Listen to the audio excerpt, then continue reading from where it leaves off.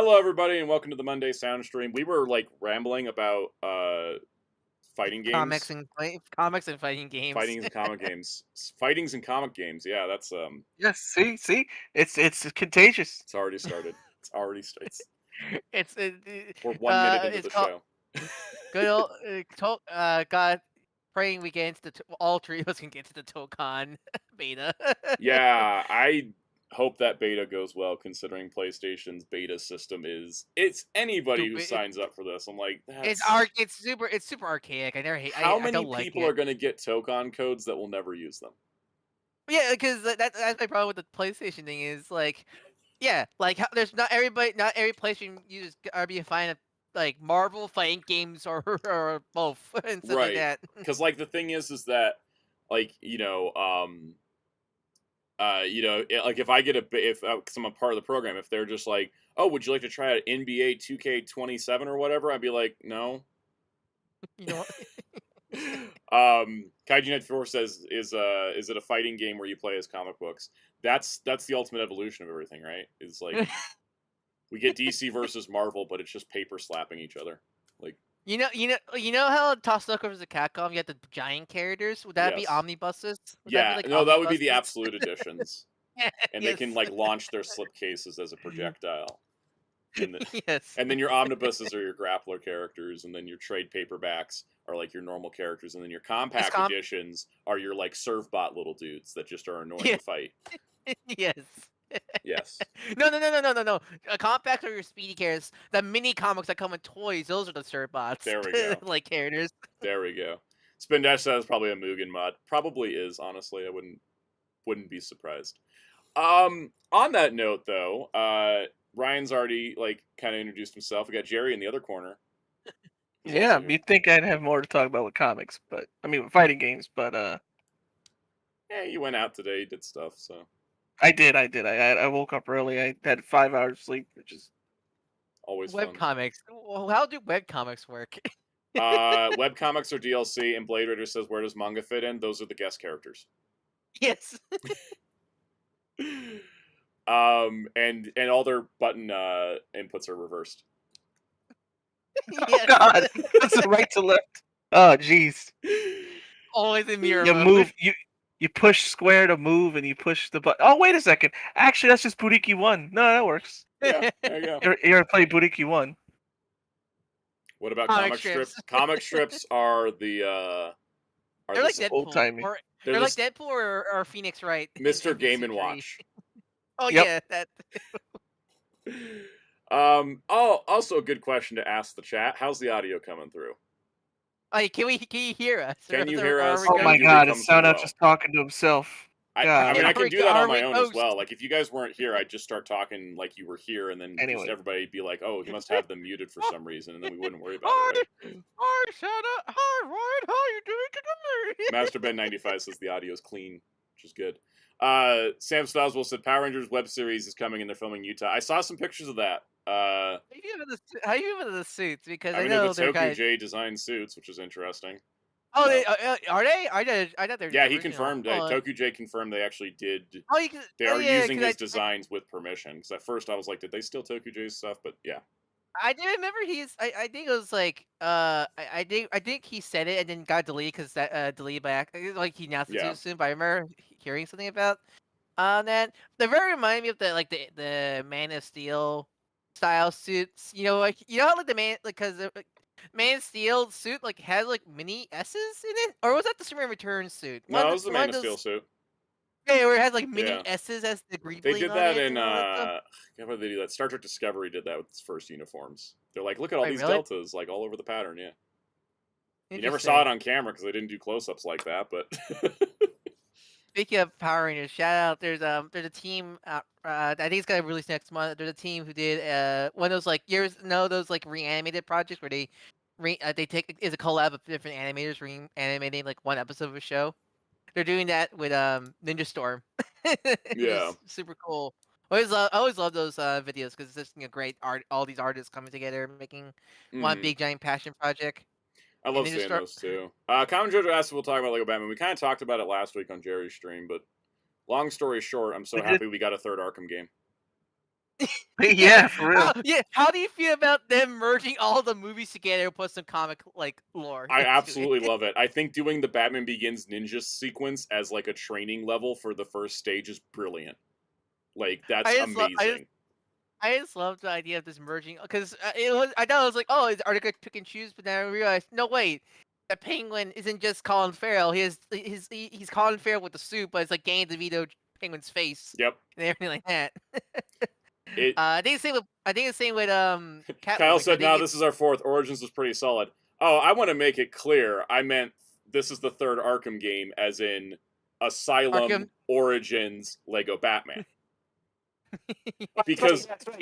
You're like me. You actually like Origins. Yeah. I take Origins Origins over good. City. The thing is, Yeah, me I think too. City story-wise is pretty solid, but I think City gameplay-wise is completely outshined by Origins. People just overlook Origins because the version that came out was kind of glitchy and buggy, and Yeah, it came out. Yeah. it's why it They deserves fixed it. like a remaster. But the thing is that Origins reuses the map from City, but does so much more interesting things with it, and then expands on it that I'm like, I don't even acknowledge City as its own standalone game anymore. I just call it the precursor to Origins. It's a Christmas game. It is a Christmas game. So like in my mind, the Arkham trilogy is actually Asylum, Origins, and the Lego Batman. Because I like you're not. I like you're not mentioning Night at all. I don't want to talk about Arkham Knight. I actually don't. Like, that was the only Arkham game I didn't 100%, because I absolutely hated it. I think on a conceptual level, Arkham Knight is fine. From a story perspective, it's terrible. From a gameplay perspective, it's terrible. From the way they did the side quests, it's terrible. Like, Arkham Knight sucks. I love like when like affirmed trophies for Lego Batman. Yes. And everybody's like, no, not again. I hope it's more like the Riddler trophies in Asylum than the Riddler trophies in Knight. Well, it's a Lego game, so it's like it's a Lego game, so it's gonna be a lot more simpler for sure. I'm pretty sure. All that stuff. Because like the But thing yeah, I is, just like Arkham Knight, like one of the biggest things I have in Arkham Knight, and why I don't like it so much, is that they do not understand what a Batmobile is.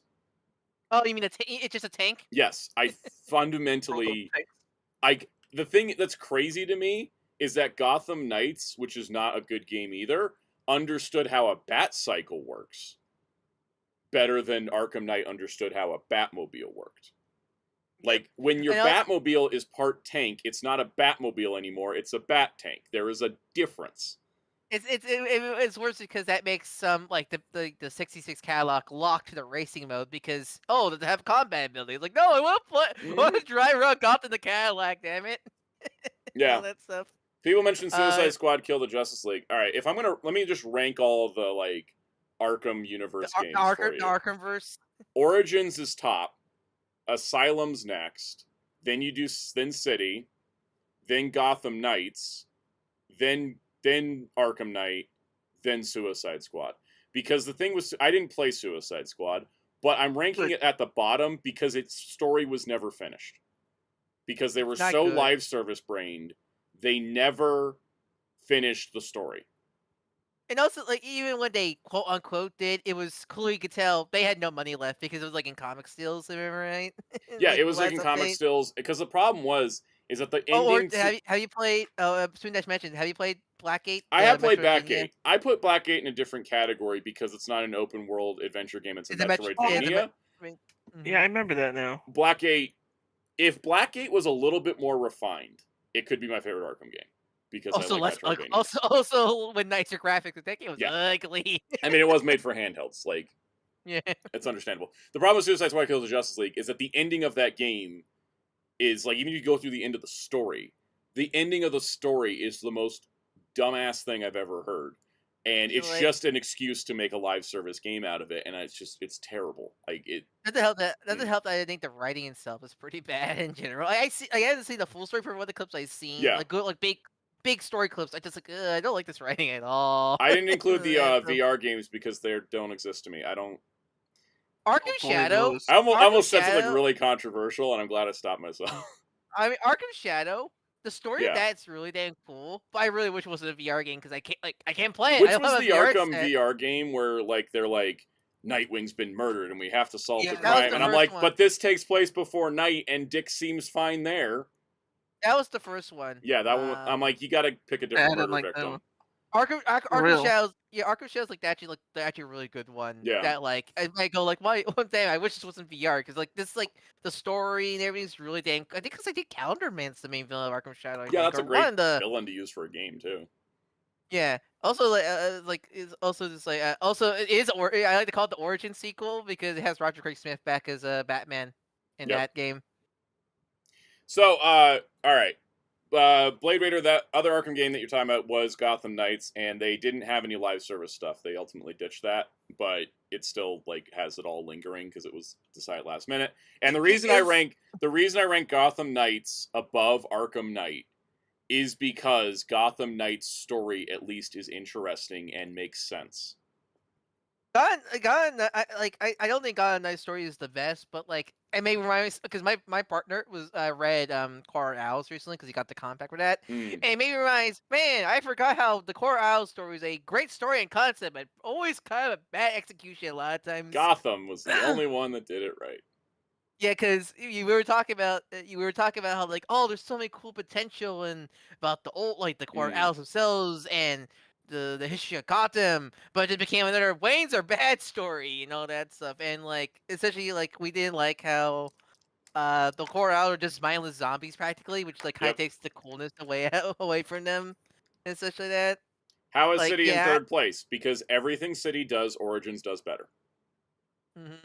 Like, City's great. It's revolutionary for a lot of reasons. But Origins does everything that City does, but better. I will say that, City's story maybe is a little bit stronger than Origins, but Origins, like, gameplay mechanics overtake it. And also, Origins has a much more interesting third act plot twist than City does. Adding to this, Arkham Knight, the reason why the story of that game doesn't work for me is because every single story beat requires a retcon to happen.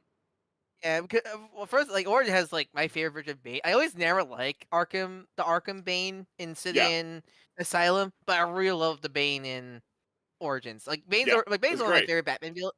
Bane's one of my favorite Batman villains, and I never like how he's portrayed, just big monster oaf. So like the fact Origin went back to what made Bane cool, but yeah, same. I don't like I essentially hate the ending of Night so much. The ending of Night sucks. It also, we talk about Gotham Knights being an Arkham game. It's not in the Arkham verse. It's a separate universe, but it should have been because the ending to Night would have let them do it. Also, my other issue with Gotham Knights is they just wrote the 4 main characters as the Ninja Turtles. Yeah. But the other thing, so I'll add to this as well. One of my things that I like about Origins is the fact that like it remembers like the starting point of a lot of these characters, what makes them great, which is something that Asylum and City have a problem doing. And then adding to that, that's where I think Night fails, because Night's big twist only works if you didn't remember that they already established that couldn't be possible. Also, I have a problem with Knight's main villain, aside from the Arkham Knight, Scarecrow being a main villain, because we already did Scarecrow stuff in Asylum. Like, it felt like we were dipping back into the same well instead of pulling a new villain. And then the marketing behind, who could the Arkham Knight be? It's a brand new character. And it's so, if you're a Batman fan, it's so obviously yes, for the moment he talks, if you're a and you know anything about Batman. As soon as you hear him talk, and as soon as they do that first flashback, you're like, I know who it is, if you're a Batman fan. Now, that being said, all right, so a couple of people asked about the Spider-Man games. I'll just do the Insomniac ones. All right. And the order goes, ironically, I think it goes Spider-Man, Spider-Man 2, Miles Morales. Is that from worst to best or best to worst? That's best to worst. Because Miles Morales is not a fully fledged game for 2 reasons. One, it does just kind of repeat a lot of the stuff in the previous game, which is fine because it totally works for what it is. And it's 2, a bonus.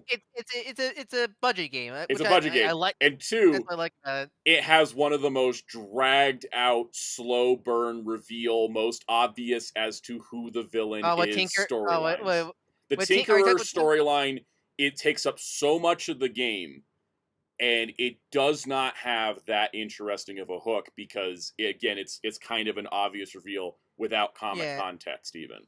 I like Finn and Tinker and Miles' story, but they didn't really stretch it out It was so too. long. It needed to be cut. The pacing was terrible, really, right? And then Mhm. the Miles game didn't have that interesting a side quests, right? Mhm. With Spider-Man 2, that's a pretty solid game. Like that's a really, really solid game. The only problem I have with it is pacing once again, where I felt like some of the things were too short.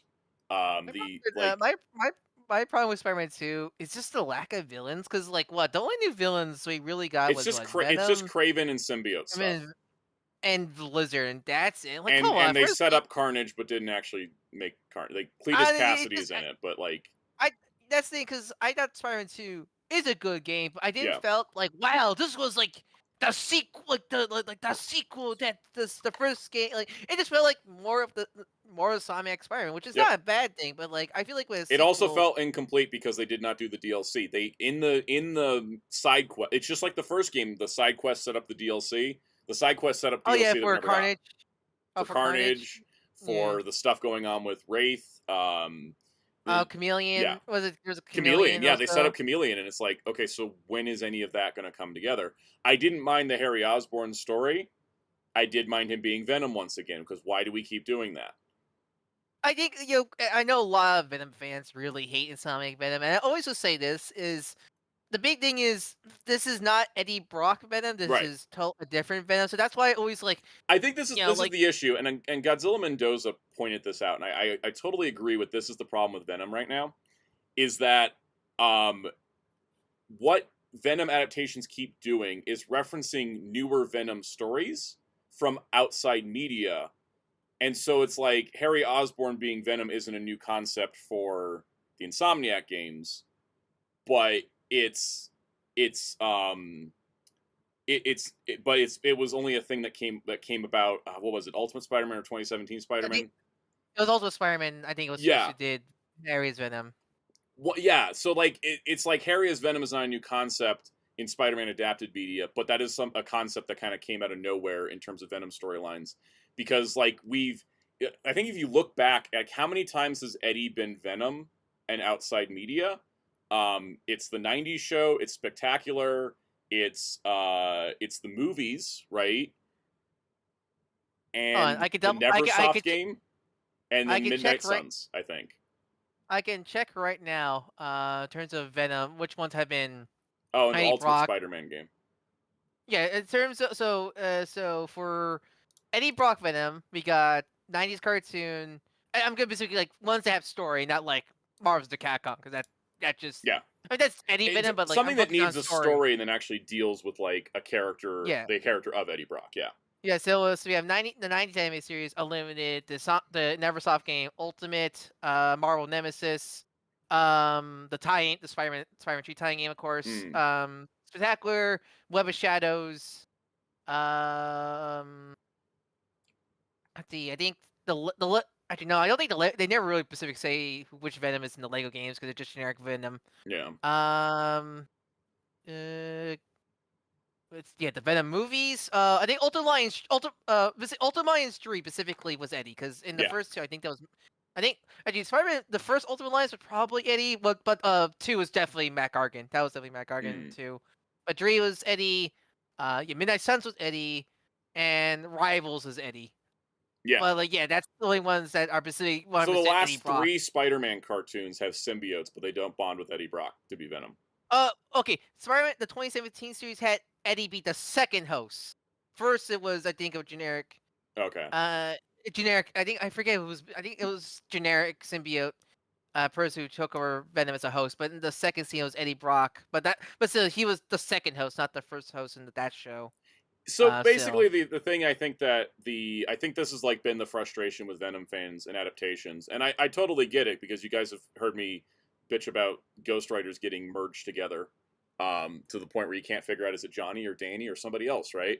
I think the issue has been is like the only time the Eddie Brock storyline with Peter Parker has been adapted is outweighed by all these other versions of Venom that exist, if that makes sense. Sentai Ranger Donnie, I don't know exactly why you keep filling the chat with discussions about logos, but if you could just not do that, that'd be great. Thank you. I think that's Big kind of thing. the issue we've been having is that like a lot of the Venom adaptations are kind of they're not using like Venom comic mythos as the basis, and so I think like Venom fans who are fans of the comics are like, I would like the comics adapted, which I Essentially, can I get. think essentially like I think essentially for example like Venom Insomniac, we got Venom growing the wings, which is cool, but I think That's it's but completely out of context because yeah, like because the wings in the comics during the Dying Case run was a big thing for Eddie and the Venom as and King of their growth Black, as a character. Yeah, yeah. that's a big growth for them. So that's why they got the wings. But in You know Sonic, what's it was part just of what's part of Insomniac Spider-Man 2 bugged the crap out of me? what. The first time Harry gets the symbiote, he's starting to wear the Agent Venom look. Oh And yeah, I yeah, was like, yeah, excuse yeah. me, do not take my boy Flash Thompson's drip over here. This is not I allowed. know, right? Like when I saw that, like, oh, that's cool. But then I go like, oh, that means no Flash Agent I think Venom that's been the then. issue, right? Is that like, every time they do an adaptation of Venom, they grab all these other elements, and then you're like, ah, they can't do the one I want. Yeah, like yeah, Yeah. yeah. That's the at least in Ultimate Spider-Man. At least they actually adapted the Agent Venom story pretty decently for like Yeah. that universe, and that's what like I mean that's where I fell in love with the character and read the comics and such like that. But yeah, that Yeah, was because like, they oh, I thought that's they did a good adaptation of Ultimate Spider-Man with Agent Venom. I thought that was like it was well set up. It worked for that universe. But they gave it a shot. Whereas like, have we had Agent Venom? Have we had Flash Thompson as Venom in anything else? nope. Yeah. So, anyways, that's why I rank Spider-Man 2 just a little bit lower than Spider-Man 1 because I think it's just there's the Venom stuff is I think taking it in the context of the game, like ignoring the comic connotations, in the context of the game, that third act goes quick. It goes real Yeah, quick. that third act, like I didn't mind it as most people, but like it's like, man, I really wish there was a whole game. Like, I mean, Web of Shadows. I love Yeah. Web of Shadows, for example. And then also me and my partners were playing the game, the first game again, and we're like joking a lot about like where the hell are the other Marvel heroes? Like Yeah, all this crazy stuff. there- Like I get it. it's nice to Like have I the get Sanctum and the Avengers Tower there, but it does cause a problem when they start the whole city's taken over by symbiotes and you don't see anybody else.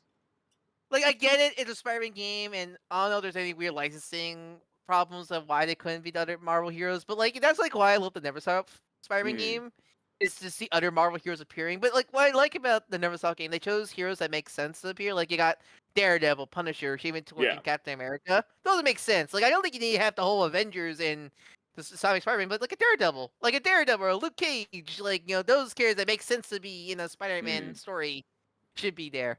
Super chat from Mateki, $2. And the Adidas suit for Miles is still one of the most egregious things I've ever seen, and even the actor for Miles commented on it recently. He was like, "I hated that.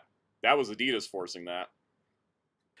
my biggest problem is the hair or the blue. I think my biggest problem is the fact that a corporate sponsored suit is story based, locked in. You have to use it. I think my problem with that also, it came out of nowhere. There was no Yes. proper like Miles like I want to get my own. I want to make my own suit. Like it just like Peter's like, whoa, new duds. Yeah, I decided to change a new look. That's it. It was the most product placement.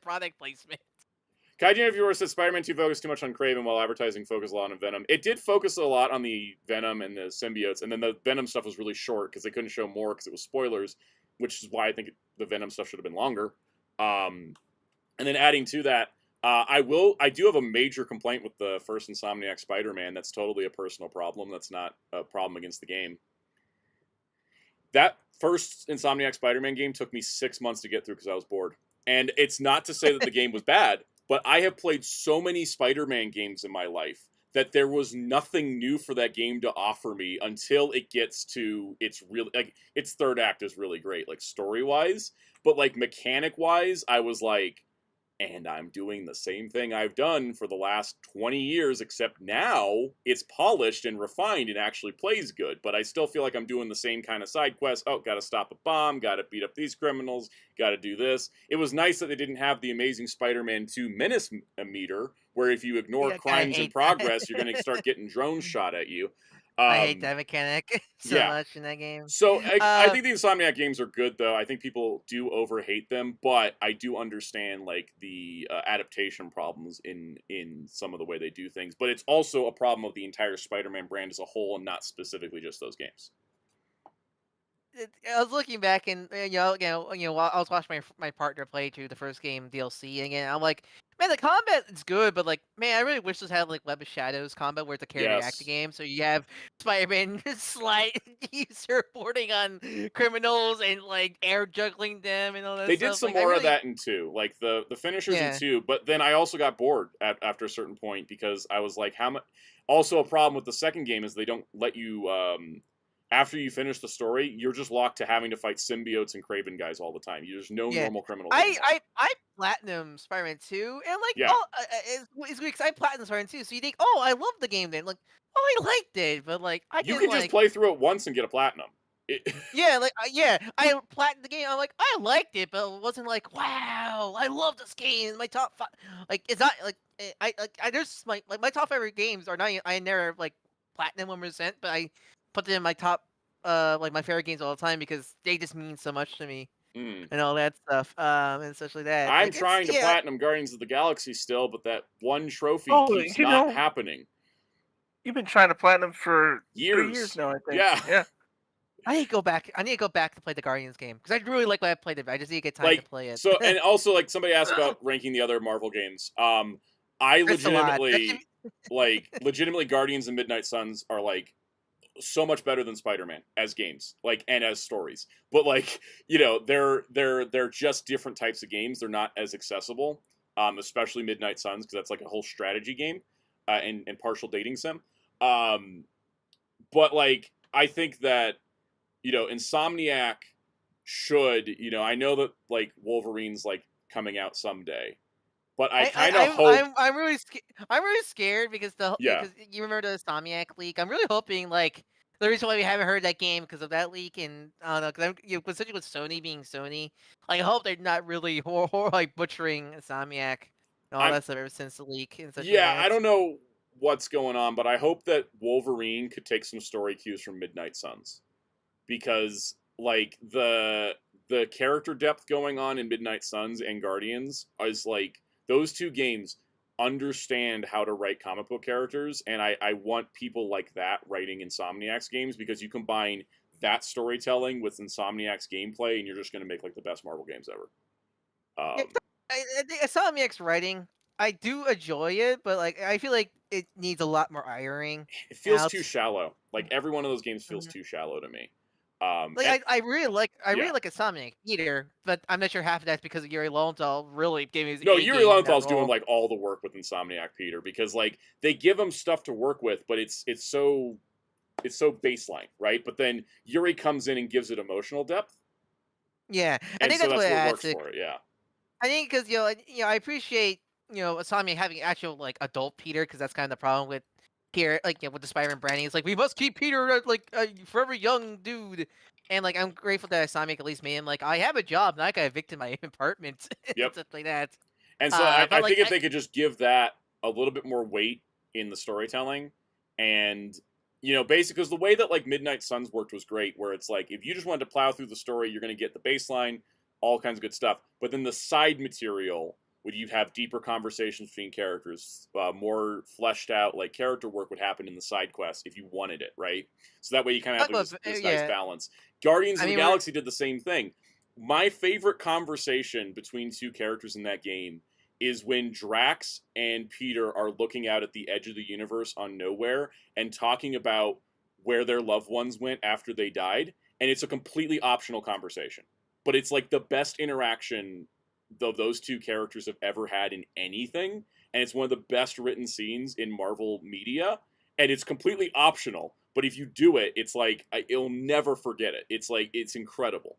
yeah, like Yeah. you would talk about we go back to like you go back to Venom, like Midnight Suns Venom, like they really understood what makes Yes. Eddie Brock in that game, Midnight and so you Suns should understood Venom and Eddie Brock better than most people have. Midnight Suns has understood Robbie Reyes better than Jason Aaron did. Sorry, slight dig at Jason Aaron. they understood Nico Minoru, they understood Magic, they understood Blade, they understood every character they put in that game. The game, like I think, like I feel like Midnight Suns. I feel like if it got a second, like if in this scenario where like Midnight Suns came out now and maybe Mhm. got a different art style, I think that game would do a lot. It also advertised as actually a card, RPG I think also. also you need to be average because they did not play up the fact that you spend half the game talking to people. It's Fire Emblem Marvel Fire Yeah. Emblem. That's what it They're is. like, look at the combat, and I'm like, yeah, okay, that's nice, but like the meat of that game is the character interactions and having the characters go to book club and helping plan Magic's birthday party before that's a disaster. Like that's the meat of the game, and that's where like the game excels, and like even the And done DLC better. characters understood it. And none better than the Magic comic birthday party. Yes, Also. exactly. Also, one of my favorite writing on the character of Storm because, and also Midnight Suns having like a player character that you can customize, like just makes it so that's like characters have a reason to explain things to you. Well, I also appreciate that the character is like an actual character because a lot of times they do like it's a classical. You're a silent protagonist because that's what you. Like no, just let me have him a character because I'm more invested in a character that has a story and such, and like it's me, especially that. Yep. And stuff more. Last thing on Marvel video games before we move on. Kaiden84 mentioned Square Enix's Avengers doing a lot of damage to Marvel games. It did, and the main reason it did was because they held content back on it. Because I played that game recently, and Yeah. I want to give it a fair shot. I go like I'm in a Marvel mood. Like, I think it was after Toku got announced and such like that. So I want to give the Square Enix Avengers a fair shot. Went like new game, all that stuff, and God, I just couldn't. And this is all like all the deals. I just can't. The gameplay is so boring. Like the I was playing gameplay is boring in the same way that the gameplay is boring for Gotham Knights. They have the same exact problem. Their interesting moves all come in when you level them up. Yeah, because I was playing and the last mission that's I played. The problem with the game is that you have to commit to grinding. Yeah, I played. I played up to the Hulk mission where you're. Like, also Kamala the story mode is terrible. I got it. yeah. The last mission before I just kind of like gave up was playing. It was the mission where Kamala and Hulk, where Bruce was raiding the AIM factory, and I was so bored playing as Hulk because it'll just be button mash the same two attacks.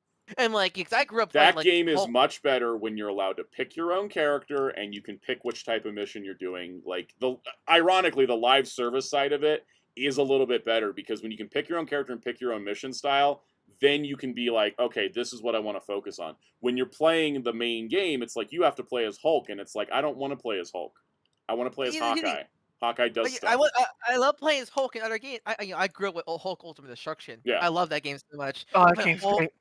But Hulk in Square Enix is so he is just big brute character. You can't make it time clap. You can't like rip apart cars and make it look boxing gloves. You can't like run like charge. It was so just raw Hulk smash. And it's the funny part is every DLC character was better than a base game character. And that's the problem with the game is that it makes a horrible first impression, and it needed more. It just needed more content to service it, and it needed more combos, it needed more moves. And because like as it is, they tried to market it as like the greatest things to slice bread. It's just an average beat 'em up. At the end of the day, it's a beat 'em up. It's not even like a third person action game. It's a beat 'em up. You know, if it had like more stylized, like I can like if it had more stylization or more like like cool stylization or whatever, I think I would like. Oh, I could do a lot of basic combat games. I don't mind if it's basic because I will also say the combos are more interesting than Power Rangers Rita's Rewind, so I'll give it that. Rita's Rewind, by the way, everybody, I finished playing it last week. Yeah, you play post patch like when they like. Yes, I had to play it online with a friend because I could not beat it single player because it throws too many enemies at the screen at once. I finally beat it, and it's okay. It's a 5 out of 10. I don't know why it was $35. That game like $35. Get out of here. Yeah. Rewind is a game that like I can see the soul and heart put into it, but I feel like it had development time was not there for that game. I It feel wasn't. like. Also, the Megazord sequences are god awful. Those were like excruciatingly painful. They like the whole thing is like the Zord sections are like shoot 'em up sections instead of beat 'em up sections, and they're terrible shoot 'em up sections. The precision is non-existent, and they throw way too much at you. So if you're playing solo, you're screwed. And the Megazord sections are awful, and the characters don't have anything interesting moveset wise. Like, They're you all know, just kind of clones. Am I right? they're pretty much clones of each other. Like Shredder's Revenge, as you level up, you get more moves. In Rita's Rewind, as you level up, they just get stronger. They don't get more moves. There's no variation to it. Everything's a 3-button hit, like a 3-hit combo. There's no 4-hit combos. There's no mixing up. It's not great. It just, I wish that game was good, but it's not. And also the Digital Calypso online servers are trash. Like, even after the patch, I can't even connect matches. Like, it wouldn't even connect my match with my friend I was playing. That sounds like when I was even connect the playing match. Columbine Collection. Yeah, we had to do it over SharePlay instead. So, anyways, that's Reader's Rewind. How do you feel about that new Masters Universe game they announced? I'm waiting to see reviews. If it's Shredder's Revenge like, let's go. If it's more like Reader's Rewind, I'm not gonna bother. I mean, the worst one from my see is that Wrath of Cobra. The one that doesn't game. even have online play. Oh, Yeah, that one. I played that with using Parsec with friends, and it was just dull. Like, it wasn't like horrible, but like I didn't care. It was just that sounds like everybody else who's played it told me. All right, it was just kind of there. Yeah.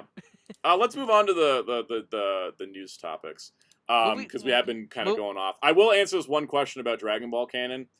Which is, do you consider Daima canon to Super? I consider all Dragon Ball to be canon, and there's so much damn time travel going on, there are splintered timelines all over the place.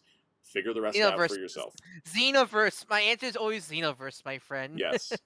Thank you, Toma, for the super chat. Please remember to hit like button, subscribe if you're enjoying Soundout stream. Thank you. Also, Tokusatsu is awesome. I totally agree with that statement. If you guys want to hit the like button and subscribe, you can join the chat, which would be really great. Appreciate that. Helps the channel grow.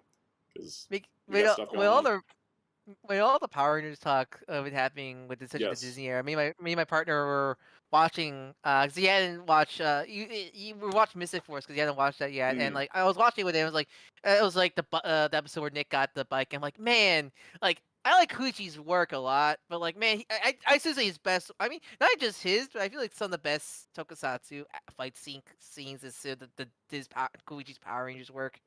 Yeah, his like Disney era stuff where he had the budget, the space, and the time to like really cook is just amazing. Yeah, because like I was thinking about his Ultraman. Because I'm assuming he did more than Ultraman recently, right? I'm pretty sure he probably He's been doing Rider and Sentai occasionally. Yeah, but like I just look back, I'm like, man, like those are really nice. Like they're not as like super cool as his Disney era choreography stunts. It's so cool. And man, I was also because I was like, why not? We were watching Power Rangers. I got let's watch. I've been meaning to show my partner Kuga for a long time now, and like watching episode 1, it's like, man, like I like the flashy stuff of modern day, but there's something about Kuga's raw fighting that make me like that's Kamen Rider. It's the Showa in it. It's the Showa vibe inside the show.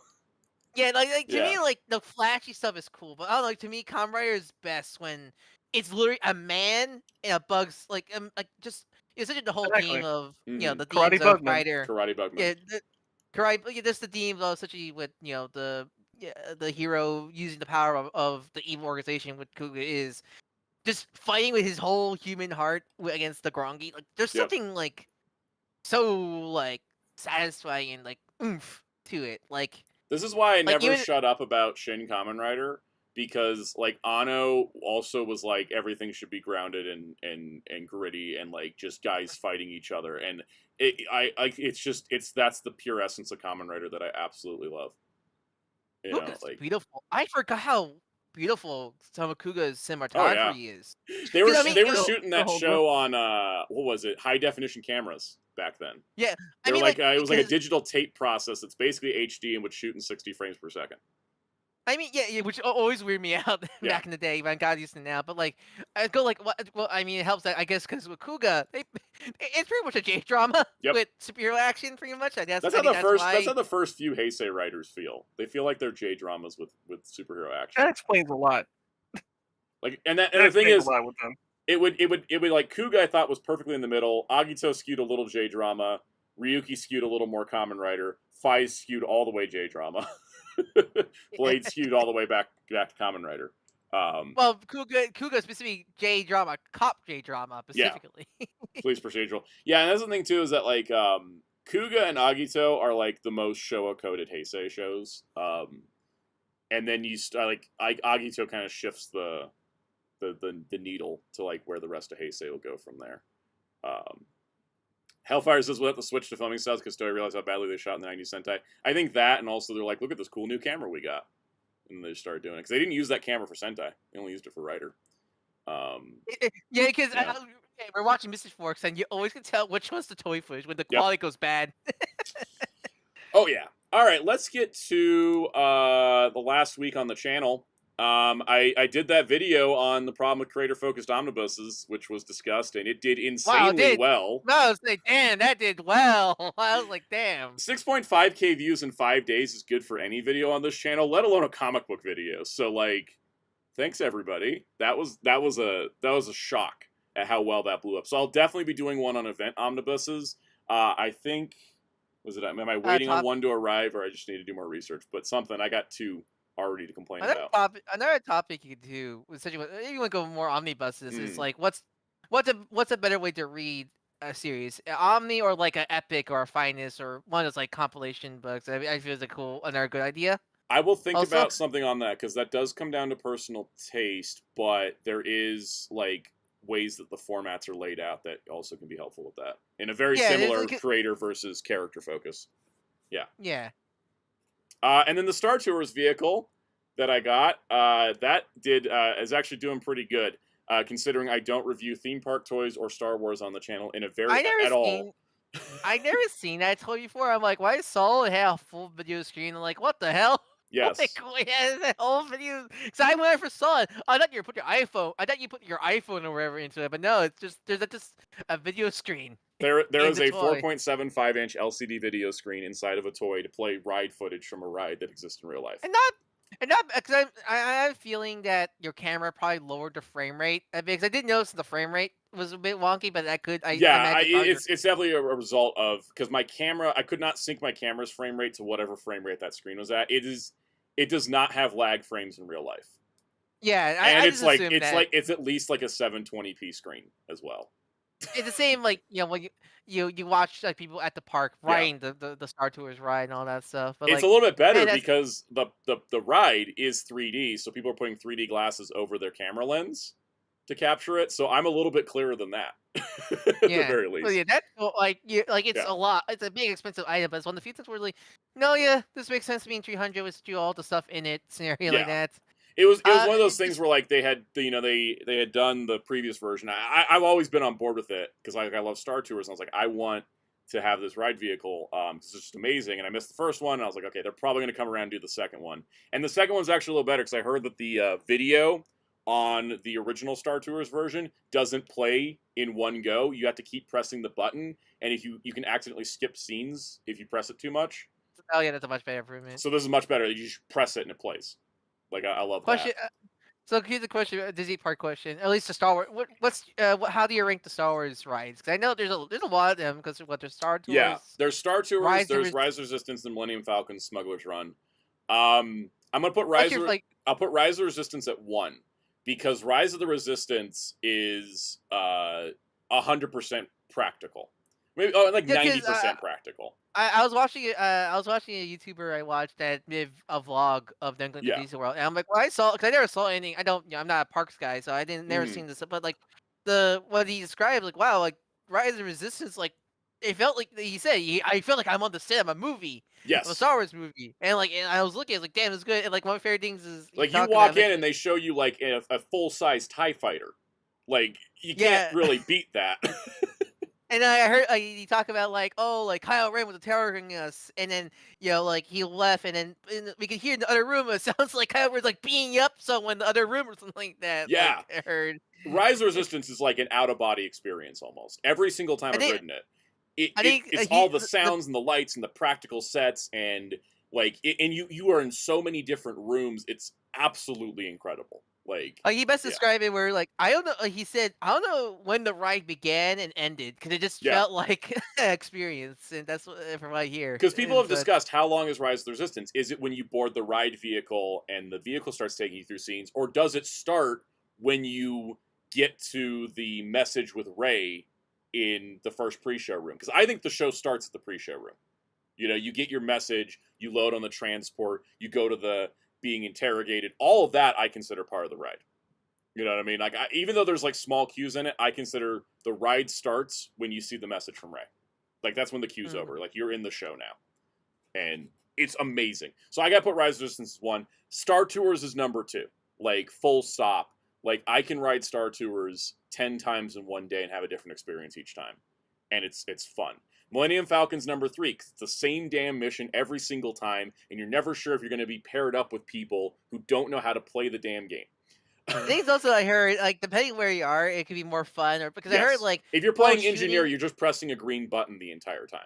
Yeah, but I heard, like, I heard, but if you drive, it's, like, really cool. Yeah, it's amazing. Really cool. That's the thing. If you're doing Engineer, you're just pressing a green button doing nothing else. If you're a gunner, you're just pressing a button to shoot guns. If you're driving it, you actually pivot up and down, left and right, and you get to do the hyperdrive thing. It's insanely uneven. Like, if you're piloting, it's great. Everything else is just kind of enjoy the ride. Yeah, I heard, like, if you're piloting, it feels like you're actually piloting, because I heard it controls like ass. Oh, it totally does. To be fair, that sounds accurate to Millennium Falcon. It absolutely drives like a hunk of junk. I'm excited that they're adding new missions when the Mando and Grogu movie comes out, because that ride was built to have multiple missions. And then they've only had the one. So I did not even ride it. I did ride it the last time I was there, only because there was no wait. Also, it takes like 20 minutes to walk through the queue because it's like a mile and a half long, so they expect it to be the most popular ride of all time, I guess. Anyways, that's why I ranked that 3, because Star Tours, you can get in and out quick. You can do like, if it's a day with low wait times, you could do like 3 rides of Star Tours within 30 minutes. Like, that's magic. What's the best scenario? Because I know some people don't like the Naboo. For Star Tours, the Boo stuff. For the what's your favorite of the scenarios in Star Tours? I guess my ideal combination would be interrogated by Darth Vader, because he's a little bit more intimidating than Kylo Ren. Then First Planet, I probably would say the pod racer scene from Tatooine. That's just fun. That you're like part of the pod race, and then you get hooked up to a pod. That's a blast. I'll always take that. I love getting the Cassian Andor message, because it feels like we're going to go assassinate somebody instead of just a casual Star Wars adventure. And then the finale I like is the final planet I like is Hoth, because the Hoth, because you're doing like the AT-ATs, you're flying with the snow speeders, like that I like a whole lot. A7 Zar. I did Star Tours 4 times in a row with no wait, because everyone went to see the fireworks. That's the time you do it. You go at nighttime when people are doing fireworks and stuff. That's actually how I rode Millennium Falcon last time. Everybody was like sitting outside waiting for the fireworks show, and so it was like a 5-minute wait on Falcon, and I was like, let's go. Not imagining when driving the Millennium Falcon, we're gonna get to the fireworks factory. Yeah.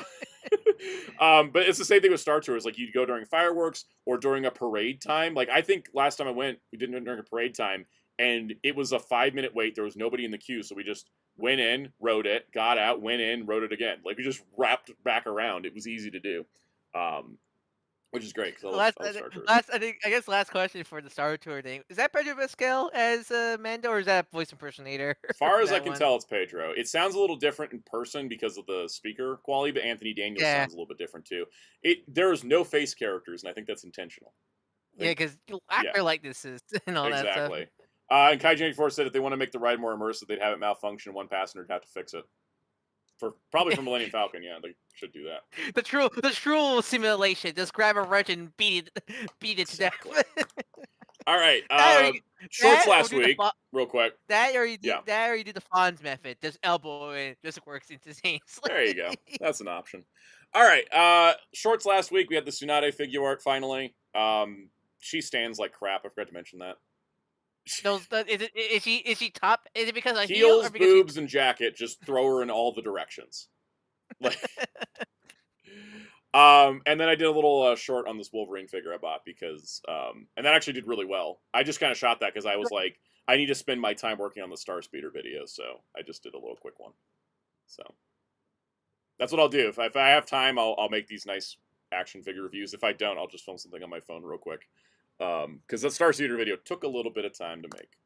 So, all right, I think we're ready to get on to the PSAs of the day. So if you want to give a shout out to everybody in our text chat over the last hour, because we've been chatting and yapping.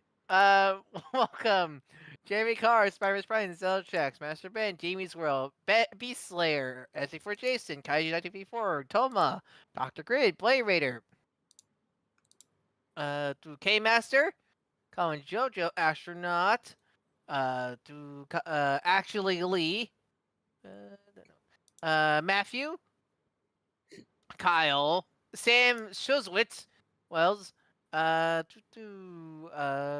Jasonator, Peacemaker, Sentai Ranger Donnie, Hellfire, Mr. Arrowverse,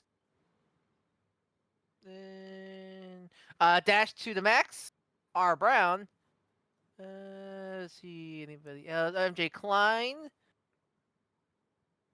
I wish YouTube had a better Sophia, system for this. Yeah, I know, right?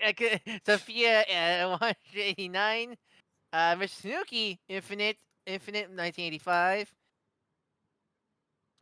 Donnie Waltman, and that should be an Ace 7 Zar3. I think this everybody. Oh, Comrade 64.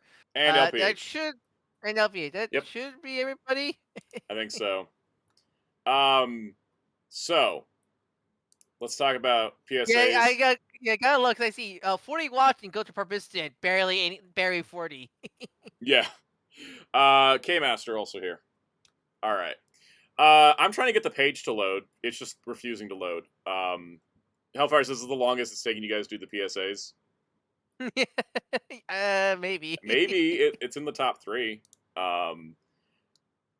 I'm trying to get the McFarlane collector page to load to show the final total for the Batmobiles, but it's refusing to load the actual. Go. The Pre-Eternia posted about it. If yeah, because I see the page wants to load, but then it just doesn't actually load. All right, I'm just gonna leave it open because it lags. So updates on crowdfunding. If I can close this, I hate this video window on the Masters page because it keeps moving the X when I go to click on it.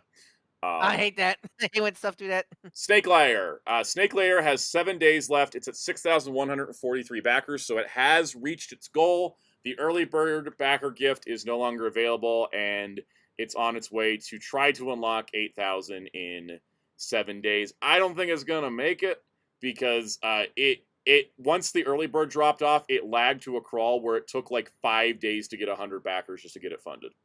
I could see it maybe. I don't. It could or cannot. I'm not sure how. I mean, we thought the Snowcat wasn't even going to get funded, and then it got all its tears in like 8 hours. That's what I mean.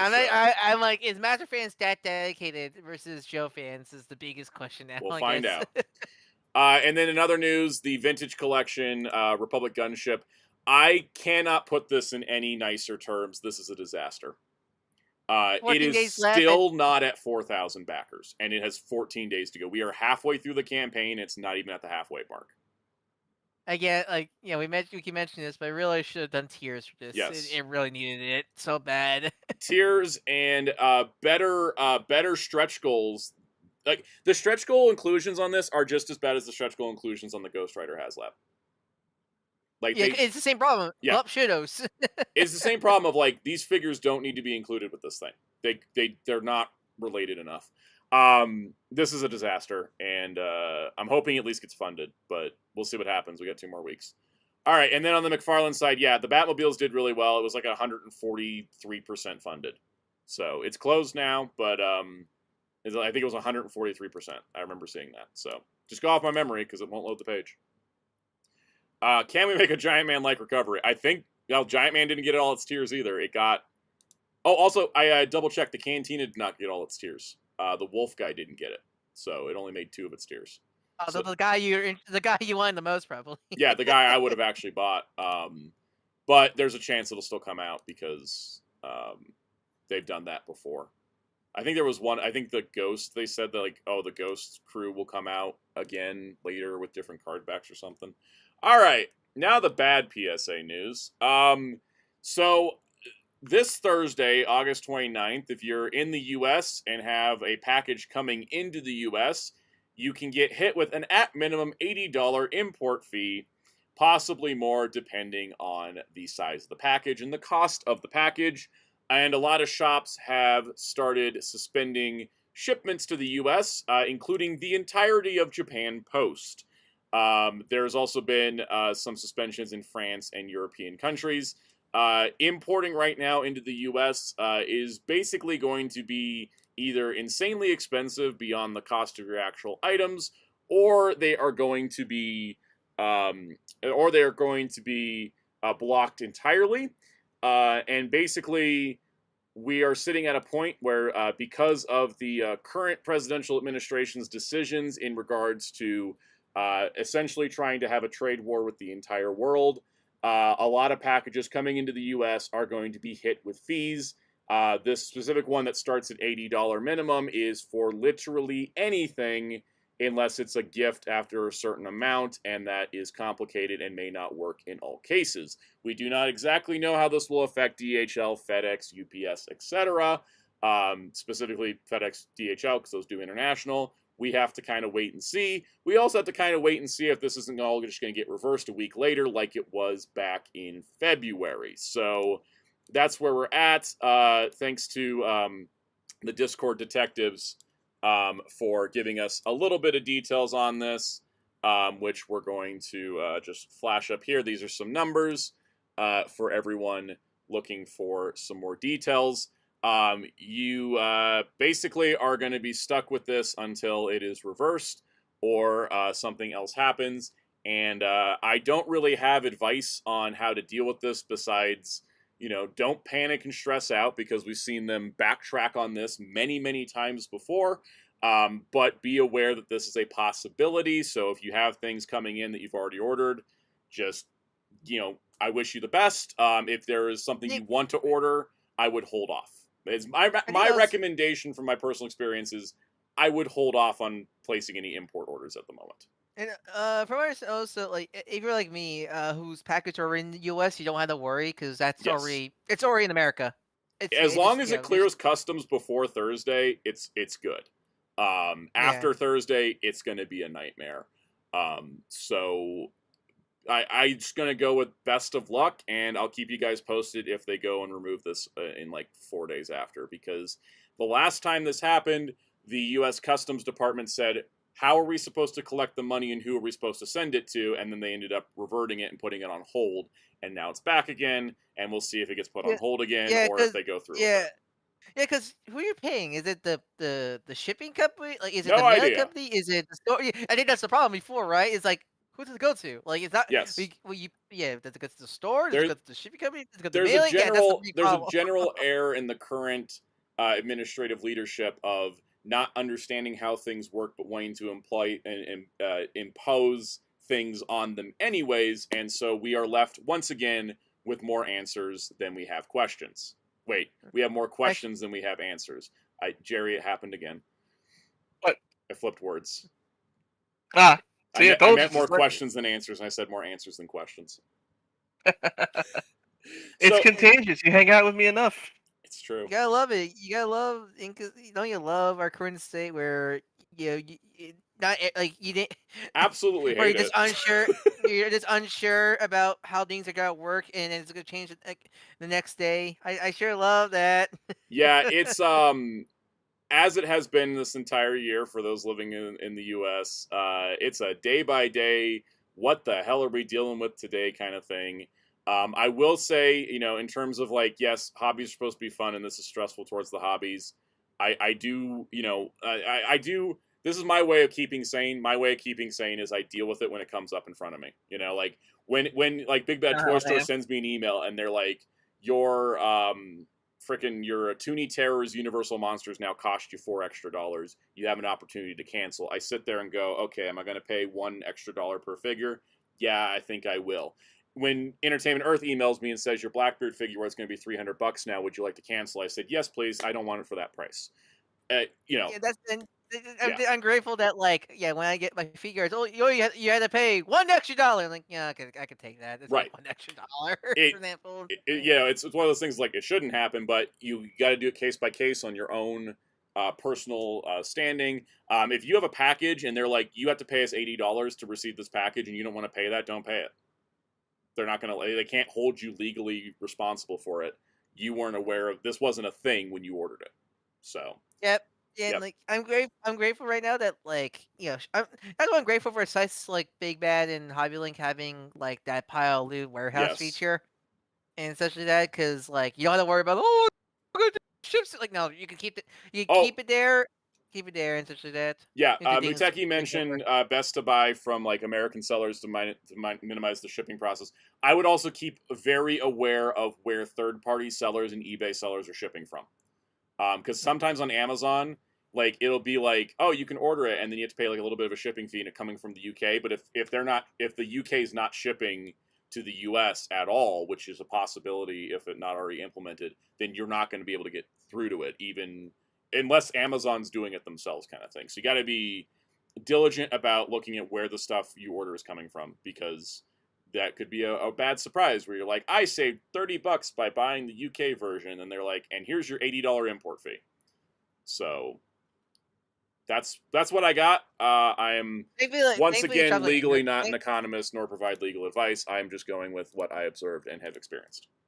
Thankfully, most like if you order when you order from Amazon, they'll tell you like the like shipping and all that stuff right away, like on the pay on the like the before you process thing. So thankfully, like I just ordered the figure I Standard Machu for them on Amazon, and there was no any fees. It didn't say anything like that. It was like just free shipping because Prime member and all that stuff. So like Fulfilled like, by okay, Amazon will help you out a whole lot, because then it's just Yeah. Amazon's dealing with it. Yeah, so like I'm like, oh, I'm safe. It's near like that. Yep. What's the old phrase? Keep calm and carry on. There are plenty of things to be stressed about. Don't let your toy collecting stress you out this much.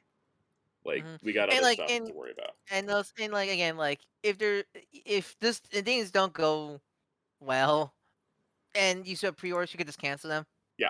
Scenario like that, because you may, at the end of the day, like as much as I would love like certain things, if it's got a cost like arm and leg, I could cancel. And like I'm gonna miss out. I'll feel bad missing out the thing I want, but like it's still a material item that I don't need to live. Scenario like that. All right, let's switch over to review time. I'm going to make a couple of these a little bit short, because I don't want to give spoilers anyways, so it's fine. I'm just trying to soften them up. So, just hard pivoting into Proud Family Louder and Prouder Season 3, because we talked about how it kind of shadow dropped. And I just want to talk about it because I finished watching the whole season last week. How is it? Excellent. Proud Family, the original Proud Family show was a great show, especially of its time. The Louder and Prouder reboot has been solid, but it's kind of it's had a couple stumbles. I know some people are mixed on it. Yeah. I'm not sure if it was specific season 1 or season 2. But I think season 2 people were more mixed on, because some of its episodes were trying to do like, here's the hard lesson we're teaching, and then it kind of taught the wrong lesson in doing so. Yeah, that's what I heard. Like there was an episode where like Penny is misbehaving, and so Trudy and Oscar lock her out of the house. Yeah, I remember people and that's really really not great. Yeah, I remember people getting really upset about that, which fair. It's pretty. It's fair. That's a bad lesson to tell. Now, that being said, this is probably the best season of the entire Proud Family franchise. I cannot tell you of an episode that missed the mark on this. They nailed it. So I'll just kind of run through the episodes and just kind of briefly talk about them, without spoilers. The first 2 episodes are like a madcap crazy adventure, with a lot of really great guest stars, like Janelle James from Abbott Elementary, who's using the same voice she does when she plays Principal Ava. So I was just like, Ava, what are you doing here? Great. Opening 2-parter was like a crazy like international like caper, which was really, really fun. They then rolled into an episode about colorism within the black community. Oh, that's good. 'cause Which feel I was like, I- when they started the topic, I was like, wait, are they actually going to tackle this? And they tackled it, and I think they handled it. And I also looked into what the black community was saying about the episode. They handled it incredibly well. They handled it incredibly well. That's because I remember when the first two seasons came out. I remember a lot of black creators saying like, "Oh, this isn't like." I feel like because from what I heard, what they said is like they felt like there's subjects that the series wanted to do, Mm, but kind of felt like they shy away on it or didn't know that they can go that far. And I especially remember yes. like I remember the episode that a lot of people compared was I think it was the episode with Penny about Penny's hair, and they compared it to the Moon Yes. Girl episode with Penny's with Lunello's Lunello's hair, and they yeah. felt.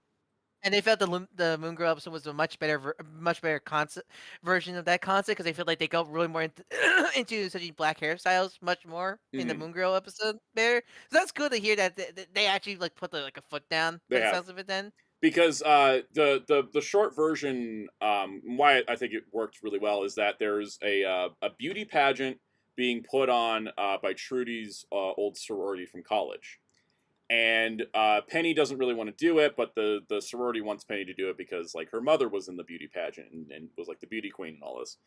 And so Penny doesn't really want to do it, but Dejanay wants to do it. And Dejanay nails the interview. Everything's great. And she's the only one rejected out of those they gave an interview to. And they showed the picture of how all the other girls were light-skinned girls and Dejanay was the only dark-skinned girl. And the thing that I really appreciate about the episode is they could have just had the entire Proud family just been like, that's really bad, we're going to go fight this. But the first thing that Trudy says in response is, well, my sorority wouldn't do that. And she's like, I'm brown-skinned and they let me be in the pageant. And Oscar, in one of his better moments, says, Trudy, you're light-skinned. And she's like, no, I'm not. And he takes a selfie with her with the flash on. And in the photo, she's washed out. And you can still see his skin color. And Trudy goes, oh my god, they did discriminate against Dejanay. I'm going to go have a conversation with them. And so she starts to realize that she had her own unconscious bias and didn't even realize that this was a problem and goes and deals with the problem. And I think that was something that the show could have really shied away from and just been like, oh yeah, the Proud family is like, oh, well, they're all on this one side and there's no like discussion within the group. It's the problem is outside of it. But showing that there was a problem and it was a problem that they didn't even realize was a problem. And I thought that was the nuance that a lot of these topics require. And I think the fact they went that far and weren't afraid to go that far is what made that episode especially great. Glad So, they did because I feel yeah. like that is I think that is a conversation that I feel like isn't talked about. Yeah, No, we it's talked not. about this with It's Storm. We talked about yeah. we talked about with Storm. Well, like Halle Berry is a good actress. She's not really great for Storm because Storm should be played by a much darker woman. Exactly. And there's a lot of Yeah. discussion about how lighter skinned black women are seen as more beautiful than darker skinned black women. And that's kind of the crux of the episode, is that doesn't just happen outside the black community, but happens within the black community. And I think that is the harder lesson to teach. They could have had it as like, oh, this white lady is discriminating against Dejanay. But having it be a light-skinned black woman discriminating against Dejanay, that makes it a harder lesson. It reminds me how like even though it reminds me of like for example in anime and manga where in the manga the color of these black hair is a lot much darker like Usopp. shaded color. Yeah, but when we get to the anime, they're even though they're still black, they're much lighter for some reason. Like they shouldn't. Yeah. They shouldn't. Yeah, like that. They tackled misogyny in the gaming space. They tackled gifted programs and how they actually cause harm to students. That's a good topic because I That's a feel like good that's a topic I feel like no one wants to talk about, Yeah. especially in media. So that's really good to hear. They also did a there was another episode and I can't remember what it is. I'm gonna look it up real quick. They tackled some subjects that I thought was really good, and I like that their ultimate end of the day lesson too was not it wasn't like one of those like real preachy shows like if everybody did this everything's going to be fine. Like it acknowledges this is an ongoing thing, and so it's like let's just change the minds of this one person kind of thing. and that I think is great too. Yeah, that's right. They did an episode about because two of the characters in the show are adopted, and they deal with like one of the characters finds their birth parent, and Oh, that's an emotional episode right there. They also have a crazy time travel episode involving Al Roker because for those that don't know, Al Roker is a genie in the Proud Family universe. I'm glad to know the insanity part of the Proud Family is still in the Oh yeah, series. like they talk about heavy subjects. The first two episodes involve like international espionage and supervillains. Like they still made the show nuts. Did they brought back the peanut people yet for the movie? They haven't yet, but I feel like they got to be coming back.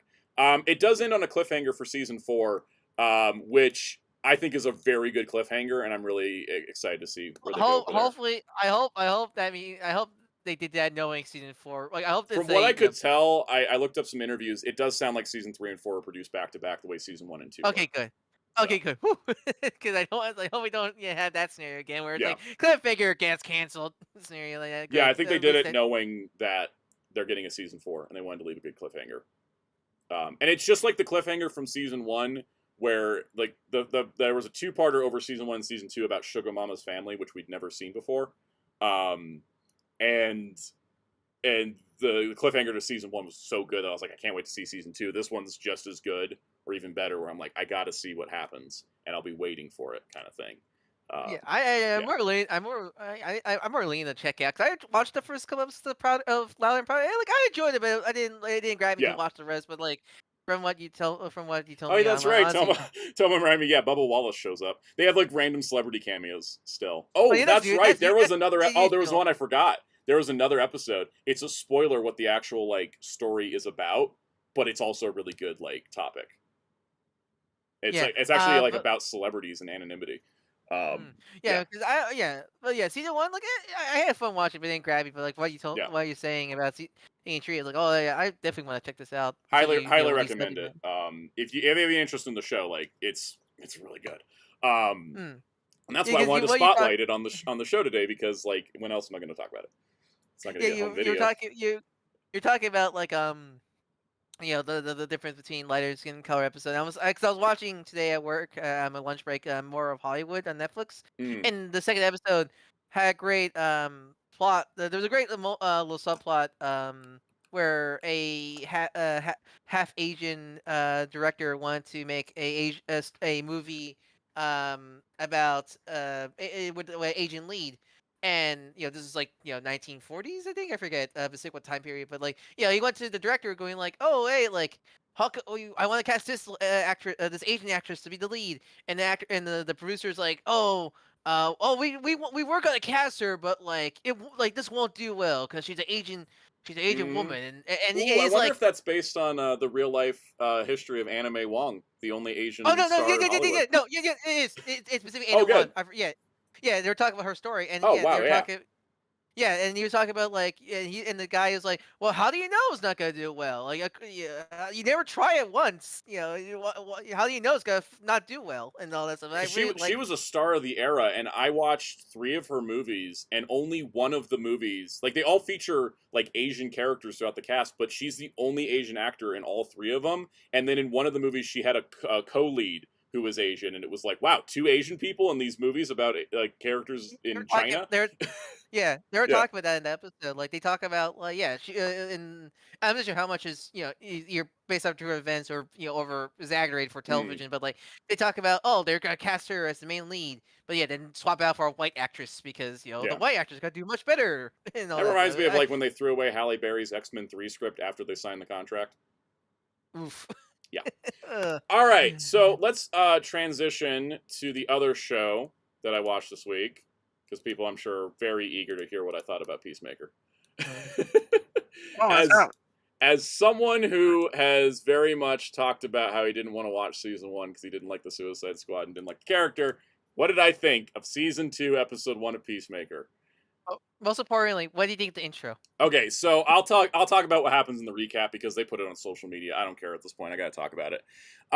James Gunn said they will address the shift of Peacemaker from the DCEU to the DCU. How it was addressed was a recap of season 1, which gave me all I needed to know about season 1. I'm not going to go back and watch season 1. I got all I needed. out of that recap.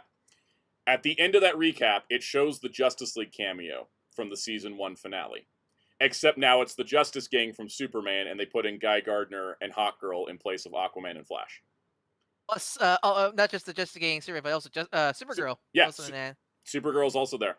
And it's quick, it's done. It's just saying all those things that were in season 1 happened, and also but it's all in this new universe. That was it. That was it. So Peacemaker didn't travel from DCEU to DCU. It's just all that also happened here. No, my funny headcanon is Hyper Time happened. Like it was the DCU for 1 minute, then it's Hyper Time to the DCU. My joke, which can still stand because there's nothing in the show to retcon it, is that when he went over to Mortal Kombat, he came back to a different universe. Yes. Well, no, without realizing things change. Yeah. Okay, so how was it watching season 2 of a show when I hadn't seen season 1? Honestly, fine, because I feel like the recap really covered everything I needed to know about season 1. There are some I gotta give John Cena a lot of credit as an actor, because he made me emotional about a character I do not care for. That's and the thing. Still do not care for. But that's the thing. That's the thing. What I think. Time is now. Yeah, that's what I think carries Peacemaker. Like I feel like Peacemaker's a character I'm not like super invested in as a character, Yeah. but I'm invested in John Cena, the actor scenario like that. I think John Cena really carries the role. Like because there's a moment in this episode, and there's a big reveal that happens. That again, I did not see the first season, but I got the recap gave me what I needed, and I cried a little bit. I got a little teary eyed at this one scene because John Cena sold it. You know, he was the one that did that really sold it. Like John Cena really carries Peacemaker as a character. Like even though like as a character himself, he's still not the greatest, I feel. But like I think it's one of those I think that's why some people grew attached to him. Yeah. The character because of John Cena himself. I think that tells you how legitimately good actor he is. Yes. Like you gotta give him the right material. Like if you give him something that's too light, he doesn't have anything to work with. This is a character with depth. And I think that's great, you know. John Cena and John Cena and Dave Bautista, I feel like are two great examples of wrestlers that became really good actors. Versus and I think especially I like what makes those two really good versus The Rock you can definitely tell what they basically chose the projects they want. And Cena has definitely more he takes on roles to the pay the bills scenario than Batista because I went kind of not rabbit hole, but I went to Dave Bautista's Dave Bautista. That man should already have an Oscar. Yeah, I know because Dave Bautista. I was listening to interviews of Dave Bautista. And he's a fascinating guy because he's not a guy to go I'll take any role because they want me. He wants I want to read your script first, and I want to see is this a good script for me. And mad respect to Dave Bautista, but John Cena. I think there's definitely some of course movies he did just for the money for kids films, but I think a lot of the stuff he's in is really damn good. He brings his A game. Danielle Brooks is out of bio, also fantastic. She's amazing. I don't know why people don't talk about her on the same level as John Cena's Peacemaker, because she's the other character I think that really holds the show together. That being said, all right, this is no offense to Jennifer Holland. I don't feel anything in her performance. I don't I don't know if it's an acting thing or a writing thing.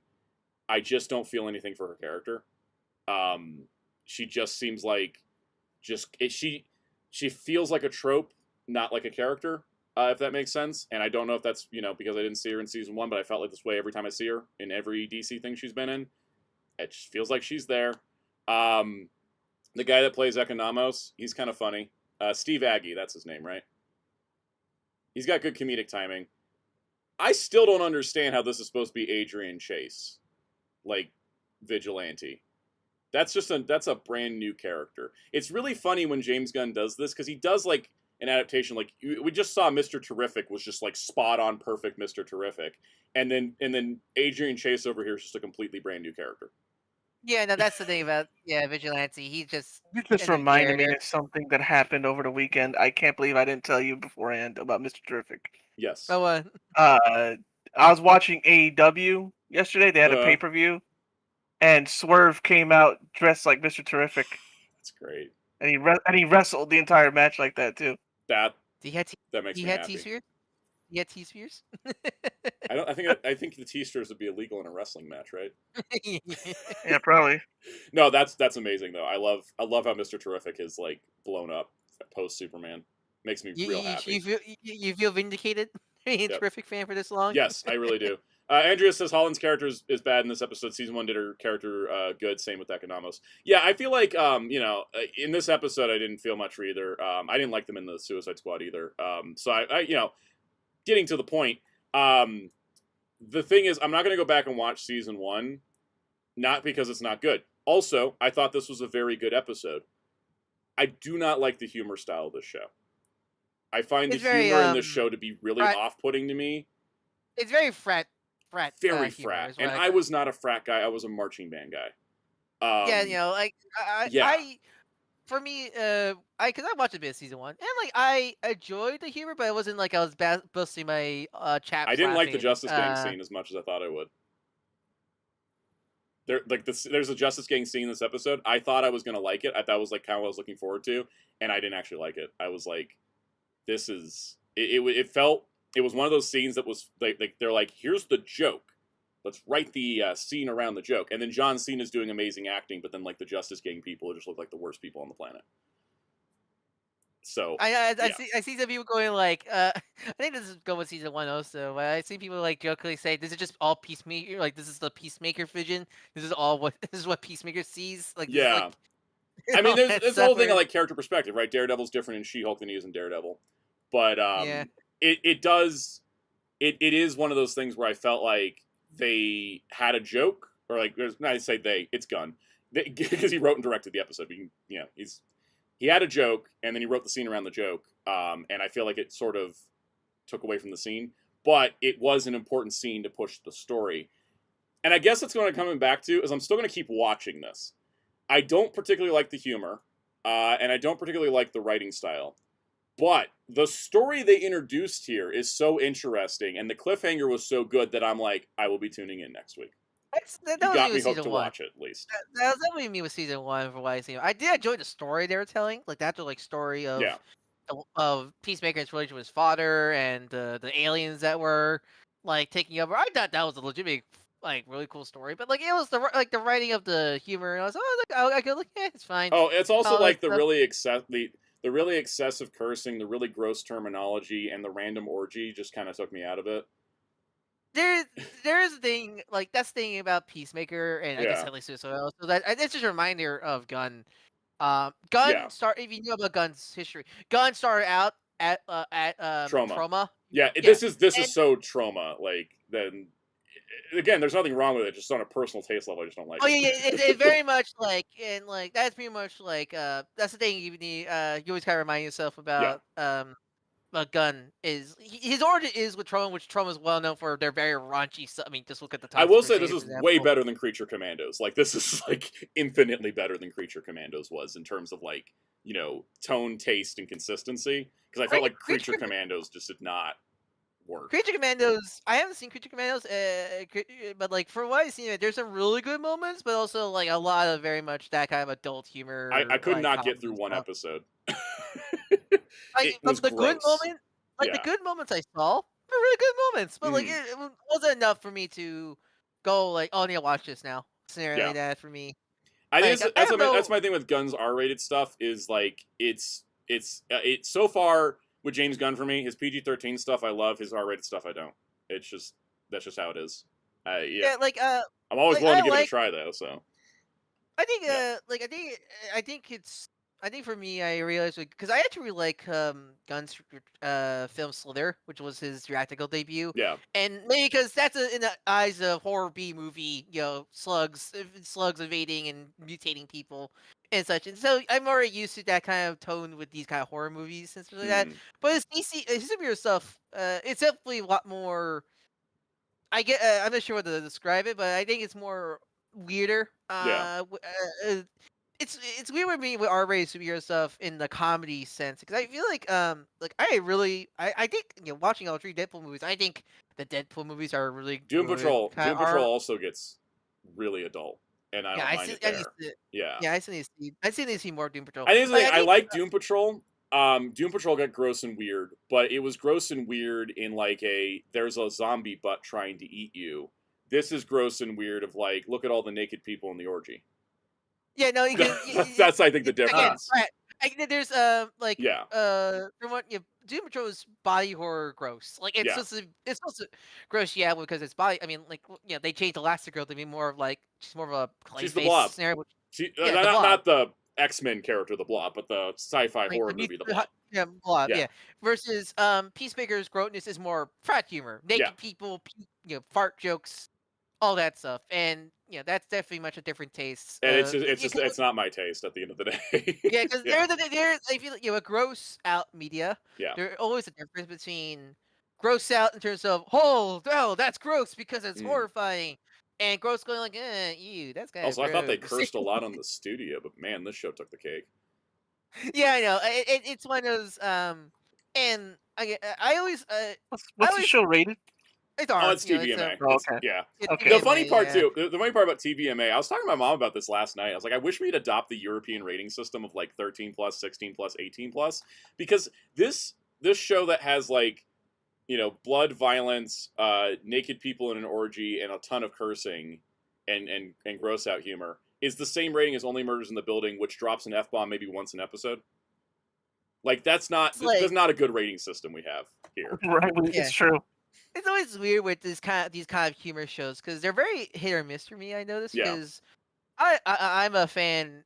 I'm a fan of Panty and Stocking, and that's also very similar. But yeah, I enjoy that humor more than say some of the gun humor. But I think that's because Panty and Stocking is a fast-paced animated show that can go joke to joke to joke. That like if that joke didn't work, the next joke will probably make you laugh. Scenario where the gun humor, they're not rapid fire humor. Like they'll mostly stick with the one joke.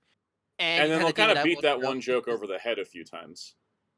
Yeah, I think that's the big difference I noticed with that kind of humor style. What works with me and what doesn't work with me scenario. As the J4 Jason said, which Blob 50s original 80s remake? I didn't know there was an 80s remake, so that answers your question. Yes, there was. just in general. Just in general. I mean, I was talking about the 50s one. Yeah, so anyways, I think like overall though, like I said, the story has me engaged. I want to see where the story goes. And so I'll watch it. But it's not something I'm going to go rewatch. It's not something I'm not going to be watching season 1. And I'm not going to be disparaging the quality of it. I think quality-wise, it's a really good show. It's just not my jam. But I got to give Gunn credit. I got to give Gunn credit. I could have dropped out of one episode, but he got me hooked. The story hook is good enough that I'm like, yep, I'm gonna do that. Blade Raider says, so is Peacemaker fine to skip to season 2? If you weren't interested in watching season 1, they give you a recap with a mild retcon, and you're good to go. Like, I don't think you need to watch season 1 unless you like this type of show. In which case, by all means, go watch season 1 because it will give you more character depth and stuff. And maybe it's really sad. Like that's probably why I did not like Birds of Prey at all because I did not like the humor, and I thought I didn't like the story of Birds of Prey. So it was. I was also the story. Yeah, I was gonna say I've also learned that like when it comes to humor and it comes to cursing and humor, I do have a specific taste type. It's clever wordplay. That's why I like Deadpool and Wolverine a whole lot, because the way that they used the explicit language is so clever. And because I can't say some of my favorite lines from the movie, because first of all, I don't want to, and second of all, I can't say them on stream. But like the way that they would work the words into phrases, and it's either for emphasis or like clever combinations. Like my favorite that one. That's how I like it. My favorite one to quote is that's for that alcohol's not for there goes that liver. Yeah, stuff like that. There's one of them that like at the end of it, it's at the end of the movie, right before the big fight scene, and Wolverine's just like, he died from murder, you dumb, and that's the kind of stuff I like is like the hard emphasis on the end of sentences, like that gets me more. Whereas like a lot of the cursing in Peacemaker does feel like, 'cause we can. You know what I mean? So yeah, that's same with me with Birds of Prey. Another of my favorite Deadpool ones in the first movie where he forgot his duffel bag. It's like, oh, yep. Like that was a good timing there. That was a good one, yeah. So anyways, I recommend it if you like this type of show. Definitely not for children. And let's make sure that one's clear. There was a lot of naked Always- people in this, but I will give it's always- credit. I will give credit where credit is due. It wasn't all supermodels. There was a variety of body types and a variety of naked genders. So It's always funny. It's always funny. It's always funny seeing them push Peacemaker in some kids media stuff. It's like yes, you realize what you're doing, right? yeah, it's like it's even more egregious than I think than Deadpool being in kids media stuff, because Deadpool has been in stuff that's appropriate for underage people, whereas Peacemaker Deadpool's never has been except for that Superman cameo. Deadpool, Yeah. Deadpool's a lot more easy to put in kids media because all you need to make him is just because you just make him bounty hunter. That's Yeah. it. That's it. Just remove the. I really do love the Ultimate Spider-Man episode, which by the Unaliving. way is where the term "unalive" comes from. I think. Yep, it is. Yep, I know why. Sometimes it's funny seeing terms out of context, like how people keep using clanker to describe AI, and I'm like, I'm a Clone Wars fan. You guys know that is like from our fandom, right? That's a Star Wars term. Blader says, I watched a few episodes of Creature Commandos. How does it compare to that? Similar, different? Similar. Not as... It's not... I was going to say not as gun-like, but, you know. It's similar. I think if James Gunn has anything, he does have one type of thing he's good at making, and it's like it's either Peacemaker setting or Guardians of the Galaxy setting, right? And like Superman is kind of more in the Guardians circle in some ways. I while being think we're best different, describe. you know. The best way to describe it, Gunn's either really good at making very emotional stories or very raunchy stories. Is the best. But way he to can have good emotions in the raunchy stories, because I think Peacemaker is a good example of that. Whereas I think Creature Commandos is a lot more gratuitous. I think also with Creature Commandos, since it's anime, I feel like they can get. I feel like I I think that's the problem I think with Creature Commandos. They had no restrictions, and I felt like they went overboard. Also, another, just like my Vigilante complaint, that ain't the Creature Commandos. That whole show is like just using the Creature Commandos name to make a Suicide Squad show.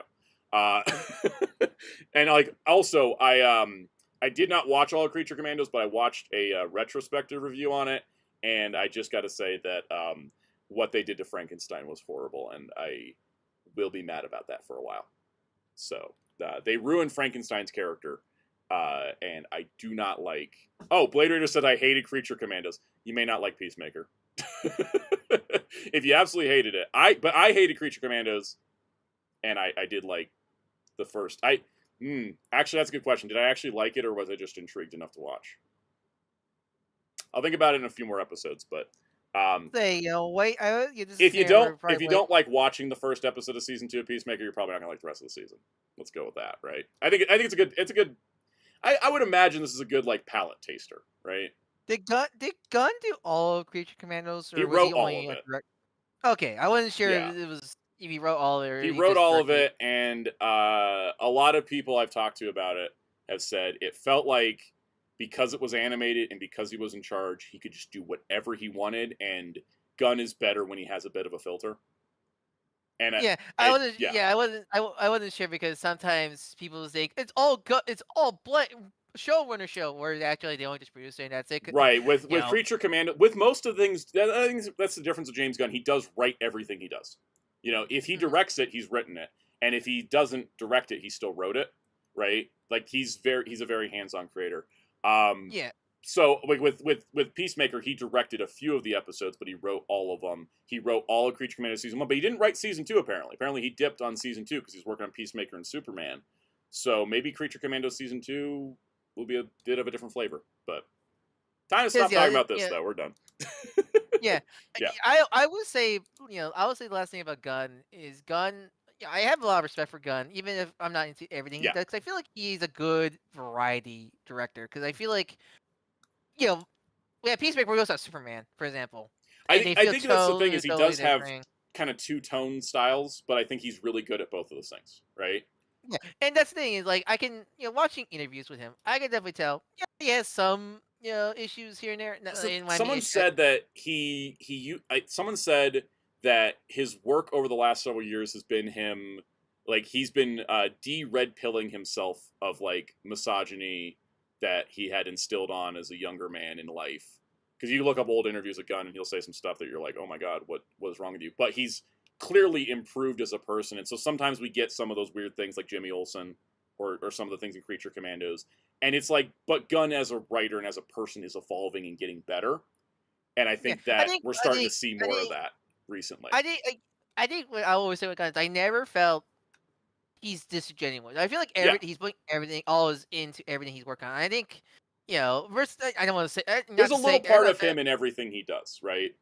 yeah, where Yeah. like you're not to. I don't dislike Zack Snyder, but I do always kind of feel like I always kind of feel like Zack Snyder never fully was invested into the DC stuff as much as Gunn is. And again, I Yeah. think what Snyder did was decent, if not in not my personal taste. But I feel Right. like with Gunn, I feel like every interview I see Gunn, no, I can definitely tell Gunn does care. Like I he know what it definitely does is. care. I know what it is. I can nail it on the head for you. Ready? All right. Zack Snyder is a guy, as a comic fan, likes Dark Knight Returns and Watchmen and Dark Knight Returns and Watchmen. Whereas Gunn, as a comic fan, likes that weird issue where Superman got turned into a lion. Yeah. Whereas Robert Pattinson is like, Batman the Curse is the most important storyline and we need to recognize it more.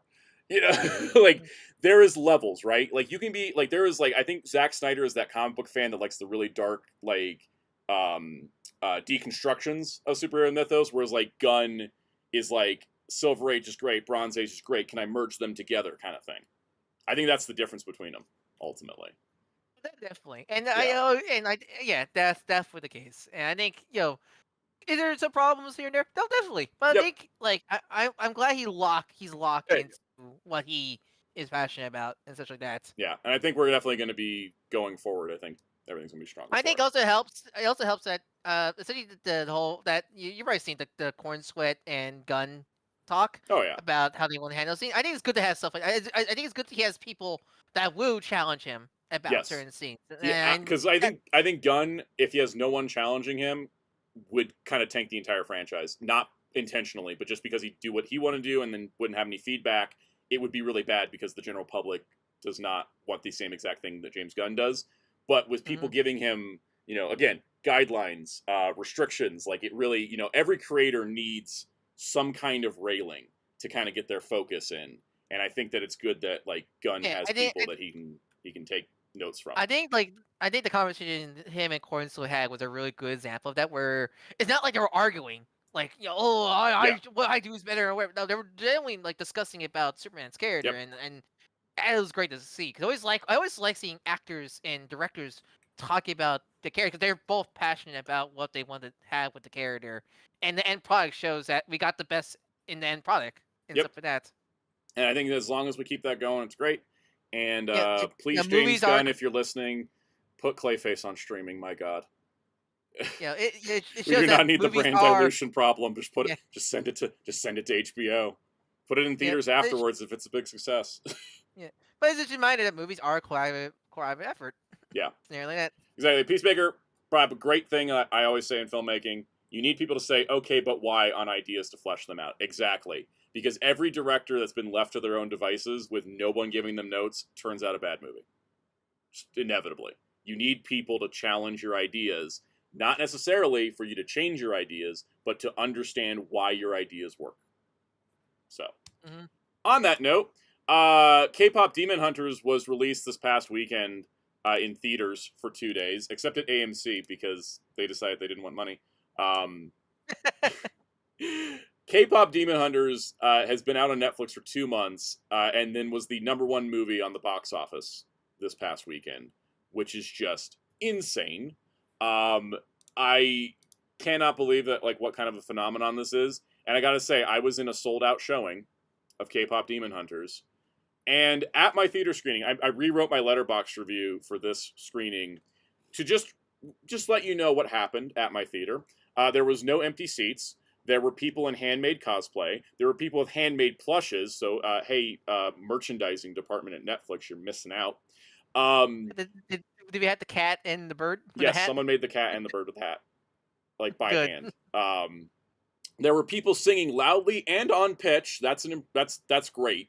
Like actual people understood how the song should sound, which was amazing. There was women screaming for Rumi and Jinyu to kiss, even though it's minor spoiler. It doesn't happen in the movie. They just kept yelling. They're like, "There's still time. You can still kiss." And then there was screaming. It was amazing. There was men crying. That sounds horrible. No, it was great. Because the thing is, because this wasn't the first release of this movie, and this was like specifically a fan screening, I didn't mind it. Men were crying, and someone opened a soda can in time to soda pop, which I thought was just clear speakers, but it was an actual literal someone popped a soda can in time with the music. Absolutely bonkers. Life for that. Yeah, it was. I was like, it felt like I was at a concert, but it also felt like I was at one of those Rocky Horror Picture Show screenings, where like everybody knew the movie and was just locked in. Yeah, this is why you mean like G-Fest at Godzilla, where Yep. Where when Final Wars hit, the entire crowd, including Don Fry, just started singing Sum 41. Exactly like that. I mean, this is why like fan events, like we need more fan events because I feel like we don't. Sure. Mm-hmm. Because we don't want that's why like the talk like think back to Minecraft like yeah someone there just want to watch the movie, you had to deal with all the crap, like this is why we should stuff like this is a fan event. Of course, like people who are there have seen the movie already, so they can quote it and do crazy stuff like that. Like that's because that's where we're pro, because you're watching with fans, and if you're going and it's the first time you've seen it, you're going to a fan event. It's like they did this for Wicked. They had like Wicked screenings that were sing-along screenings, specifically because there was people complaining that there was too many theater kids in the audience when they were trying to watch Wicked.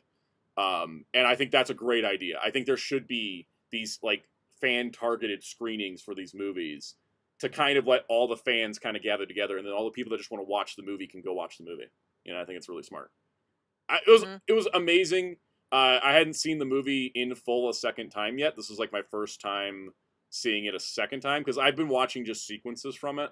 Because like I'll just like put on one of the musical numbers, watch that like a music video kind of thing. Hadn't watched the whole thing since seeing it the first time. Still a great movie, absolutely incredible. Which movie? K-pop Demon Hunters. Keep up. What's your favorite song from the movie? I just got here. My favorite song, I think my favorite song is still How It's Done, the first song in the movie. Like because it's a great exposition song that doesn't sound like an exposition song, and that tickles the part of my brain that loves like movie structure, because it's like it tells you like everything about what they do and like sets the tone for the movie, and you can also just listen to it and it's just like a banger track on its own. It's for me, it's a tie between the last song or Your Idol. Like they're both like best song though is underrated. It's Free. Free is the best song on that album. Oh yeah. But it also makes me cry a little bit hearing it, so I'm like, I don't listen to it as much. But yeah, absolutely amazing time. Also went and saw the screen froze.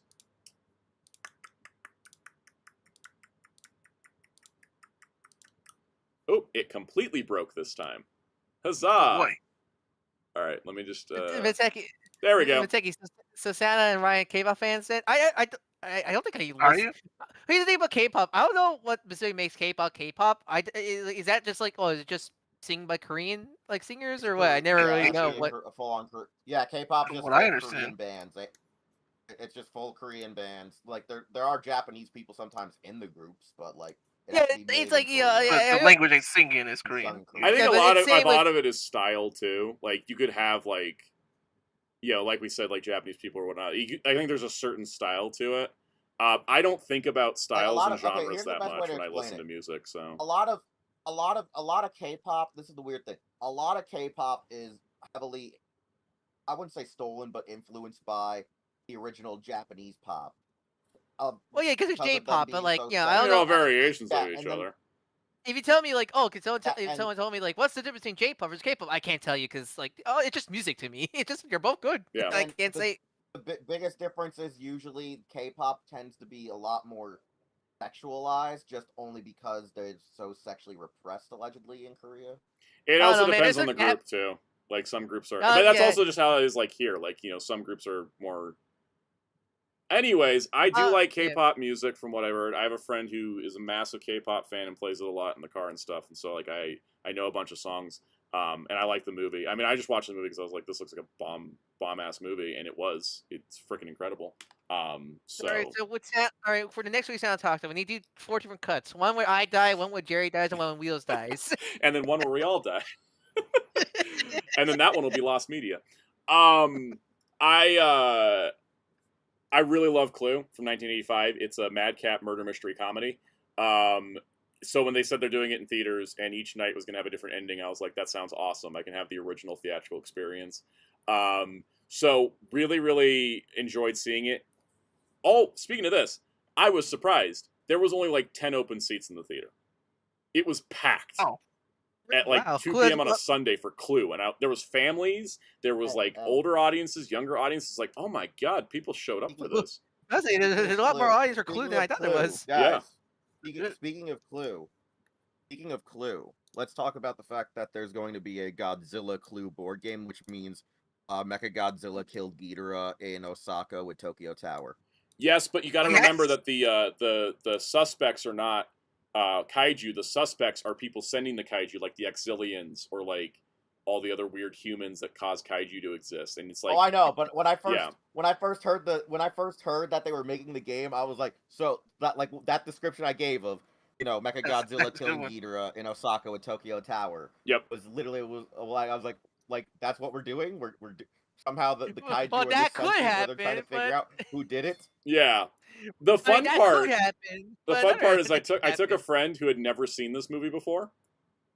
And he was like, he leans over to me and he's like, I think it's either Miss Scarlet, Miss Peacock, or the Butler. And I was like, well, we'll see what happens, because I literally didn't know what ending we were gonna get. It's always the Butler. It's always the Butler. Have you played a game of Clue? Absolutely. I've been playing Clue since I was like 5.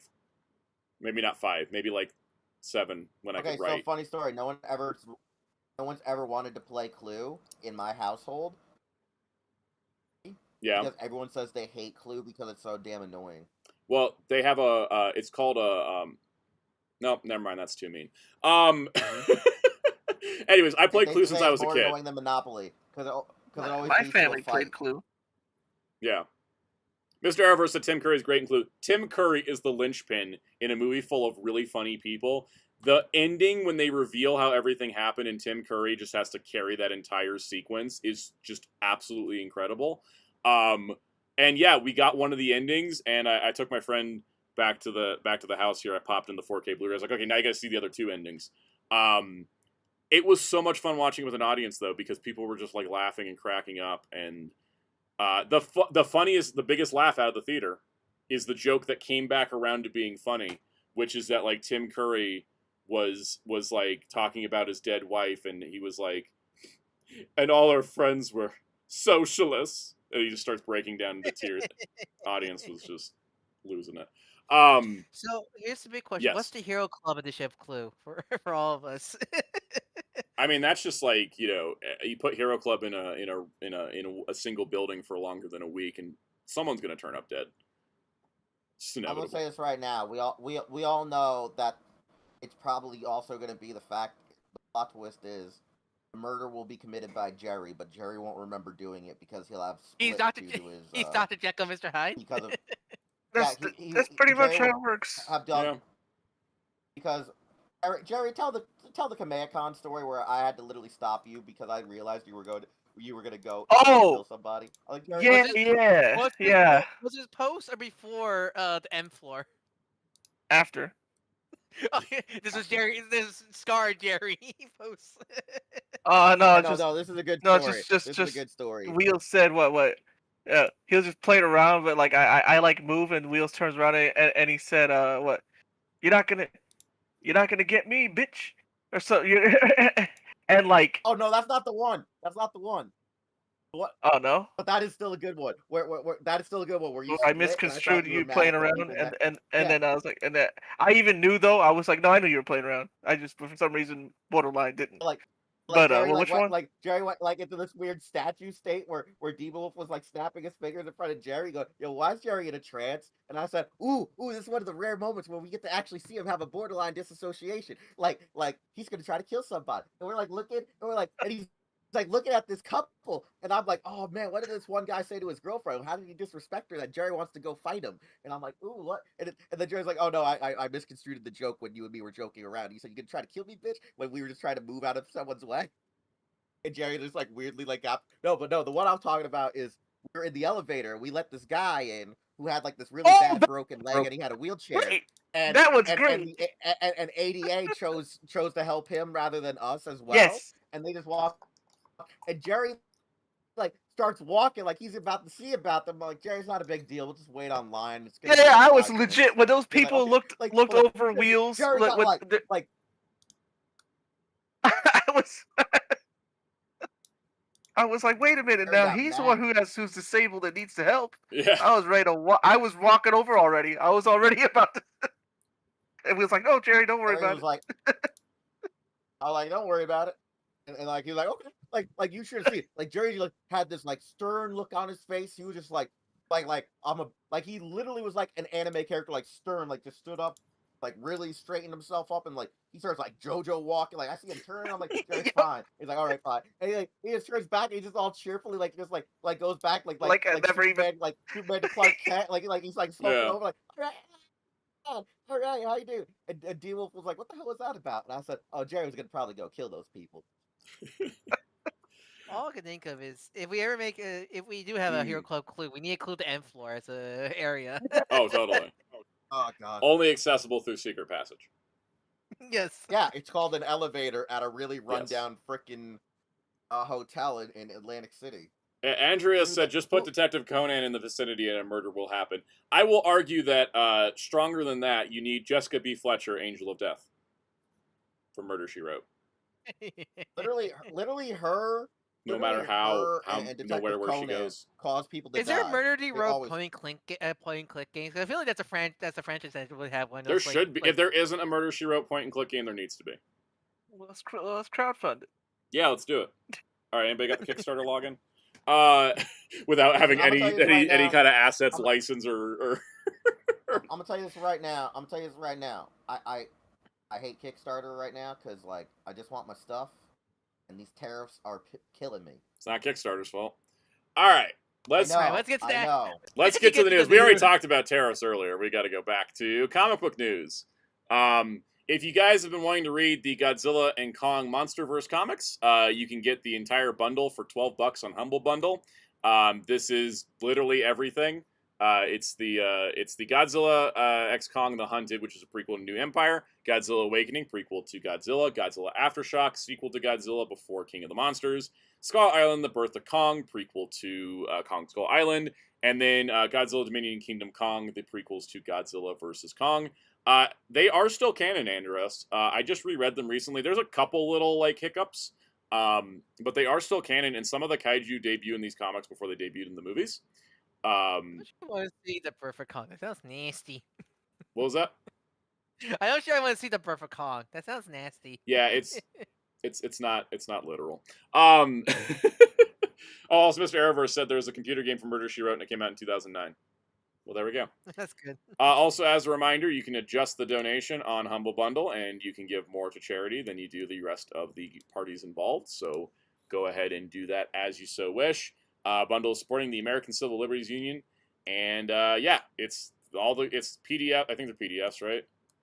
Let's double check. Yep, they're PDFs of all the comics. So if you want to read them, they're worth reading. I own all these in omnibus hardcover, so I like these. My hot take is I actually prefer these to IDW's Godzilla comics, not necessarily in quality, but in significance, because it feels like with the IDW Godzilla comics, they're all just like these scattered standalone miniseries for the most part. They don't really build to anything. Some of those IEW Godzilla comics are bonkers. From what Yes. I heard. Like I was watching the death battle of Godzilla vs. Hulk, and some of the stuff they describe from the IEW comics, like what the hell am I listening to? Yep. What the stuff they bring up in those comics? Yeah, they're so, it's like a lot of the early Star Trek comics. They're so scattered and all over the place. It's like, well, there's no real reason to read them all.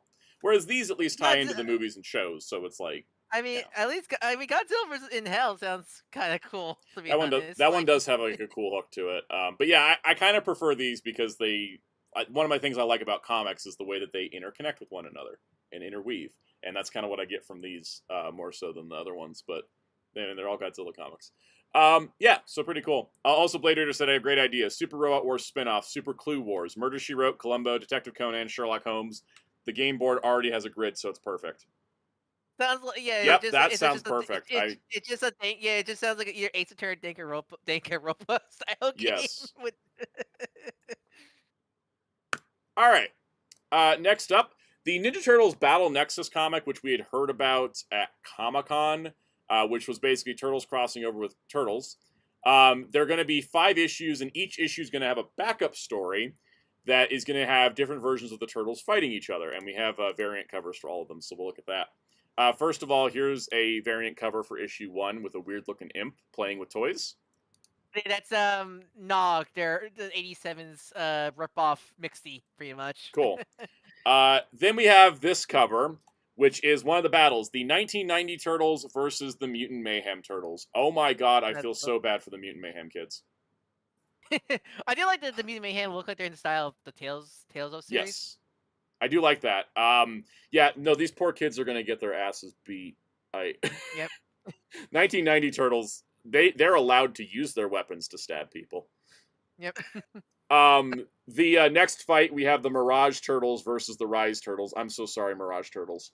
You Mirage may have Turtles. killed, but have you guys seen what the Rise Turtles can do? Yep. They're going to hit you with a giant drill. You'll be dead immediately. Yep.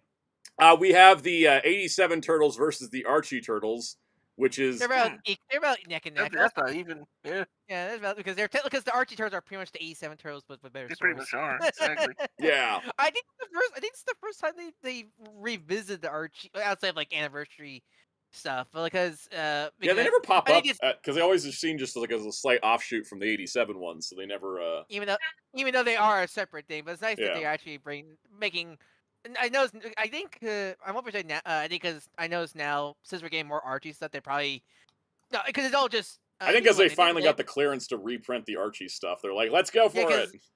Because they label it now just Eastman and Lair, Teenage Mutant Ninja Turtles, Adventures, and all that stuff. Why is Raph and Shadow Peacemaker? I have no idea. That's his wrestling costume. I think they just did that so that way you could know that these are the Archie Turtles. Yeah, it's specifically these are the Archie. If you don't recognize them with the art style, at least having Raph in his wrestling costume would make it more obvious. Yep. And then lastly, it's Millennials versus Gen Z, the 2003 Turtles versus the Nick Turtles. The crossover narrative. I'm sorry, Nick Turtles. You Yeah, went you through a did. lot of stuff. You did a lot of things, but the 2003 Turtles actually They had kicked more ass than you. Yeah, they had the mystic power. They had the mystic powers. What is more They're lopsided my here? favorite. What is more lopsided here? 2003 versus 2012 or Mirage versus Rise? Rogers is Rise, because like even though the 2003 Turtles had those also had mystic powers, but Rise did much more crazy stuff with their mystic powers. Yeah, I do in like 2003. Mikey having his Battle Nexus tournament medal around his neck. Oh yeah, that's. He's good. like, I Good, won this yeah. last time. I want to remind you all. I do like the 10-12 Turtles are in the Shiro Nelly's sketchy style. Yes. Like his 2D style. I do like that attention to detail. This is looking like a fun crossover event, and these backup stories have made me more interested than like it was originally. Oh, it's like Deadpool and Wolverine. Yeah. But I like the pair-ups because I think it's kind of fun. Like, the 1990 and the Mutant Mayhem Turtles are like the two best Ninja Turtle movies are fighting each other. We got the movie. Yeah, we got the movies. We got the tonally different with the Mirage and Rise. Yep. We got similar, like from the same DNA with Archie and 87, and then we have the modern shows. Millennial versus Gen Z. yeah. All right. Yeah, because you know what would happen if they put 2003 up against the 87 Turtles again.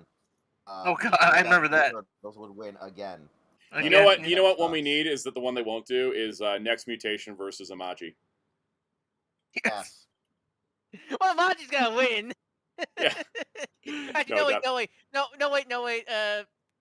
Next Mutation might have a lead because they have Venus with her bullshit mystic powers. That's so true. They might have a bullshit, lead, a little bit of lead there. Hadokens. Yeah, that's true. She does have an energy blast. All right. See you later, Mr. Dookie. No. We need to have Next Mutation versus versus the We Wish You a Turtle Christmas. That's Turtle Tunes. Oh, hey guys, I got a better one. Yeah. Next Mutations versus the actual Boom Comics Turtles. Oh, like the Power Ranger Turtles. Yes, exactly. The ones that crossed over with the Power Rangers versus well, the one also the ones that crossed over. The one that can also actually morph crossover. into Rangers. Yeah, the ones that can morph. Yeah, that'd be fun. Yeah. Or the better one. Which one's worse, Baby Turtles versus Image Turtles? Oh god, I don't want anything to do with the Image Turtles. It's sad because I feel like the Bay Oh no, Turtles it happened again. could even whip the ass of the 87 The turtles. Image Turtles would destroy the Bay Turtles because the Image Turtles are psychopaths and monsters.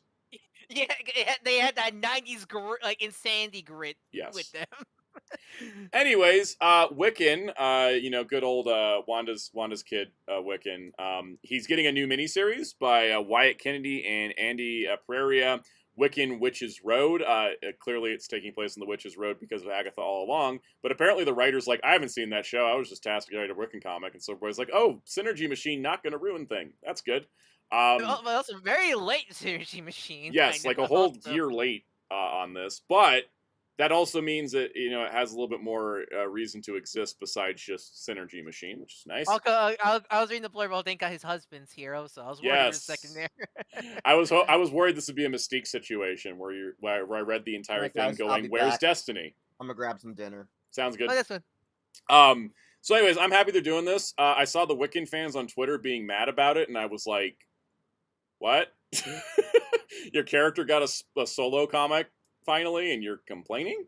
Like, I read it first and then worry if you need to complain." Like, anyways, Wiccan fans also set up a hate campaign against the actor playing him in the MCU, so maybe we shouldn't listen to the Wiccan fans on Twitter.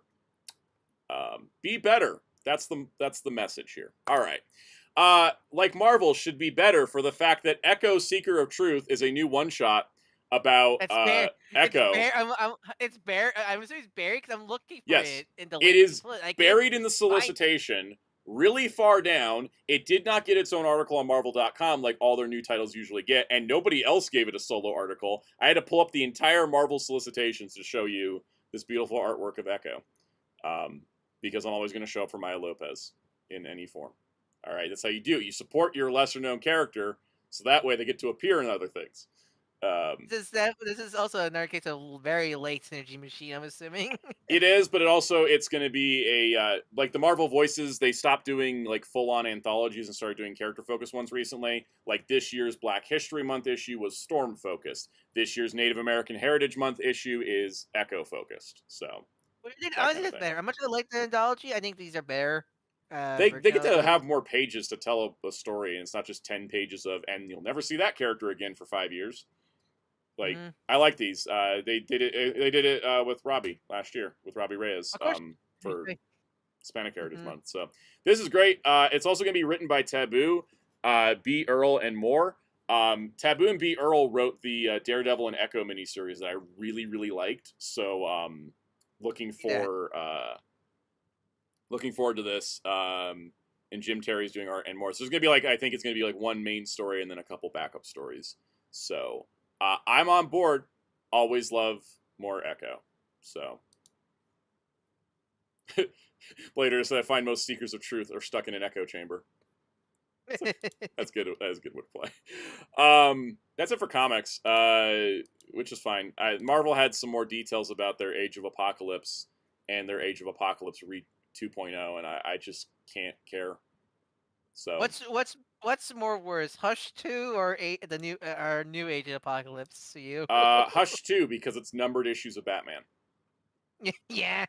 You could just ignore Age of Revelation by just jumping over it, whereas Hush 2 is numbered issues of Batman that just lead into a brand new number one anyway. So you kind of just could pretend that Zdarsky's last Batman issue is the last issue. All right, entertainment news. Teenage Mutant Ninja Turtles 1990 re-release was successful enough that it is running in theaters now until August 28th. It was extended to a second week, which is pretty incredible. And then adding to that, they did announce that coming in February will be a screening of Ninja Turtles 2 Secret of the Ooze. So Go Ninja, go! I will totally go see Secret of the Ooze. My mom was like, it's not as good as the first one. I'm like, I know, but I will still go see it because it's got a lot of stuff I like. But I will not go see 3 in theaters. I don't think they'll do. I don't think they're gonna do 3. If for some reason they do it, I ain't going. But I will go see 2 because I like 2. So that's the case. One's clearly the bad movie, but I love 2. Oh yeah, 2 is 2's great. So fun. All right, baby, baby. I love that scene so much. The disgust he has. Oh, Fonzie, correct me. Thank you. It's not February. It's March. Yeah, it's March. Anyways, Guillermo del Toro once again walked into the Netflix office. Nah, that's too crass of a phrase. Peacemaker rubbed off on me. Guillermo del Toro walked into the Netflix office and said, "You're going to give me what I want, or you're not getting my movie." And so we got confirmation that Frankenstein will be released in theaters, wide release, I think, for 3 weeks exclusively before hitting Netflix. And there is an option for theaters to extend the run if they find it is successful. And just like with Pinocchio, Netflix will allow the movie to be released on physical media. I imagine. I'm happy. The Torah Shred. You give me more runtime in theaters, or if you don't, I'll make you watch the alien Pinocchio for the millionth time, make you cry more. I mean, I think he'd also just threaten to take all his stuff and leave. And Netflix is like, we like having you on here. You give us money. So it is good to see. Hopefully AMC doesn't be jerks about this and allows the theater to be played, because some people are like, I only have an AMC and I can't see K-pop Demon Hunters. And hopefully this does get a release outside the U.S. as well in theaters. I think we're making strides, and K-pop Demon Hunters being the #1 movie over the weekend is definitely going to convince Netflix of doing this more. So I'm on board with it. My favorite part of this is physical media, which I am convinced K-pop Demon Hunters is going to come out on Blu-ray now. They know there's money. They're going to get the money everywhere they can. Yeah, essentially it's #1. And #1. Yes, that's better. And it's about to become their #1 most watched movie on the platform of all time. And they just added the sing-along version to the platform, which is probably even going to boost it even more. So I think they had icons to it. They did, yes. Yep. Speaking of Frankenstein, this is actually a fun transition. So as we're getting prepped for the next Frankenstein, one of the best Frankenstein movies is coming back out again, and also gives me some hope for some other future projects. And so I'm just going to warn you guys, I'm going to be going off about Frankenstein for a few minutes, if that's cool. Everyone cool with that? It's my show. You don't have a say. Exactly. This isn't young Frankenstein. All right. So I was so happy to see The Curse of Frankenstein 4K Blu-ray come announced, because The Curse of Frankenstein, which stars Peter Cushing as the monster and Christopher Lee as Frankenstein's monster, is so good. And it is such a great adaptation of this story. And I am over the moon that it's getting a new release. I have the Warner Archive Blu-ray, which is great. We're now getting a brand new 4K coming out October 14th, right in time for the season. It couldn't be any better. Also, classical quick, that new movie's coming out when you release it Yes. on our own. This is going to be a joint release between Hammer Films and Warner Archive, which I am going to hope leads to more Hammer films being released under one label. Because as it currently stands, some are at Mill Creek, some are at Shout, some are at Warner Brothers. They're all over the place. Godzilla scenario. Godzilla scenario. I'm hoping that Hammer and Warner Archive working together on this will lead us to maybe getting all the movies released through one publisher. Nice, consistent thing. And I really, really like this movie. So, what it's going to include is it's a 3-disc combo pack, which will contain 2 4Ks and 1 Blu-ray. 4K restorations of the US theatrical, the UK theatrical, and the UK theatrical open matte version, which is basically the original film stock. Love that stuff. What? Yeah. It's just going to be your straight up, as it was shot kind of thing. There's a new Dolby Atmos audio track. HDR will be presented. There is a new commentator with author and critic Kim Newman, and writers Stephen Jones and Barry Forshaw. A new commentary with Heidi Honeycutter, writer, filmmaker, and film programmer, and cult movie expert Toby Rohn. 2 other archival commentaries. There will be behind the scenes on the makeup effects, the wardrobe, the costuming, the whole production. There will be extra things beside the seaside. Actor Madeline Smith visits Peter Cushing's beloved hometown of Whistlebale in the company of Hammer expert Wayne Kinsey to learn about the man behind the actor. There's a Gothic History of Frankenstein talking about adapting the novel, a restoration featurette on how the 4K came to be, an archival featurette, a bunch of archival featurettes, basically everything that was on the previous versions, an alternative eyeball scene, which was one of the things that was edited to oppose censors, promotional trailers, And one of the 8mm cut-down versions of the film that were commercially available in the 1960s, because you could buy film reels back in the 60s that were smaller, shorter versions of movies in smaller film prints, as well as optional English, SDH, French, German, Italian, and Spanish subtitles, and an image gallery. This is even further beyond a normal Warner Archive 4K, as it's going to be coming in a slip box, and it's going to be multiple discs, and it's amazing. Super 4K 3. When Super 4K 4. Yeah. On top of that, if you live in the UK, I'm officially jealous for many reasons, but one including that fans in the UK can order this version from the Hammer shop that contains booklets and posters. And like a fancy packaging with an art style. And it's on 6 discs because you get everything on, I think, 4K and Blu-ray. You can't order it from the first of all, because we have a stupid trade war going on, and you can't order it from the UK because shipping is being restricted. But the website does not let you order it unless you're outside the UK, because they said the US version will be released by Warner Archive. But this big, beautiful, European UK edition is amazing, and I would wish to get it. But it is officially beyond my reach. So Man, the shop's confusing. I went to the hammer store to expect to find hammers to use for our building, and all I get is horror movies. yes. Like Mark H. said, they have done 4Ks before at Warner Archive, but this is the most in-depth release that Archive has done, period. Yeah, it's absolutely, and I think, basically from what I understand it, if I understand how this is coming together, Hammer is doing the bonus features, Warner Archive's doing the restoration work. Like, and that's just a guess based on what these companies have done. I feel like that's why it's so loaded, and because they said it's a collaboration thing. We talked about the 4K TMNT releases last week. So the thing is, I think it's going to be Hammer worked on the bonus features, Warner Archive worked on the film transfer. Both countries get all the bonus features and the transfers. The UK edition gets all the physical bonuses. Either way, I'm super excited. I can't wait for this. And there's also like a trailer video out there for it if you guys like want to know how it's progressing. I am over the moon about this movie coming out in 4K because, first of all, I love it. Second of all, I hope it does lead us to get more Hammer films in 4K and more consistent releases for the Hammer films, because they are part of the legacy of the Universal Monsters. So I'm glad to see them. Speaking of the legacy of the Universal Monsters, yes, I'm still on my bullshit. The Cat and the Canary is a 1927 film. Here's the cover for it. It is a murder comedy, one of the first of its kind, which, we just talked about Clue. That's a murder comedy, right? The Cat and the Canary has an interesting historical significance. They've made a couple of different versions of it over the decades. This version specifically was, because it was 1927, it was before they started doing Dracula. This movie is credited with influencing the way that the Universal classic monster movies were lit. So you guys know I watched this specifically for the lighting.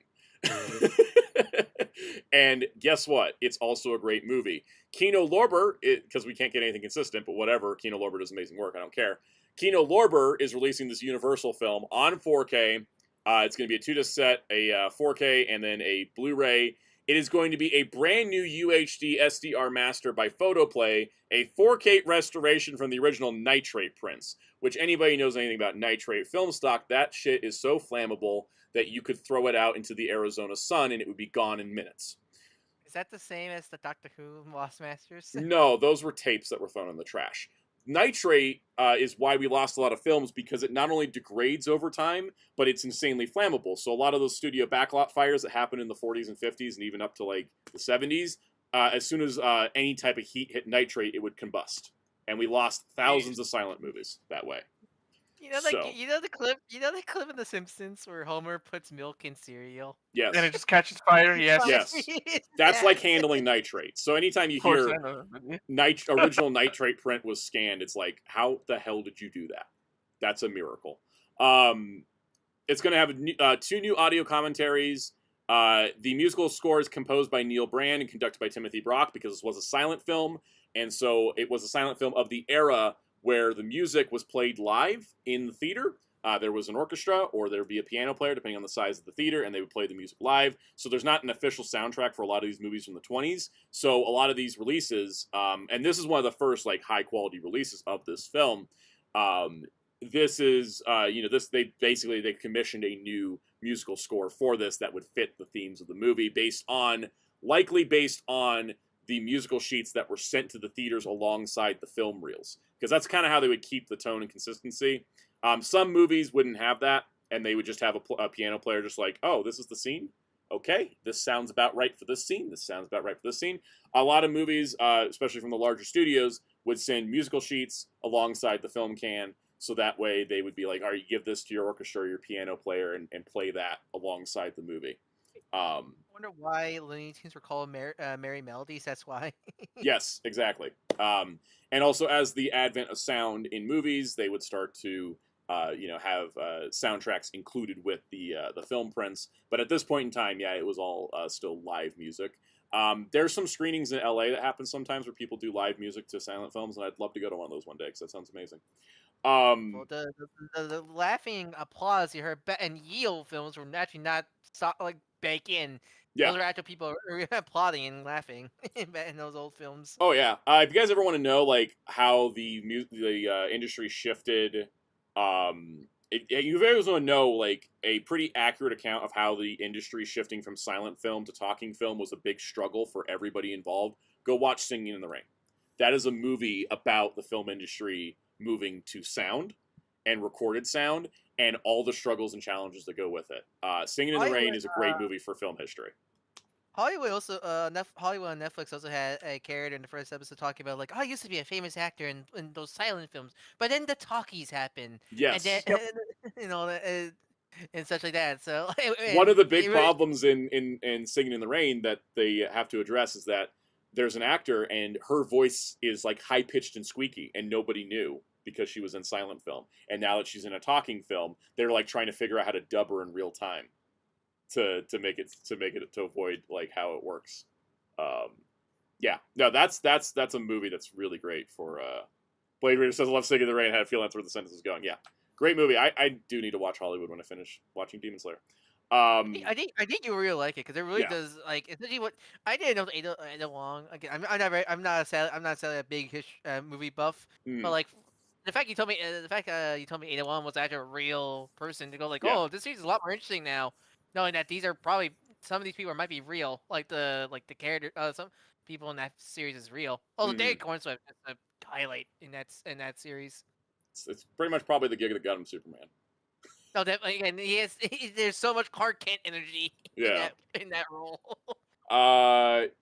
Andrea said, no joke, Steven Spielberg's secretary in the 70s bought Playboy magazines to read some short stories in it. Yeah, because of all the imagery, Playboy magazine was not recognized for its literary content. I don't say that ironically. I'm like being legit. Like they actually would run articles and novellas in them.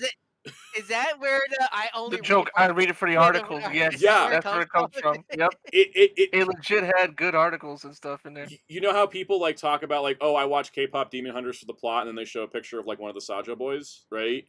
But like they do watch it for the plot. It's just the eye candy's also part of it. That's kind of like literally the version of the Playboy magazine gag that kind of caught up to modern times. Humanity doesn't change that much over time, is what I'm saying. Yeah. Anyways, very, very excited for this. Also, there is a limited edition reversible art and O-ring slipcase on the first printings. So, yeah, great movie. I've seen it once before, again, because of the lighting. Yeah. Also, speaking of Spielberg, do you know it's one of his earliest directing gigs? What? One of the early episodes of Columbo. Columbo, yeah. Yeah. I actually watched that episode recently. Yeah. It's like how Cameron's first show is Piranha 2. Yeah. I accidentally copied the same link twice. Give me a moment here. Whoops. Whoopsies. I clicked on it. I was like, that's not Broly. Broly. I know there's a question in the chat. I'll just kind of like slightly address this while I pull this up.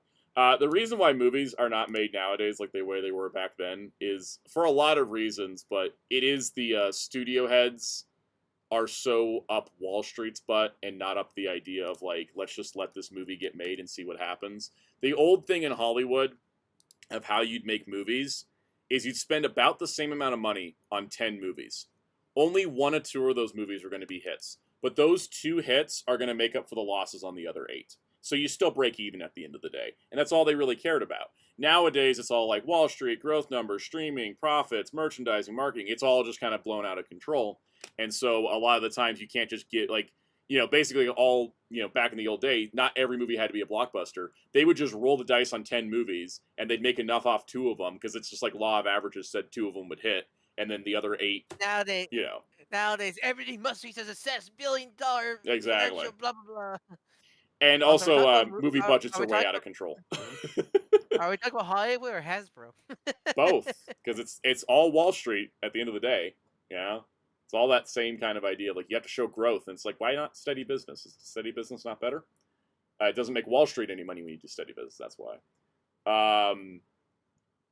Andrea says, which Cushing Frankenstein movies do you love the most and hate the most? I mean, the best one's Curse of Frankenstein. Everything else is... I don't hate any of them, but Curse of Frankenstein is the winner. Have you seen that Frankenstein Christmas ad? Yes, I have. It took me a moment to remember it. So, Peacemaker said, I saw you were talking about the game industry. Same thing. All leads back to Wall Street. I do love, I love the Christmas where they put the light bulbs in the Frankenstein monster's neck. Yep. Hey, Donnie Wellman says, now it's the opposite. One movie failing negates several others doing well because of the absurd budgets. Exactly. Like, Snow White did so bad for Disney, it doesn't matter that Lilo and Stitch made $1 billion. They lost a ton of money this year. Like, that's the insane part about the business now. I saw that movie recently. I go, like, how did they spend so much money on this? Snow White, yeah. It's because they reshot the movie after making it. They didn't do that back in the day. When you did reshoots were just pickups to make things transition cleaner. You didn't go back and shoot for like 2 months to try to fix the story problems. You just rolled with it and said, well, we'll get it on the next one. Dude, was it that bad before? Or did they change for stupid reasons? Oh no, the dwarves were human people before. Oh, why did they reshoot the whole movie because of only the dwarves? No, they reshot the dwarf scenes. Oh, okay. But that's like half the movie. Well, reshot animated. Exactly, yeah. So much money, it still looks bad. Exactly. Anytime you take if you have to take a movie into reshoots for longer than a week or 2 weeks, you're cooked. Just don't even bother. Just send it out. Don't waste any more money on it. You can't fix it in post. God, they always told us that in film school. Don't try to rely on post. You never can fix it in post. It's true. You gotta have a good foundation to work with. Please, Avengers Doomsday, write your damn script and then film it. Except they're still filming and they're still not done. There's a difference between we can stick that post with like wires or anything like that versus story structure problems. Exactly. All right. The other Blu-rays, Crunchyroll put up a couple things. They put up a bunch of stuff. I just only picked the things I cared about. One Piece Collection 39 is coming out in November. That means we've gotten 4 One Piece collections this year. So they're pumping out the Wano arc onto home video, which is nice to see. They need to reprint 12. 12 needs to be reprinted because it's impossible to get, and 9 needs to get reprinted because it still has the wrong discs on most copies now. I'm surprised they haven't done like a box set yet of like 1 to 10. East Blue arc. Skypiea arc. Walmart is getting bundle packs of 1 and 2, 25 and 26, and 31 and 32, which are just like super random, but like they're doing bundle packs, which also means that's the first new printing of 1 and 2 since Crunchyroll took over. So that's something. Yeah, because they've done that with Dragon Ball, but it's weird they're not doing order because in Dragon Ball they do the season 1, 2, 3, 4, 5, all that stuff. Weird they're not doing it in order for One Piece. It's very bizarre. Speaking of Dragon Ball, there's a new Broly steelbook. This one has Gogeta on the front as opposed to this image. It's funny, the original steelbook art is on the back. This is Crunchyroll reprinting this movie on a steelbook. It's still Blu-ray, no 4K. It's probably still green.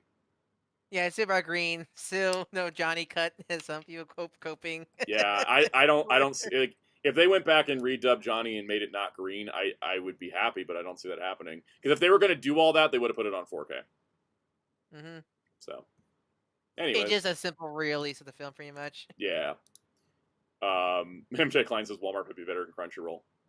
In terms of shipping and processing, currently, yeah, I've had better luck with Walmart because Crunchyroll also cancels orders without telling me. I don't recommend ordering from Crunchyroll. It's always a roll of the dice. Always. I'm probably going to do it when the Cyberpunk Edge Runners Blu-ray comes up because I don't think anybody else is going to carry that. Just had to wait and see scenario. We're still waiting and seeing. The month ends in a week, and they have Oh, not. wait. Oh yeah, didn't we mention we were gonna get some news last week and didn't? Yeah, like they told us that pre-orders for the Cyberpunk Edge Runners Blu-ray. Common Jojo, they recast Broly because the original voice actor Was bad. Good bad person. legally in court determined a sex pest, so Mhm. they switched him. They switched all of his roles. All right, and just so the chat knows, we're not arguing this fact. It was decided in court, and that's that. All right. Yeah. So, anyways, they said they were going to put the pre-orders up for Cyberpunk through Aniplex. Aniplex said they were going to do it before the end of August, and we've got 6 days. You think they would do it when Lucy dropped? From Yeah, Strife. I thought so for sure, but nope. All right. In the world of toys, oh my God, affordable Hellboy. Hallelujah. So we have 1/12 scale Hellboy figures coming from Boss Fight Studios. So we've got, of course, first of all, we got Hellboy, based on Box Full of Evil, which is one of the early short stories. It's a pretty good one too. He looks really. I think they really captured Manolo's style really well in this. They remembered he has a hairy body.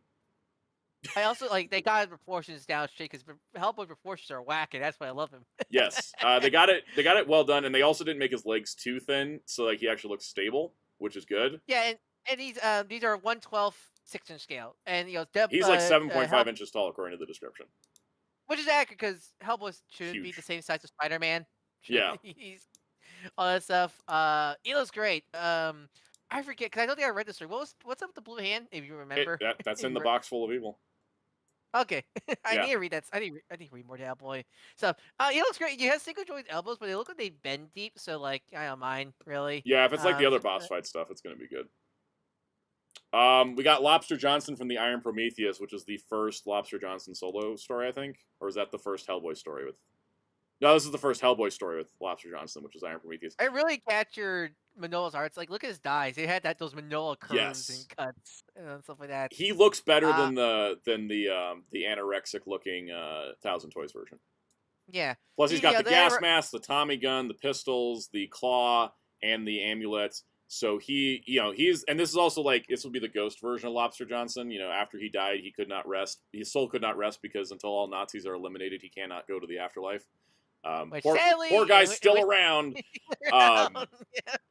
He's gonna be 6.5 inches tall, which is again good scaling for. Yeah, I think the only thing that's probably sadly gonna be a flaw is looks like he probably has no crunch at all, unless he has a really good ball drain waist. Yeah. Scenario like that. But he looks fantastic. One of my favorite characters. I think outside of Hellboy, he is my favorite character in the series. And then this guy, the pig. What's his name? The Garak. Yeah, Garak. He's from the Wild Hunt. He actually was in the 2019 Hellboy movie where they made him gigantic, but like the joke always was that he was a tiny pig. I do like I like he's tiny, but the boss is giving him like a giant crate with catalyst and a giant mallet. So they, there's where the budget they shared the budget pretty goodly here and such like that. And he's 4.5 inches tall as he should be, and then he also can do all this stuff. I do like they put the Guac because I like the beginning because they could easily make it Abe and that's it, that's the end of the lines. But I like that. I like when this shows intention, right? This shows intention that they're going to do more. Yeah, because if your line starts with 2 main characters and 1 not main character, that tells you you want to do more. Because I feel like if you just do the main characters, that's it. You're not gonna do anybody more. Scenario like that with some companies and such like that. So we've seen that with Star Trek a lot, right? When they just do Kirk and Picard, you're like, you're not playing games. But then Nacelle's like Valkyris, and you're like, oh, you're playing games. So having Gawak here instead of like Abe, it's like, okay, that's good. That tells you they want to do more with Hellboy. Is outside of, having Hellboy 9 in the trench coat look is already telling me they want to do more because you're gonna do your first your first figure of the main character, they usually want to do the iconic look, and that's And I Hellboy think with the I trench think them coat. doing the non-trench coat first is smart because then they can do the trench coat version at the same price because they already have the mold. Mhm. And he can probably come with like Excalibur or something. Maybe he comes with an alternate head with the horns. They can really do a lot of cool stuff. There's a lot of potential out of this. So I'm hoping these do And so well. these are $60. Yes, they're yeah, $60 a piece, which is not too bad because Hellboy merchandise does run a little more expensive on average. Yeah, it's indie comic, but also Boss Fight is so sort of indie studio. Like they're around the same level as Jada. Yeah. And like, cause the biggest IP I think they have is Garfield. Garfield, Yeah. and that's it. Cause the other ones they have is like Sam Max and all that stuff. And I love Sam Max, but they're like Hellboy. They're indie comic characters and stuff like that. Yeah, I really- definitely. I'm looking forward. I to really these. regret. I really regret not getting those Sam Max figures. I love Sam Max, but I missed out getting those Yeah. figures. I want because I know they have variant figures, but I want default Sam Max, Mhm. and they have like Scuba Max and such like that. Yeah, really excited for these. In the world of Mafex, we got Deadpool, Wolverine, and for some reason Black Adam. But Yeah, out of nowhere. Well, this is at least the Black Adam that no one else made. Yeah, that's a cape, which I forgot he had. It was only in the last scene. It was like one of those he earned his full look, and I was like, he already had his full look, but okay. His head sculpt doesn't really look like the Rock to me. I'm looking at them like, maybe it's the eyes. I don't I think can it's see the eyes. Rock, The eyes are man. too close together. Yeah, very bright. I mean, it looks good. But like, I like the chair and effects and all that stuff. Yeah, he looks fine. Yeah. It's, Black Adam. Miteki, you are right. Black Adam did change the hierarchy of power in the DC universe by rebooting He it. killed. Yeah. Hey, it's your boy. Yep. Next. All right, so we got Wolverine from Deadpool and Wolverine. Some people were complaining because this figure does not come with the masthead. No, And which, to be fair, at to- least he has the sleeves. Yeah. So like, He it is is- accurate. He is accurate to the fight between him and Deadpool in the Void because you can see the bullet holes in the chest, the scratch on the back, the little spot where he got hit with the baby knife. Like, it is that. It is post Deadpool and Wolverine's first fight in the movie, and that's the point you got. They're going to do the masked You- version with the sleeveless version. It's inevitable. Well, I was. Do you think there's some weird license thing with the no sleeve look, maybe, or like maybe because because toy production takes a long time? Yeah, toy production took a long sleeveless time. Nobody knew about it ahead of time. The only people that actually showed the no sleeve look so far were Diamond Select Toys, and then they died. But Yeah. they also So I announced bet- 2 years before they release because of how they work. So this I feel like Mafex probably could have done the no sleeve look, but I think they know that they can get people to double dip. Yeah. Yeah. The Hugh Jackman head sculpts are pretty decent. They're pretty good. Hugh Jackman. Also, I think his he's one of those haircut was actors- so weird in that movie. because they try to go with the comic hair, but like Yeah. so kind of realistic. I know, like, there's always actors that I always feel like that their face is pretty down, like pretty good, like almost like outside of course the early years of like Toy Biz. I think most Jackman head sculpts are pretty decent from my seeing of the actor figure history. Yeah, he translates There's- pretty well. And there's certain actors that never look right, at Like the Luke figure form. Skywalker. Yeah, they can never get Mark Hamill's likeness Yep. down right. Deadpool looks pretty fun as well. He's got a bunch of stuff.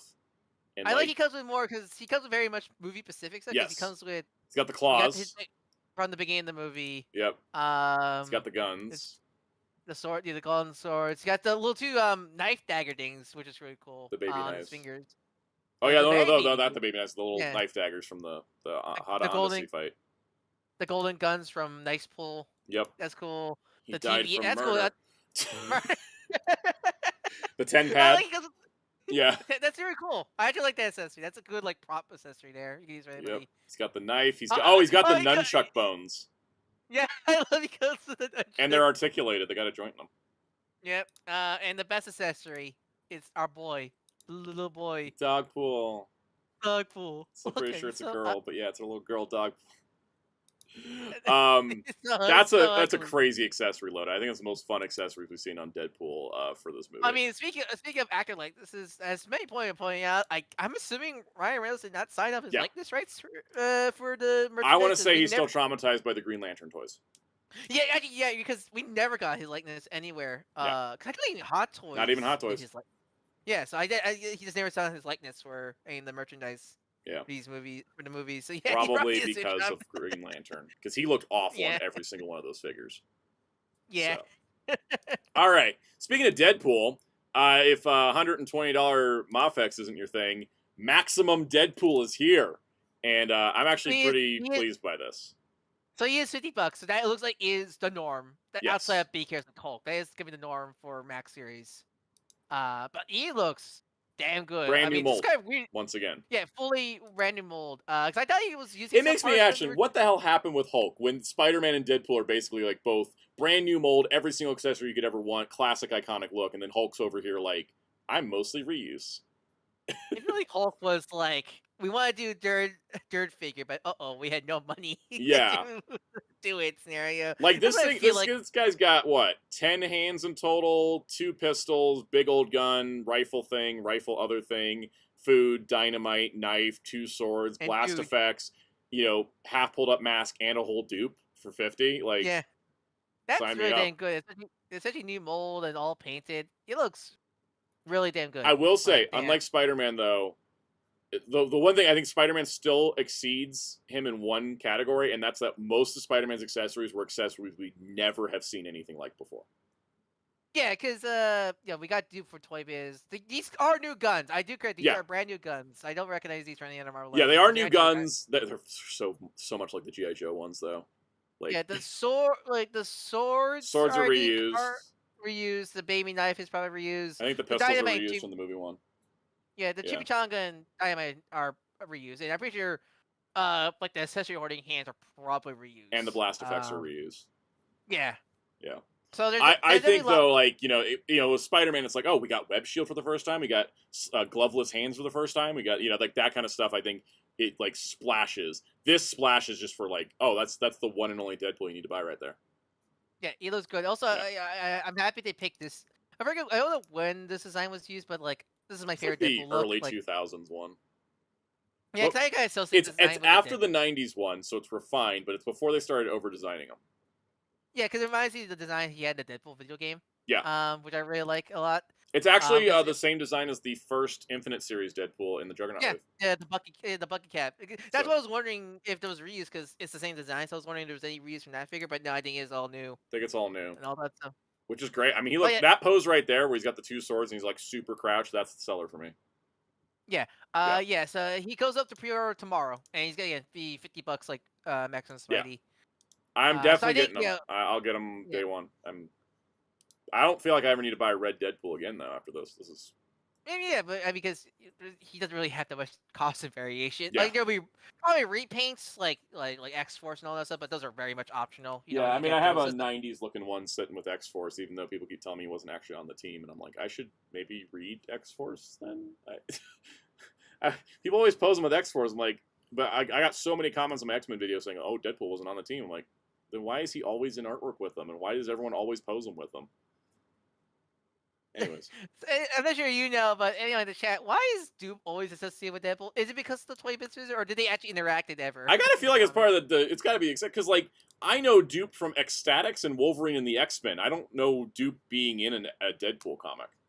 Wait, what's the cartoon? The show. I mean the comic, not the show. Okay. I was laughing, guys. I was laughing so bad I triggered my acid reflux. Nice. So what is Dupe? He's a mutant, I'm assuming, right? Or Dupe is a mutant, yes. Okay, I thought he was like. But he's part of it. He debuted with Ecstatics, which is just a weird ass group of people. So. Okay, because I thought it was from Mojo World because I see the 4 fingers. I wasn't sure he's like. Maybe he might be from Mojo World. I mean, Mojo World has mutants like Longshot and Spiral. They're from Mojo World. Yeah. Yeah. Everyone's from Mojo World. But I never see anything. I never read anything with Dupe in it, so I always wondered, like, who is he? Like I just know him as like he's that fun mascot from Ecstatics, and then later he taught it at Wolverine's academy in Wolverine and X-Men. He really? Yes. Okay, so he's not. He's not a Slimer clone. I'm assuming then. Okay, he actually has some intelligence because I always thought he was just some weird Slimer clone. A long time. No, he taught a class. I do like that. I do love the pose of the I'm hunting rabbits with the baby knight pose. Oh yeah, that one. Where he's on the tippy toes. Yes, that one's great. I'm excited for this. All right, Mhm. Fan Expo Canada was happening, and that's why we got a little bit more Hasbro reveals going on. We got a new retro card Mysterio. It's more cartoony. I can't wait because I think it's the first time Mysteries got re-released. I could be wrong in that, but it's nice to get. Yeah. I really hope this Walmart. Oh, they did a 'cause Walmart one. This one's not a Walmart, but this one's Okay, I also think that cartoon. one- The Walmart one was a repaint of the comic one. Yeah, This one's but I missed smooth. out. Yeah, I missed out a lot of the. I missed out a lot of the Spidey villains, so like this is a good chance to get. Unmasked Head, that's new. Yeah, that's new. I really hope those Walmart reissues that ever And it's coming out also for like. it's newer cape too, if I recall. Yes, that is a new cape. I hope they reissue because they've been reissuing like Rhino and Jameson and Sandman at like Walmart stores. I'm like, please go online because I know, right? I want those because Exactly, I miss. I need to pick up that Shocker. I don't Sandman think if they Shocker's. put I out don't think Shocker's Shocker. been confirmed to get re-released, but I won't expect he will get re-released.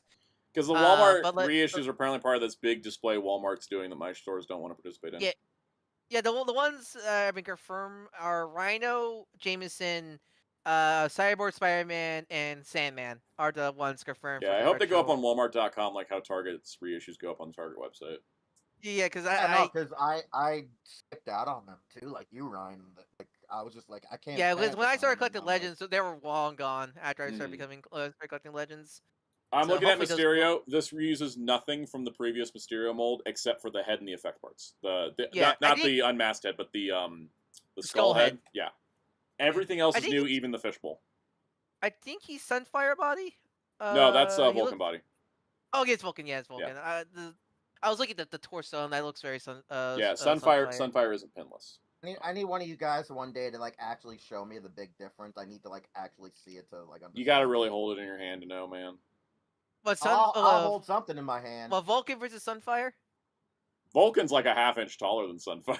No, there is a difference between the Vulcans. It's usually you need to look at the tits. You need to look at the Yeah. sculpted tits to see the difference. Hellfire says, kind of Well, I funny how do the sculpt Walmart.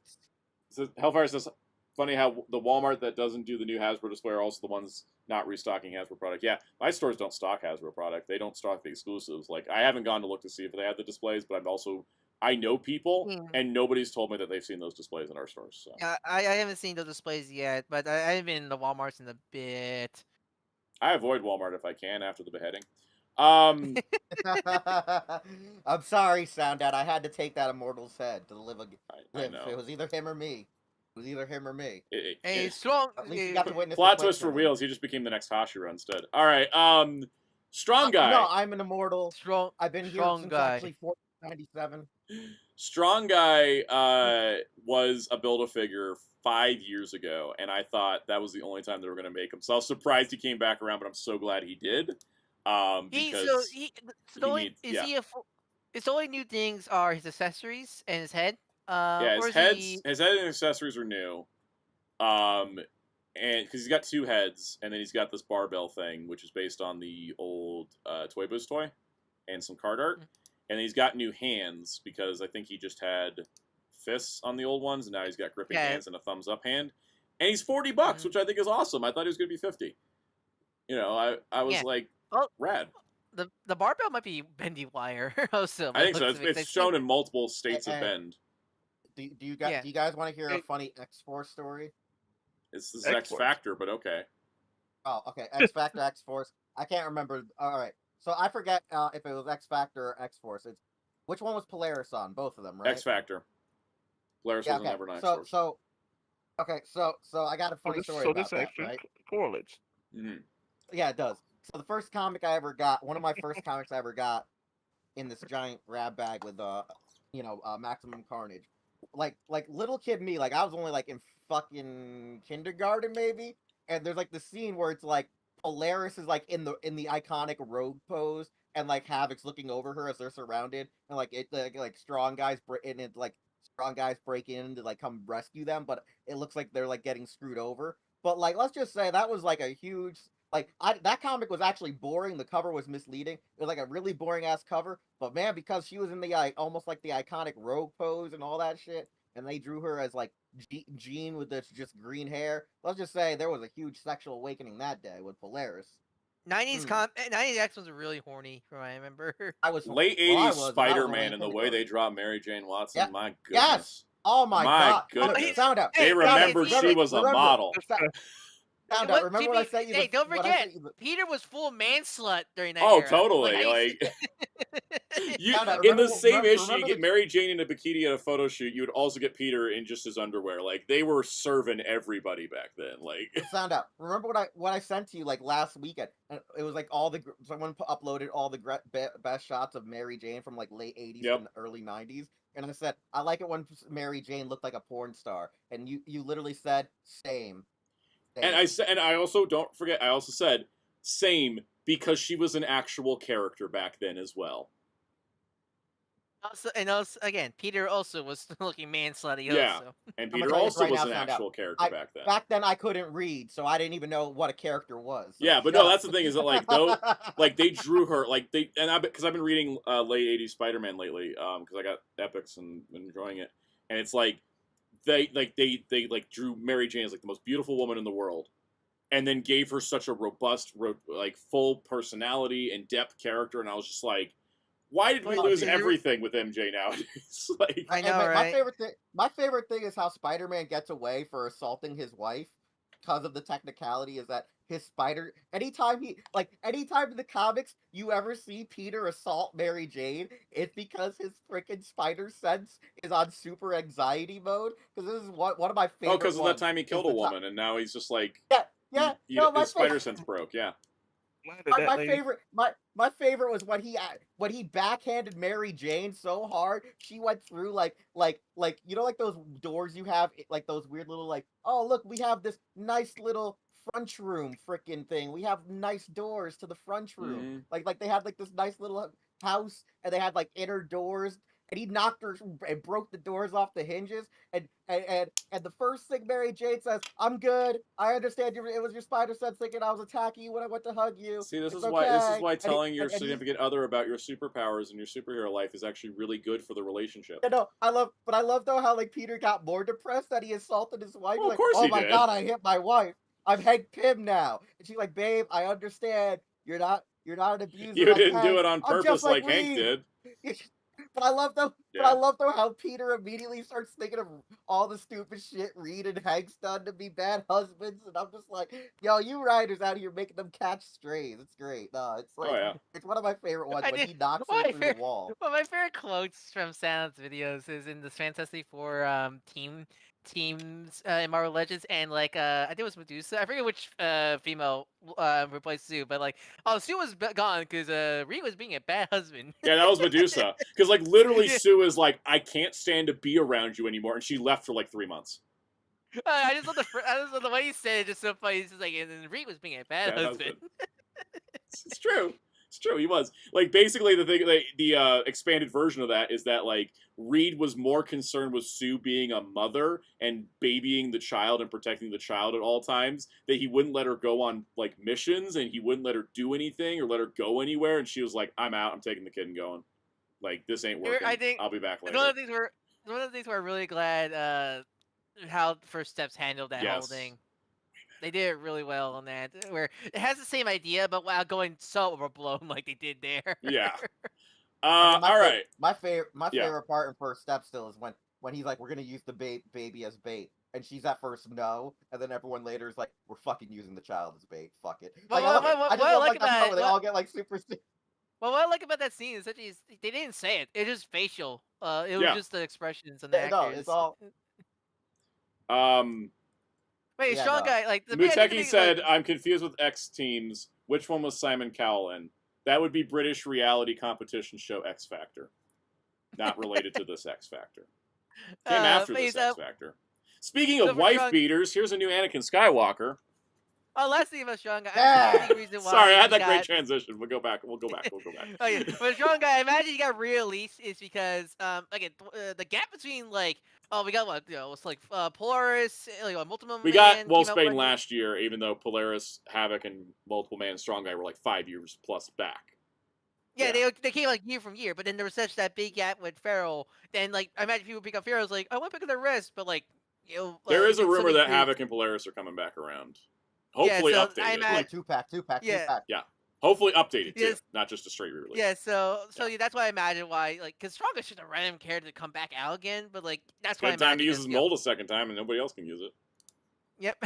All right, back to wife beaters. Anakin Skywalker, which for some reason people on Twitter were like, "How dare you call Anakin Skywalker an abuser to his wife?" I'm like, he literally choked her. My God, the media literacy requires like, if you have your eyes open, you can see that. You're just not watching the media. Guys, that was sound out. That wasn't Anakin Skywalker. That was Lord Vader.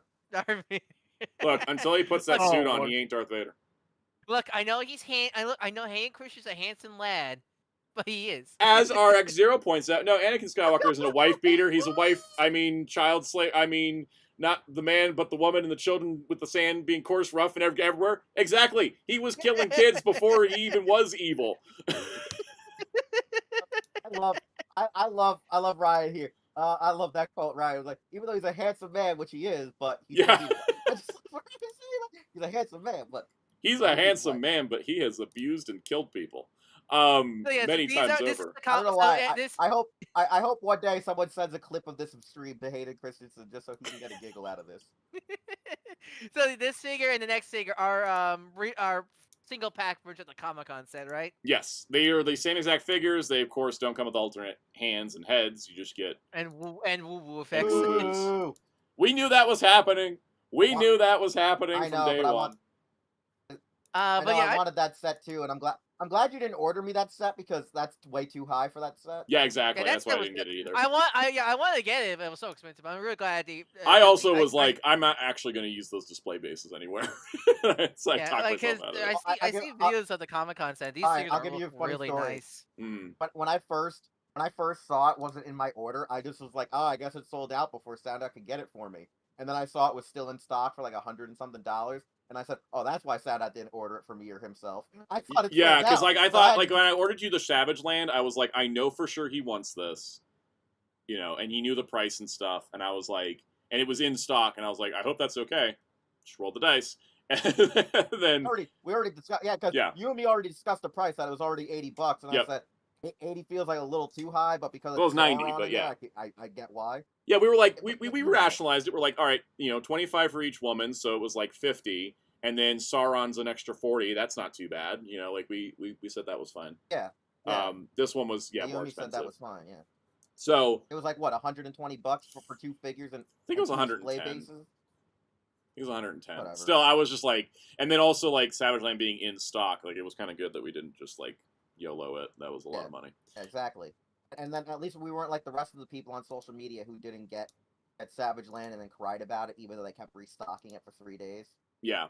I mean, there should have been more of them, but like, people, they did tell you what time to look for it. There were people like, I didn't know it was going up, and I'm like, oh, yeah, just didn't. Bro, I saw someone say, oh, it was all sold out even before people got it, and I was like, no, it was still. No, it lasted through premium. What I heard. It lasted through premium. Yeah, people try. I have a feeling premium again. I have a feeling that Shauna's not gonna be stuck on. I feel like eventually down the line we're gonna get a 3-pack of the Savage crew. They will have to because it's hard to like I didn't want to buy the Build-A-Figure even though I wanted him, and I didn't, that wave like, sucks because 3 of the figures aren't X-Men figures. I hate that. If it's an X-Men Build-A-Figure, make the whole wave X-Men. It's the rule. Yeah, so like I feel like I feel like that eventually there's gonna be a 3-pack with Shauna back, but this time with Kazar and Zabu would probably do new paints and like face sculpts, I imagine. Also, if anyone cares, just all I know is anyways, so I'm gonna say this right now. I hope that if they redo Savage Land, this is the only thing. If they redo Savage Land, can we have like just like as G.I. Joe does, replaceable hair? Because I hate the fact that they'll be like, we'll give the women static, or like I just want fate. I wish we had the replaceable hair on Psylocke for sure. I want head and, like, yeah. I want. Yeah, I know because I like the hair. I want the angry head with the flowing with the straight hair or something like that. Yeah, I don't get why the He-Man line got wig tech before Marvel Legends. I'm more surprised, especially when they're new heads. Like what's stopping it? I'm surprised Hasbro's really not trying to. I just want head and hair replacements. I'm surprised Lightning Collection was the first one to do faceplates. Yeah, it's weird, right? Like, and they did it for one figure, and then have we gotten faceplates again at Hasbro? Then the line died. No, Yeah, Todd's been doing them all over. All right, Todd, Jazzwares, all these other companies let's have get been our using news faceplate. wrapped up because the last couple things are kind of short. There's- We talked about this. We speculated. I mentioned, how none of the exclusives, they were called fall convention exclusives. They did not say PulseCon. I said there's probably not going to be a PulseCon. Troy Collects was at Fan Expo Canada talking to the Hasbro people and said there is no PulseCon, that they are going to be doing in-person reveals at multiple conventions like New York Comic Con, Luca Comic and Gaming, and others. And the Hasbro 1027, which is usually on October 27th, is also up in the air. So, we kind of speculate that Hasbro's going to go to all these fall conventions instead of doing a PulseCon and then just doing, 1 or 2 reveals at each of them, and that sounds like that's exactly what the plan is. So, we were right. Good, because PulseCon last year was so bad. It was. And it was smushed between all... They had PulseCon, and then they had all these conventions, and it was just what was the point of PulseCon? Yeah, that was the problem. They were doing all these different events. There was nothing left for PulseCon. We literally just got the scraps at PulseCon practically. Yeah. So, no PulseCon. Those exclusives like Nemesis Prime and the Mace Windu Palpatine set, those will just be put up on Pulse at some point, I think. Something like that. So, anyways, at least I got that confirmed. I don't usually talk about toy sightings, but I think it's important to show that the Takara Tomy 40th Best Selection Lyo Convoy exists. He lives. He lives. Someone has him. It did not get canceled. It's happening. Prep your wallets. It was found in a store in Australia because nothing makes sense this year. But he does exist. It is happening. He is not canceled. Isn't that just Transformers news. in general? Now Isn't give that me a Transformers- goddamn Optimus Primal. I know. Isn't that just Yeah. Isn't that just Transformers in general this year? We just found it. Yep. we just... And that's how we got our Mixmaster reveal Mm-hmm. and our War for Cybertron Thundercracker reveal. Someone just found it in a store. That's Yeah, how we got on my legs. That's how we got Beast Machine Cheetor revealed. yeah, that's true. That's true. Actually, I think I bought Beast Machine Cheetor before the reveal happened.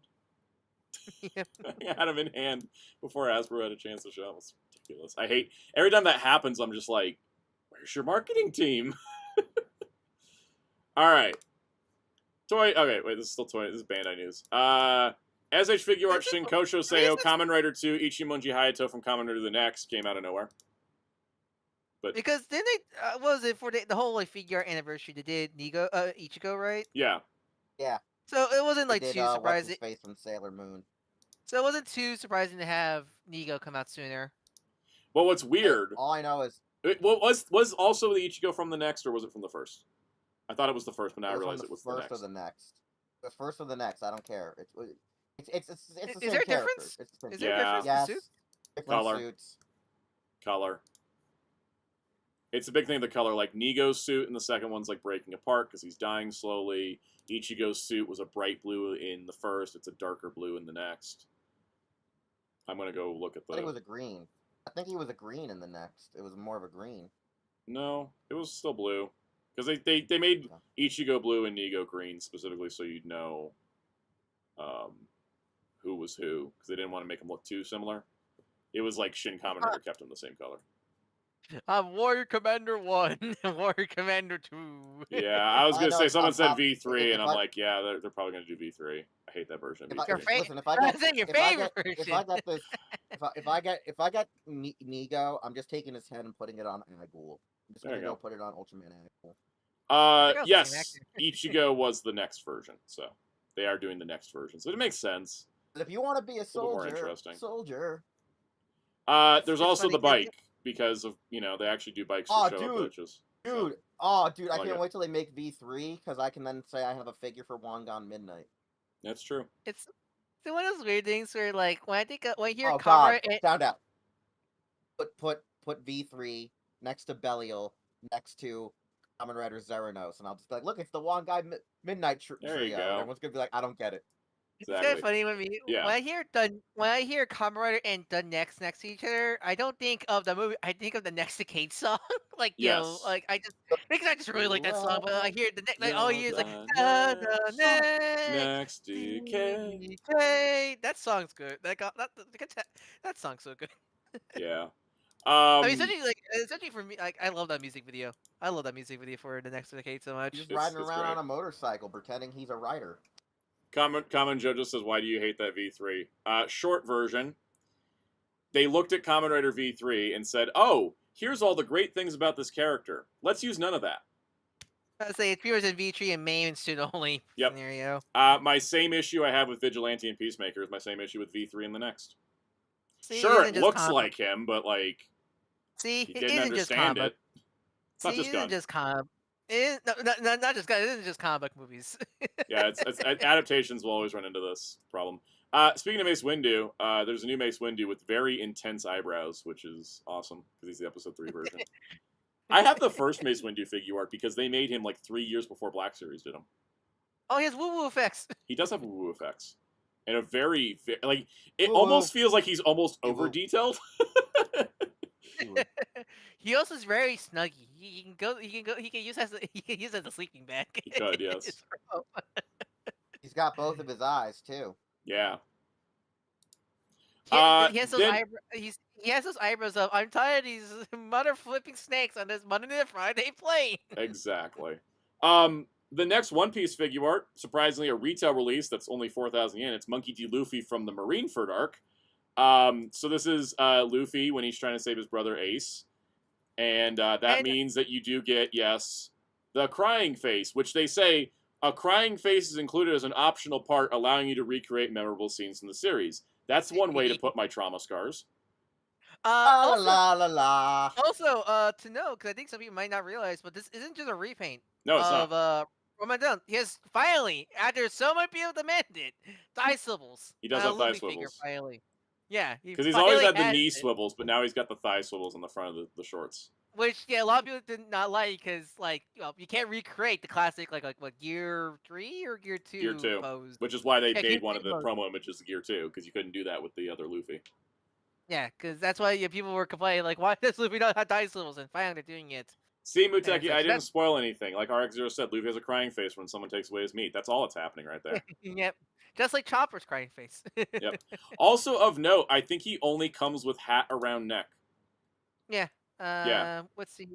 Yeah, Which is what, good, because if maybe- you don't have Egghead Luffy, if you don't have the part set, there's no way Yeah, to 'cause get it's hat the fir- around neck. Yeah, you don't have Egghead or what? No hat is Egghead, Gear 5, and the accessory kit. Yes. It's the only way you can get the hat down. So Right. This is a decent way to get it. If you don't want the accessory Gundam effect. Yep. Set. Yeah, so I'm looking at the accessories. So yeah, main buy 2 interchangeable two pair interchangeable hands, 3 interchangeable expression parts, and straw hat with strings. So yeah, just only hat around neck for Luffy. And that's the news. Wait, I think he only does have 2 pair of hands. I'm looking at the photos. I think he only has fists Is it just and opens? I think. Okay. So he's a very budget. That those dinosaurs took those budget away for those hands. Yep. This is also Donnie Wellman mentioned that version of Hayato from Hayato Ichimonji and Kamen Rider the Next also sucks. Yes, I agree. The reason why the first and next don't live strong for me is because they do feel like those adaptations in name only type adaptations. My problem with the first and So. next is they kind of my problem with the first is they kind of reeks of that 2000s dark edgy reboot phase of. I don't get the Of Dark that Edgy era. reboot as much from the first, but the next, my god.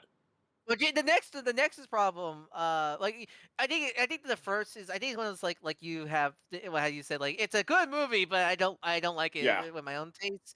The problem with the next is it was trend hopping. It was trend hopping the J horror Yep. craze that was going around at the time, which does not work for.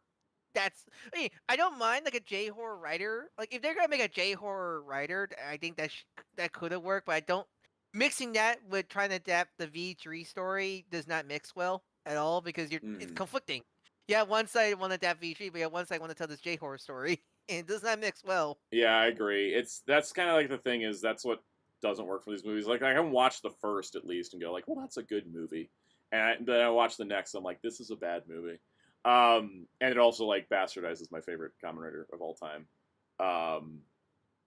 And the thing is, like Arc Zero said, I don't get what they're going for whenever they keep doing remakes like Black Sun. I think, the remakes, it's so weird, right? Like First and Next, Amazons, and Black Sun all kind of live in the same thing of like we took ideas of these original things and then just a completely new version off of it. Black Sun, I think is definitely the best Yeah. out of those ones. Because I think Yeah. with I think this Black Sun is just written really damn good. Like It's a really good show, yeah. Like yeah, like Black Sun, like is so That music is a banger. Yeah, no, that Mm. soundtrack's so good.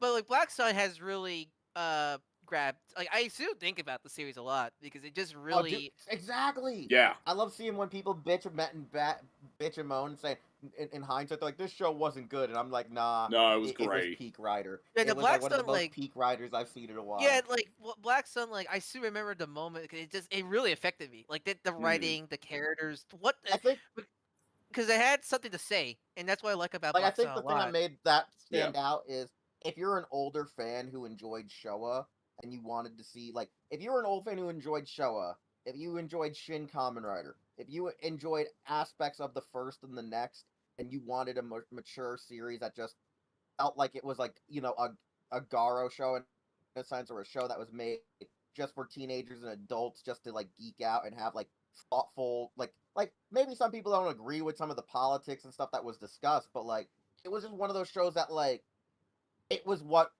fans have been like a certain pocket of fans have been wanting for a while, and we got it. And Yeah, it felt like, so good to I like Like Black a Sun, mature like how- show, not in the sense of it's violent, but a mature show in the sense of deep layered storytelling.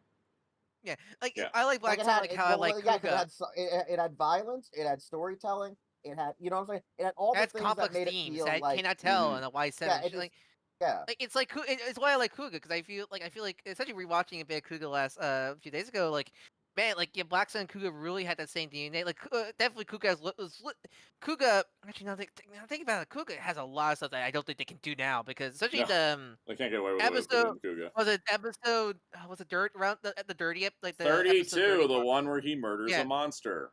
Yeah, like they can. A lot of people bring up just that scene alone, but I think people forget the context of why Godai acted that way. That storyline cannot be told in Modern Rider, not because Yeah. they don't want the balls to, but I just really think like this TV rate, like because Rider now is a lot more kid show. Rider like, now is it- their cash cow, whereas back then they were just doing it as a side thing. Yeah, like Yeah. that whole arc was like, damn, that's strong. Like that is a very strong story and such like that. Somewhat, let's say, so there was a, a couple people mentioned Black Sun is the thing. I agree with it. I can never watch that show a second time. It was Yeah, so Yeah. good, but like it's so heavy that it's like I It's can like- watch it's- it- I segments watched of it. certain I will watch certain Yeah. yeah, exactly. I can watch I think scenes, that- but going through the entire thing again, my heart can't take it.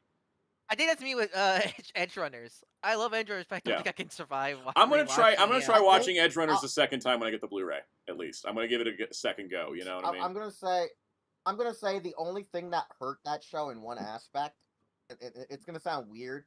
I didn't like how they made the death of the bird kid so cheesy by the fact that like they kicked him so hard that the fake ass bird mask broke and you could see his human side as well. Oh yeah, Yeah, yeah, that I one did like that kind of took me out of I it. wish Yeah. Yeah, I wish Yeah. they did more. I wish they did more for the prosthetic to make it look like he was in mid transformation. They Right. just ripped part of the mask. open. There's a moment in Black That Sun, would've- like there's a track in Black Sun where like it's like I don't want to be a crab, and like that you listen see that song track, go that sounds funny. Then you watch the show like oh that's a horrifying thing. What's going on with that? Blade that track Raider said, name? "I'll rewatch Black Sun if they do a physical release, but that's about the only way I'll do it." That's me with Cyberpunk Edge Runners, right? Like I'm going to give it another go when I get the Blu-ray in. But you know, at least I know what happens this time too. That's another benefit. Mhm. Okay, who asked? Common Judge says, "What about Amazons? Do you guys like that show?" Okay, I'm gonna give my pitch on Amazons. This is my pitch about why I like Amazons. You know how some people watch like a movie, like I don't know, Return of Swamp Thing. It's like that's not technically a good movie, but you know, it's got enough B-movie trashiness that I kind of enjoy it for just going out there and doing something weird and not really coming together. But boy, at least somebody tried. That's how I feel watching Amazons. I like it because it's terrible. Is it wrong to say? I think That being season said, one the Amazons movie is can really go into the good. trash bin and never want to see it again. That was absolute crap. Is but- it weird to say is it weird to say I really like Amazon's season 1 and like the first four or Yes. 6 episodes of season 2? The last like, 6 everything episodes of after, season like- 2 are kind of what kills the show for me. Like, Like, I'll tell I you right really now, should. one of the best episodes of season 2 is the one where the team all comes back together, and they're like, "Hey, how'd you get here safely?" And he's like, "Oh, I had help." And then freaking the mole Amazon just comes walking out while they're playing, "Whoa, whoa," and like I'm like, "Oh, homie's back!" yeah, Homie's no, like I back!" like the characters in it. I really should give Amazon's a really like an actual full watch because I You think know what? You know what? I'm gonna give Amazon's another knock. It didn't show Yeah. us Canon Mihara's abs.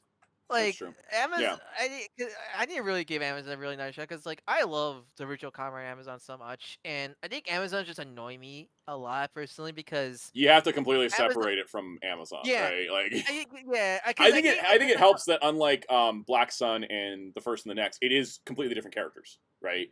Yeah. It's not I like think, here's Amazon, here's Masa here, like none of that. It's just like completely new thing. Yeah, I need it. For me, like, I kind of get annoyed every time I see Amazon because I feel like the only reason why they made that show because they saw the reaction of the out of context reaction of, oh my god, Amazon kills his Yep. monsters, really? Even though his whole thing is he's a cave jungle boy trying to learn friendship, and like I think Amazon has one of the strongest. It's classic. Never actually watched the show, but wrote a show about it. Yeah, like which happens at Toei a lot, especially with anniversary stuff.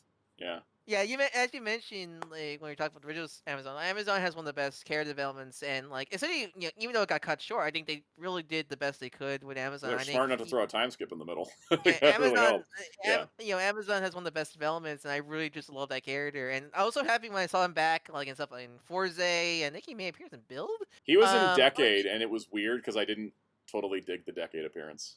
Yeah, I didn't like that either. But like, Amazon's one of those writers that like, he's not my favorite comic writer, but I just really like Amazon's a lot. And like, Amazon's annoy me because I just feel like it would just made it's kind of feel like it would just made.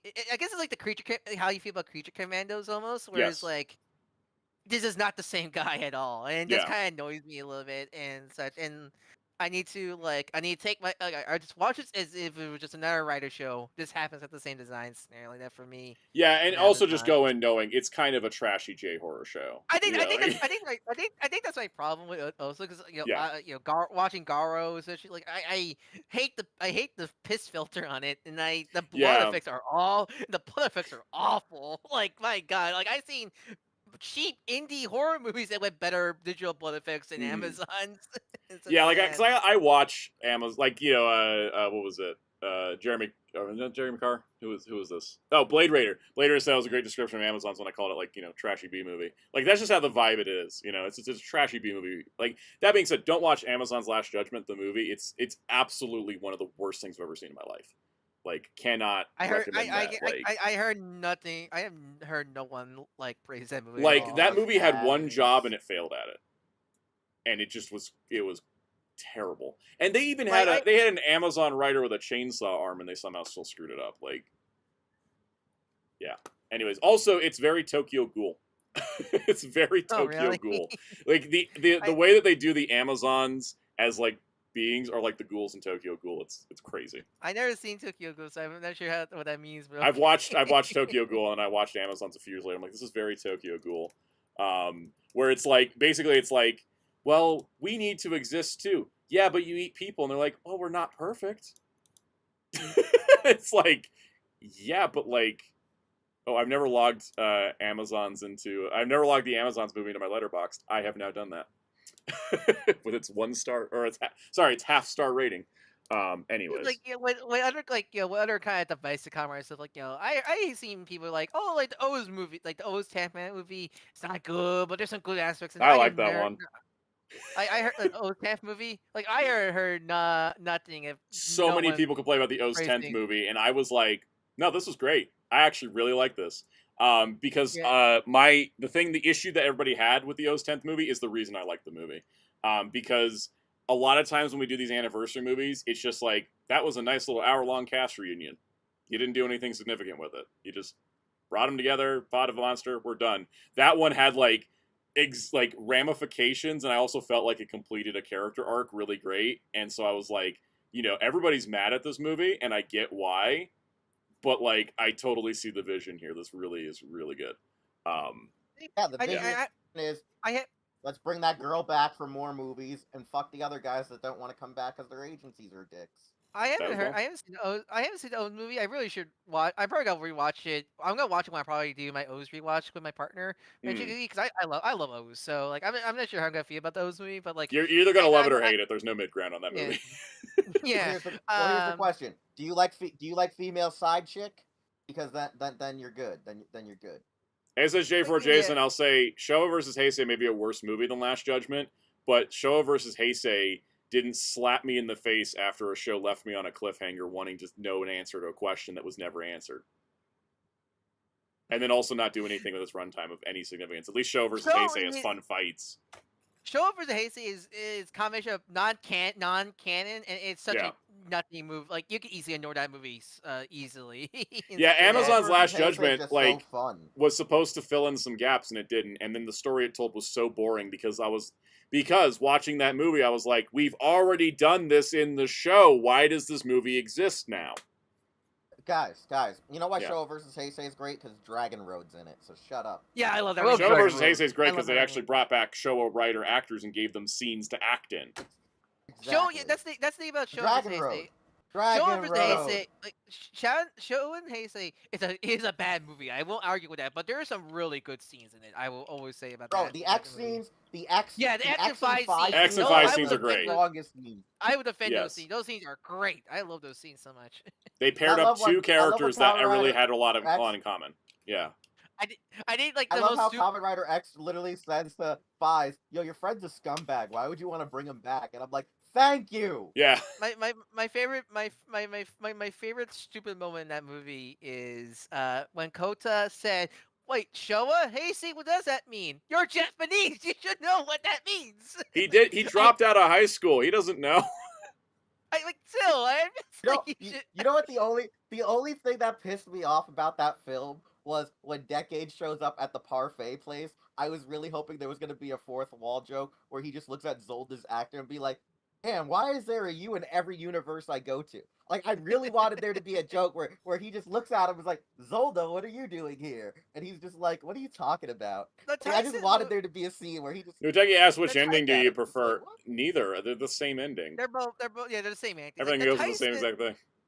The Tyson movies, I don't think any of them are like great, but they're kind of like, I can watch them, my brain turn off. Like I think. I was Remember just this living- energy when probably we the see first Avengers one. Doomsday. Because, like, that's... I actually, I haven't seen it in a long time, but I actually legitimately did like Grand Prix. Was that the one with? yeah, that was the one that was Rider- actually more of like a, that... Kamen Rider 3? Yeah. Kamen Yeah, Rider I 3? like That one I actually had a remember story watching that to one. it that wasn't just slap fight. I Like, think it that, actually And had plus, something think talking that about. guy is- also the I Kamen think Rider that guy Yongo. who played I think the guy who played Kamen Rider 3 is homies with the guy who wrote the song to Kimigori Orange Road. I think he's like homies with that guy. Yeah. Also, the Yongo like side series. Oh, was the really Yongo, good. the Yongo and the Go Rider specials clear all the Tyson movies. Like, they're amazing. I just like the Yongo movie was its job was we needed to fix all the continuity issues Yeah. we've been causing Dude, I with these movies. Dude, I could write the greatest Tyson movie, but the biggest problem with this Tyson movie would be it's actually just really a Metalder sequel, and people would get mad at me. I did see. Well, Cho Superhero Tyson, was that the one with X and Q Ranger? The video game one? Yeah, was that? Yeah. I think that was that one. I remember I liking like that that you one mean a lot. Oh, you mean the one where where it was just Amu from Ju Oger bodying people left and right? Yes. Oh, Yeah, that I shit was remember great. that. Yeah. You know, I that's love also how the one with she's the like the random. only- Is that the random Amazon's cameo too? Yeah, I Yes, think where I think they were X-Aid with the fights Dark Riders. Amazon. Yeah. With the Dark Riders. No, they those, were like a them, special and- group, and they were just like tormenting level 1 X-Aid. Yeah, and then there was like that one moment where they fought all the Dark Riders, which and it was like all the movies because of Dark Riders, which I actually like. Yeah. Mm-hmm. Also, I just love how they were like, "Hey, we're gonna take the best Ju Oger and just have her just body everyone." And I was like, remember nice. in Severe Shell vs. Heisei where King just came out of nowhere just because we need to sell the Gabutira Yes. Russia. That shit was stupid.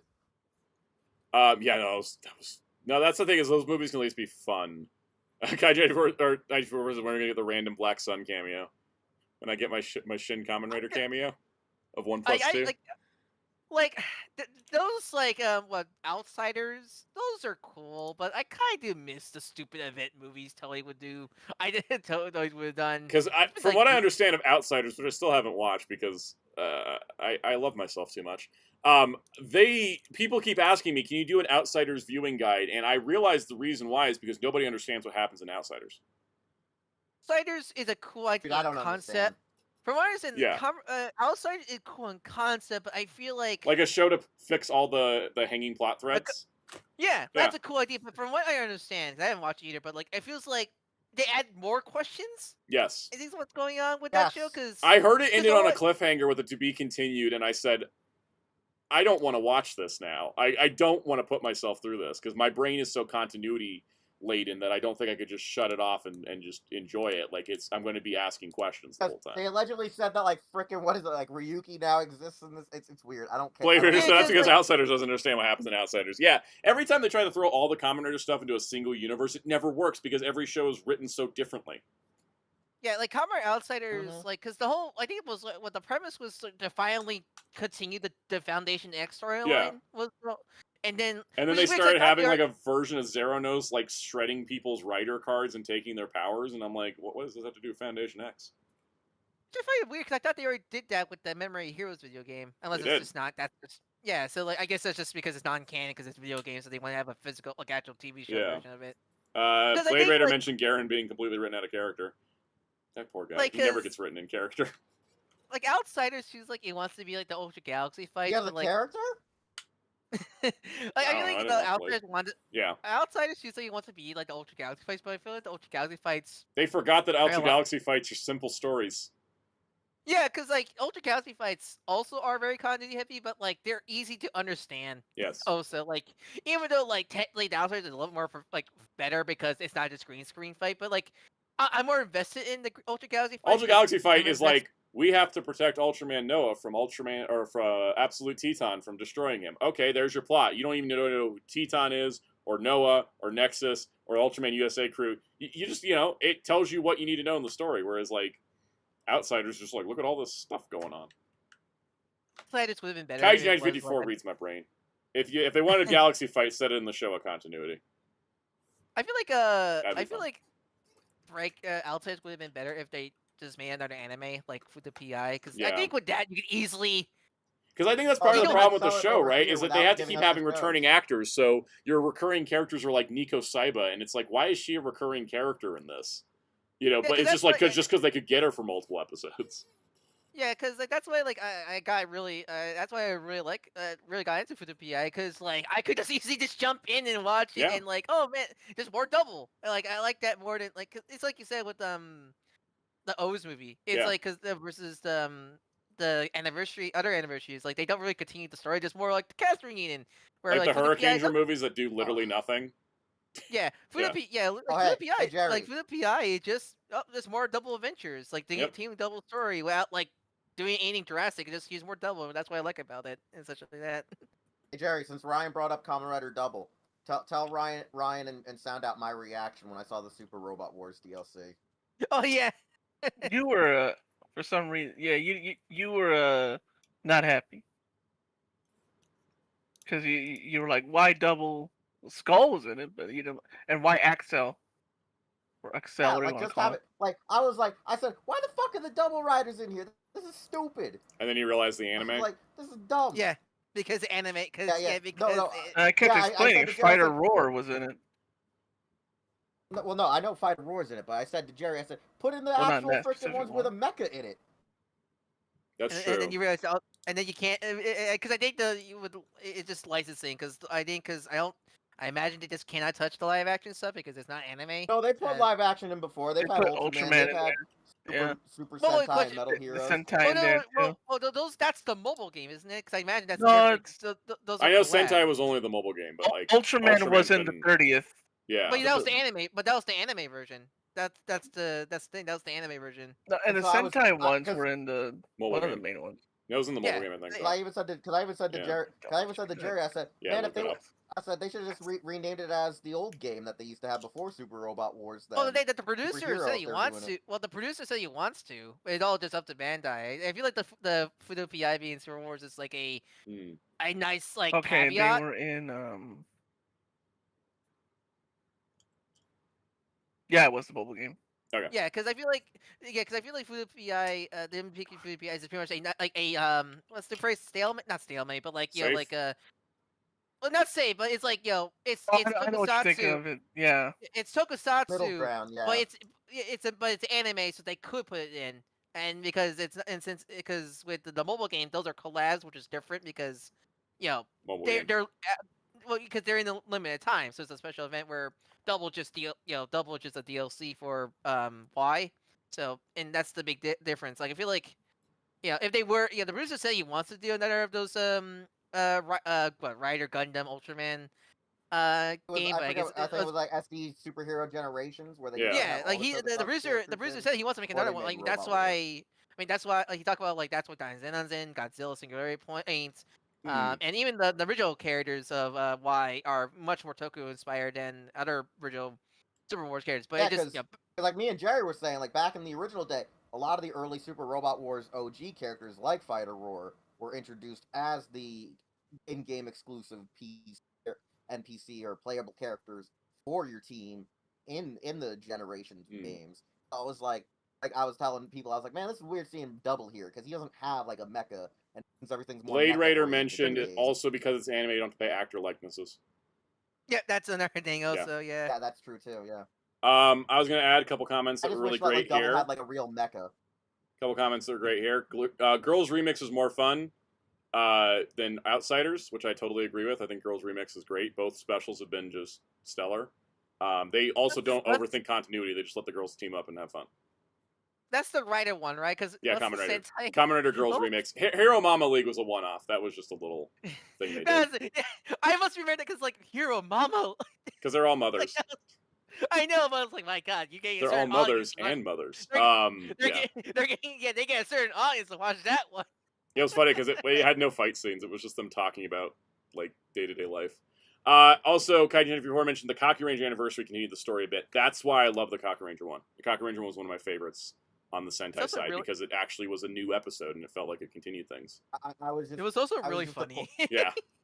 I was just disappointed. He did nothing in it. He literally just stood there and was like, "My work here is done." He Yeah. made a Yeah, meme what are you out of talking it because about? he just stood there. But also, I like He the just stood deck. there. I like the Deca Ranger movies as well because Deca Ranger didn't have like an ongoing plot, so them just being one more Deca Ranger adventure just is in line with the series. Like they don't need to do like significant things, but even then they did significant things. Like they got Sen and Umiko married during like the return stuff. So there's. I still love the Kaku Ranger Dirty. It's like, yo, Kaku changed. Ah, my back. Are you guys okay? You guys okay? Kane's like, I keep my training up. Why you guys all like, you guys got a problem? I'm good. No, that was great. Hey, if Kane kept his training up, he wouldn't. If he kept his training up, he wouldn't have lost to Kirame Red in a powerlifting contest. I mean, okay, that's just an age gap at that point. Okay, guy, you want to talk about like, I think the most underrated of the Toku crossover, Psycho Battle, man, that was so good. That was so good. We should have one of those every 5 years instead of an anniversary show. I know. Psycho Battle. Remember when you and me watched it? I think together when it came out, just so we could do an episode of the podcast. That shit was great. So Psycho also the I love that opening for Psycho Battle. It's so good. Like maybe we should do more of those. Like either Rider or Sentai. Like those are more fun than. It's like just having like a tournament arc, and then you can just have it as a little break between shows. That's I think and better. Also, I think it's better for an anniversary show than an entire year of an anniversary thing. And also, like you don't have to worry about we want to get this actor back. Just get that one. Just get the actors you can. And you just write the story with those actors. Yeah, exactly. You get the cash you can, and you write the actors around it. I think that's a great way to do it. Yeah, we. I think. I'm gonna wrap up here. When we were talking about all the Kamen Rider like Showa reimaginings. Shin Kamen Rider I still think is my favorite, and it's because that one actually feels like the show it's homaging.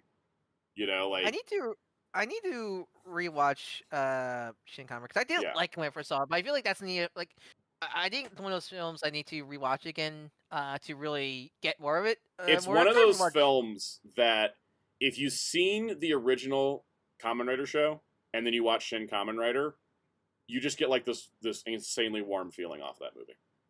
I think that's why like. But if that's you've why I only really- like if what you I only told watch about- Shin Kamen Rider in a bubble, it doesn't work as well. Yeah, because I haven't seen It's what- the original series in a long while. Yeah. So like, when I watched it, I enjoyed it, but like, I didn't have that much emotional grasp. Like, versus Shin Ultraman. Like, I rewatched the original Ultraman series recently. So when I watched Shin Ultraman, I was like, oh man, this is so good. Like, I had like such a fun time watching it. I think I Shin Ultraman definitely does feel like a modern take on things, whereas like Shin Kamen Rider is kind of Anno going, what if we didn't have TV rating restrictions on the original show and I get to direct it? You know, like that. It kind of felt like TV rater budget. TV rater budget. yeah, it was like TV rating, but like what if we had the budget and we could do a little bit more violence and we could just do and then like people are mentioning the manga. Yeah, no, the original Kamen Rider manga, ton of influence from that manga. So it's like, what if it's more manga like? What if it's more violent? What if it's higher budget? What can we do with it? And like that is the stuff for me. Like that is like that movie like hits all the triggers in my brain to feel happy and like awesome when watching a movie. And also like the effects work is like incredible. Like the depiction of super speed in that movie is still the coolest damn thing I've ever seen when it comes to super speed powers in a movie. Like the idea of like, okay, how do we show that they're super fast? All right, we're gonna focal lock the camera to the face, and so that everything else is moving around the face, and that's how you portray the speed. And I'm like, genius. It's like the one Anno work that was like pure Anno that I like fully love. Like Yeah, that is the thing for me. I think the only thing I wish that film did better is lighting, because that Yeah. tunnel scene, it's like I can't barely see shit. So like yeah, no, the problem with the no, tunnel scene is that was also Anno not being allowed to be told no. That was a reshoot. The entire Shocker Rider tunnel fight was a reshoot. They originally shot it as an outdoor rain sequence, but it did not work, and they were having so many difficulties doing it outdoors in the rain that they actually scrapped it and then reshot it as a CG bike sequence in the tunnel instead. Like, So- I like that tunnel scene a lot, but like I couldn't see anything, man. Yeah, the Like, reason was why I so think it was so dark was because they were able to finish the models, but they weren't able to texture them out to get it done in I was time. trying to hide. I was trying to hide. I think the shadows were hiding some of the limitations because they went from a mostly practical sequence to a CG sequence.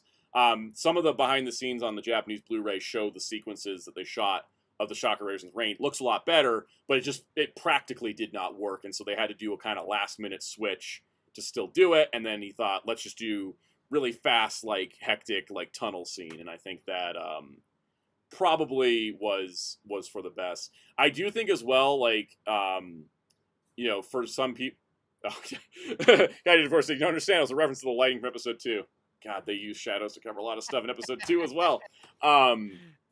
But yeah, I also imagine that if you were to have like the 4K Blu-ray of Shin Kamen Rider, that scene looks a lot better on like a direct disc watch onto a 4K TV, more so than like the slightly compressed streaming version. So there's a lot of that. Yeah, I did hear they did tweak the color grading on that scene, like Blade Raider mentioned. How which many helps. how many satanic rituals do they get to Discotek to release that movie, or is Amazon gonna hold that movie forever? I don't know. I feel like that's probably it. I feel like Amazon Prime Video does have a contract hold on it, but eventually it's got to run out, right? Well, yeah, actually, who do you think is gonna? Do you think actually? I'm trying to think. What G Kids? I imagine G Kids will actually release that movie. Did honestly, now Toho that I think about do it. the? Yeah, No, Toho- it was Toei. I don't. It was Toei, Oh, but it was Also did the theatrical, but I don't know if they actually had full control over it. If that Yeah. makes any sense.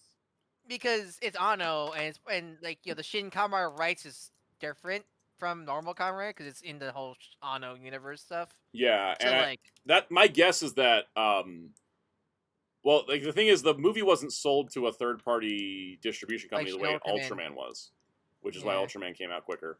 Because they got this movie out quick over here. It was like 2 months later. It was out in the U.S. and then it got was lim- on, even it was got- on it got- Amazon Prime before the end of the summer. Right? yeah, and it got a limited screening, right? Yeah, Ultraman did it's also. It's only been 2 years since it hit Prime Video. Usually contracts are either 3 years, 5 years. Yeah, they're usually 3 years or 5 years. Usually not more than that. I think all the Anno Evangelion's been freed by now. I would say No, that that's all G Kids, I think. yeah, it's now all with G the Kids. Evo stuff. I could see G Kids getting it because they have all the other Anno stuff.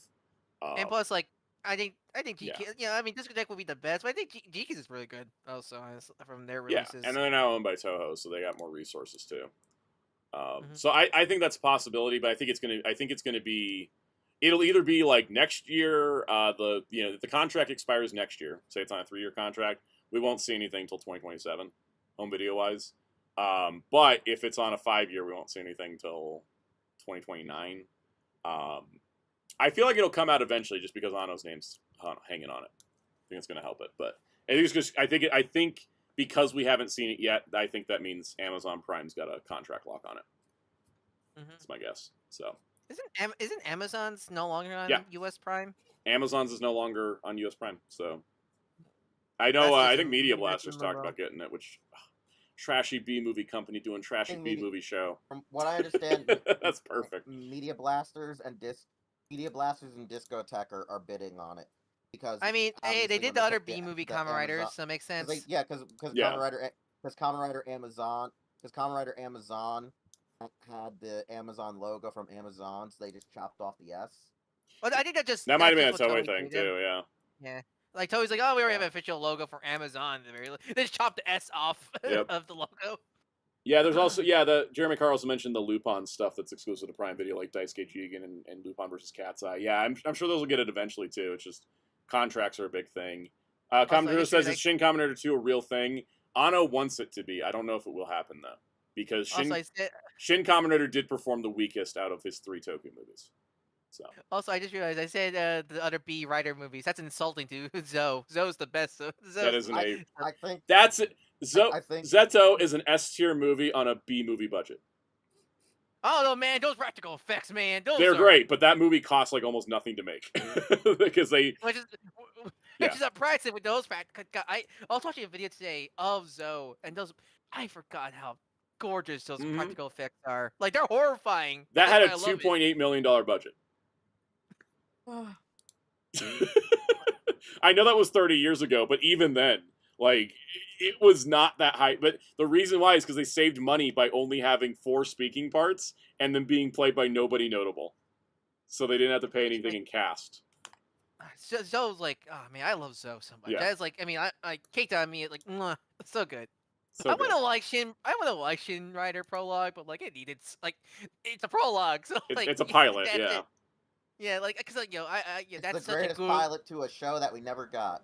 It's like that one That is such a anime that good Jerry like always tells me credit about. like Jekyll like that shows such a good like that premise of Shin of Jekyll High, Incredible Hulk, Werewolf like that is such a great show if it ever it made all that stuff.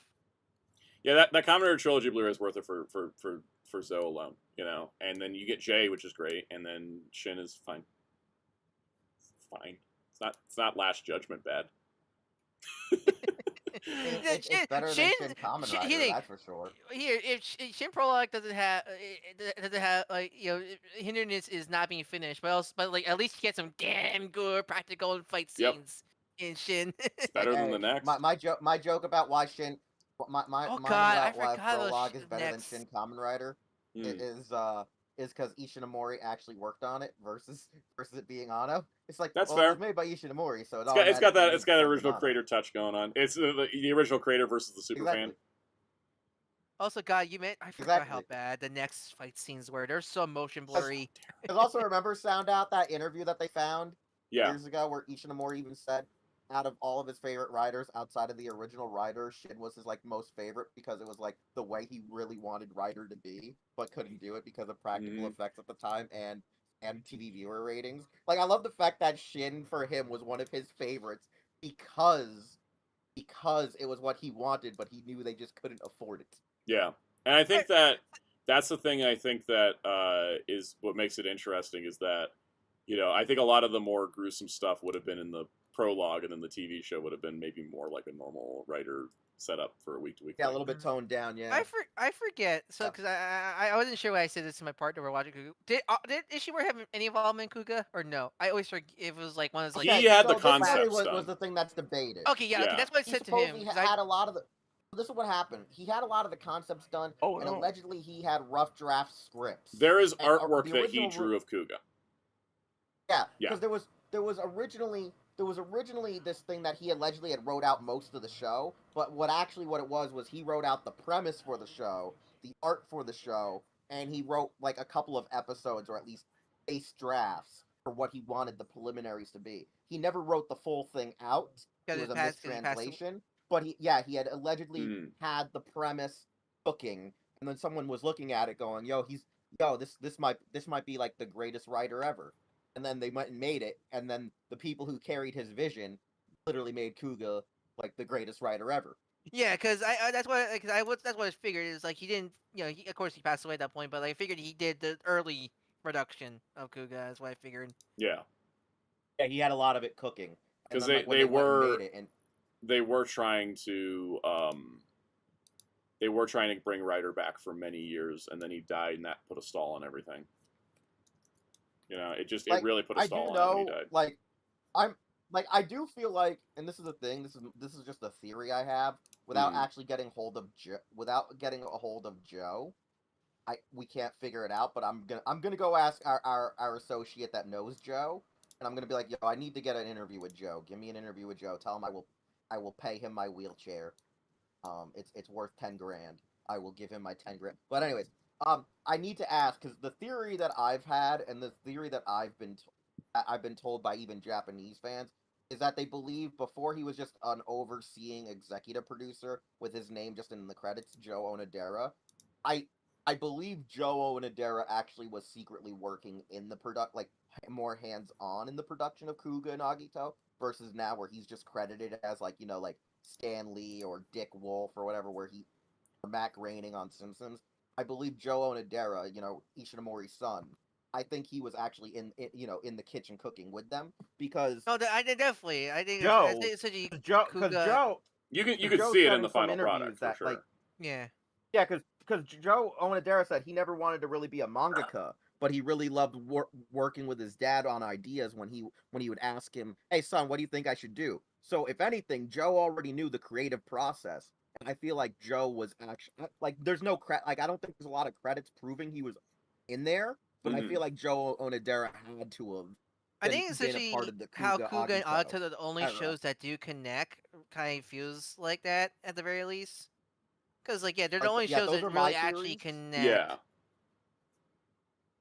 I don't know how involved he was, but I believe that he or someone very close to Ishinomori were supervisors, heavily supervisors. Because when you look at a lot of writer today, Joe Onodera's name is listed as a producer from the Ishinomori company or whatever on the credits. But it's just a simple But he put his that's name just, on and that's it scenario. Yeah, saying that he's So I'm assuming Joe Onodera, one of the guys from Common, he was just one of the stars of Ultraman Dyna because he's an actor. I think I literally feel like he had to have been involved because you can smell the Ishinomori still in there. So someone close to Ishinomori was in there cooking when they made Kuga and Agito. At the very least, supervising it. At the very least, definitely. Yeah. Yeah. Because it just feels. Okay, the best way to explain Kuga and Agito is they took everything about Showa and added a bit of the cheese and camp that I love about the 90s and early 2000s J dramas that I'm just experiencing. Because as I said this earlier when I was watching Kuga, it's the most J drama writer of all. So there's a lot, because now going back and being able to watch a lot of these popular J dramas that people always talked about in the fan subbing communities and all this shit that are now on Amazon, I see a lot of the filming techniques and all that stuff that was already relevant in that era in those shows specifically, and then they kind of stopped doing a lot of those filming styles, not because J dramas changed. I feel like around tried to Blade make it more is dumbed down for when kids. I rank around Blade. I think is when it stopped feeling like a J drama stylization. Yeah, around there, right around. I would say even right around Deno was the last time we really can smell the J drama aspect. They kind of started toning it down. It felt like. Yeah, around late Heisei.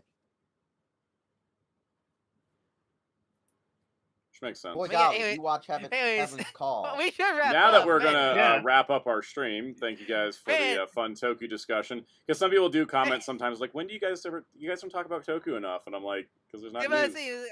it's so funny. It's like I haven't been in the Toku sphere in a long time, but yet we have a whole hour conversation just talking about Toku. It's like, man, I Yes. forgot. I forgot. I was like, oh yeah, I do love Toku. I just haven't like. Yeah, been in the I space was so long. talking. I was talking to Hellfire earlier about like burnout stuff. It's just like, I think the Tokusatsu space is great, but if you sometimes you just like you're in it so hard that you're just like, man, I think I hate this, but then it's like, no, I don't. I just don't like these particular shows that are currently on. Like a lot of times it just happens like that, or just like in general, like we all have our. I think, it does really show that like Tokusatsu is not a genre; it is a medium. There's different genres of it within the medium, and I think that's what makes it so interesting to talk about. So, yeah. Anyways, on that Speaking of note, which, I need to talk to Soundout about Tokusatsu after the stream. yeah. Well, let me wrap up the stream. You can do that. Gary, what do you do tomorrow? Yes. Kaus. Oh, I'm actually here. Okay. Yeah. Jeez. I'll be a lot more animated tomorrow. Twitch.tv/FighterCows. I'll be going back to Persona 5 Royal. On account of my plus ran out. How many Big Bang burgers have you eaten already? Couple. Get those sats up, boy. I mean, it's New Game Plus, but a couple. Yeah. That'll be fun. You can probably put me on a tangent about Persona music because I've platinumed all 3 dancing games. That's not something to I only have So- the third so one. Yeah. When Persona 6 ever comes out in the Heat Death universe, I'll be like, all right, great, 6. When's Persona 6 dancing? Exactly, because like I've only finished 5. I've finished base 5 and nothing else because the games are too long for me in my current schedule of things. I just can't deal with games that long anymore. But the dancing games, I'm all over because they're actually good dancing games. So. Have you tried to? Let me tell you, like, what the hell was that? It was the Hero Club page playing a video. So I was copying the link. Sorry. Have you tried the Hatsune Miku games? Because those use the same engine as I- the dancing What games. happened? Probably should check I it out. What actually happened, have. Soundout? What video did you actually I went to the play? Twitch page and it started playing the replay of the last stream you guys did. Oh, okay. Yeah, that's all. But yeah, have you tried the Hatsune Miku games now? Because I haven't, but I probably should now. Oh, you should. I played them. They're good. I played That's how I Fortnite got Festival into for a Vita. bit, and then realized that they use an automated the engine, because there's so many different songs in Fortnite. Like it all just ends up playing the same button combos, and so it just gets a Yeah, little repetitive. that's why I never got into. That's why I never got into the Guitar Hero style rhythm Yeah. games. It just they don't feel the same as like because I'll tell I you, played a ton of and Guitar Hero 3, but I also had the crazy big set with the drum kit and the guitars and the microphone. those, yeah, that's yeah. cool. But yeah, I'll tell you, because during high school, I was those weeby kids that had Vita as a teenager. Nice. So I Same. played a lot of for dancing on my breaks on high school during classes. I play a lot. I like of 3 out of dancing. 5 structure better because 4 you had to unlock tracks by going through a very long story mode. mode. Yeah. Whereas like Mhm. 3 and 5, it's just like just play the tracks. You'll unlock cutscenes the more tracks you do with the certain characters. And I'm like, yeah. Yeah. Anyways, what were we talking about? We got talking about dancing games again. You can follow me at Dark Sleeper Tree on Blue Sky and YouTube. I do arguments like the one you see very channel. You want any feel to DM me in your Blue Sky or Sounds Discord protocol? Link in the description below. Any other plugs we need to do, guys? Wheels, what's our site? Yeah, you gotta go check out our awesome website, hero-club.com. Well, we don't really do news that much these days, but we have reviews, interviews, articles, and other stuff there. Old news if you want to learn about when other stuff released back in the day if we had covered it, etc., etc. Check out our YouTube channel for other videos that we have for interviews and whatnot. And follow us across social media using Hero Club for Life. Check us out on Twitch. Wednesdays and Fridays, 9 p.m. Eastern. Wednesdays are our news shows where we talk about Gunpla. We talk about Tokusatsu. And we occasionally might watch like some shows when we don't have anything else to fill out the hour or 90-minute runtime. So like we were watching Animorphs or Transformers Wild, or once in a blue moon we were watching, like, depending if it was a holiday, we might watch holiday themed episodes of Tokusatsu or holiday. cartoons. Have you watched the Secret Society of And Santas yet? Friday, which one? This Cocker Ranger episode with the Secret Society of Santas.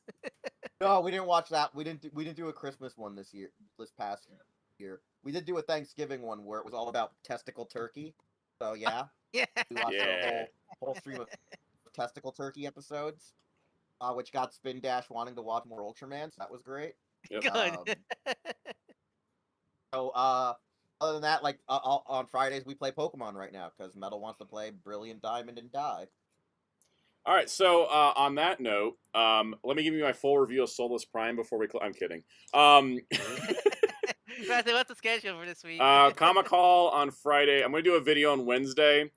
We'll see if it does well. It's going to be called the current state of Tokusatsu home video in North America.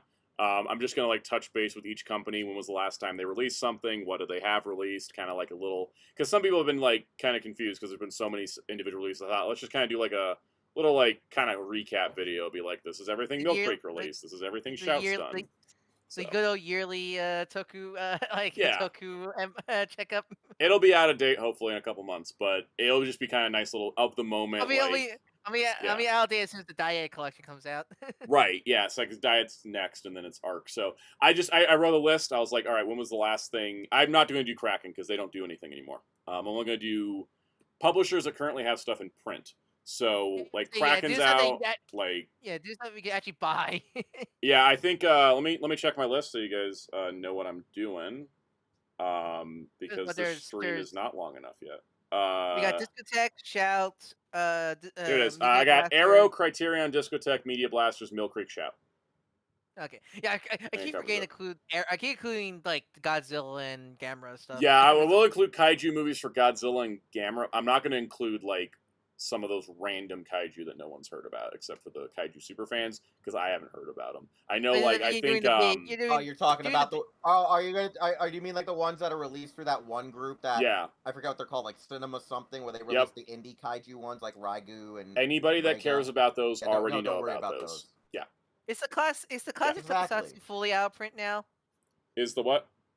The classic Tokusatsu set that Shout did, right? Yeah, that was a limited print. That was a limited print number. So that's just gone now. Yeah, I will include it as they released it, but I'm not gonna like. I'll just talk about what's out. So and I've also I've written down what was their most recent release and what's their upcoming releases, so that way we got kind of a touch base on everything. So, anyways, that'll be Wednesday's video, and then Friday, Comic Hall Friday.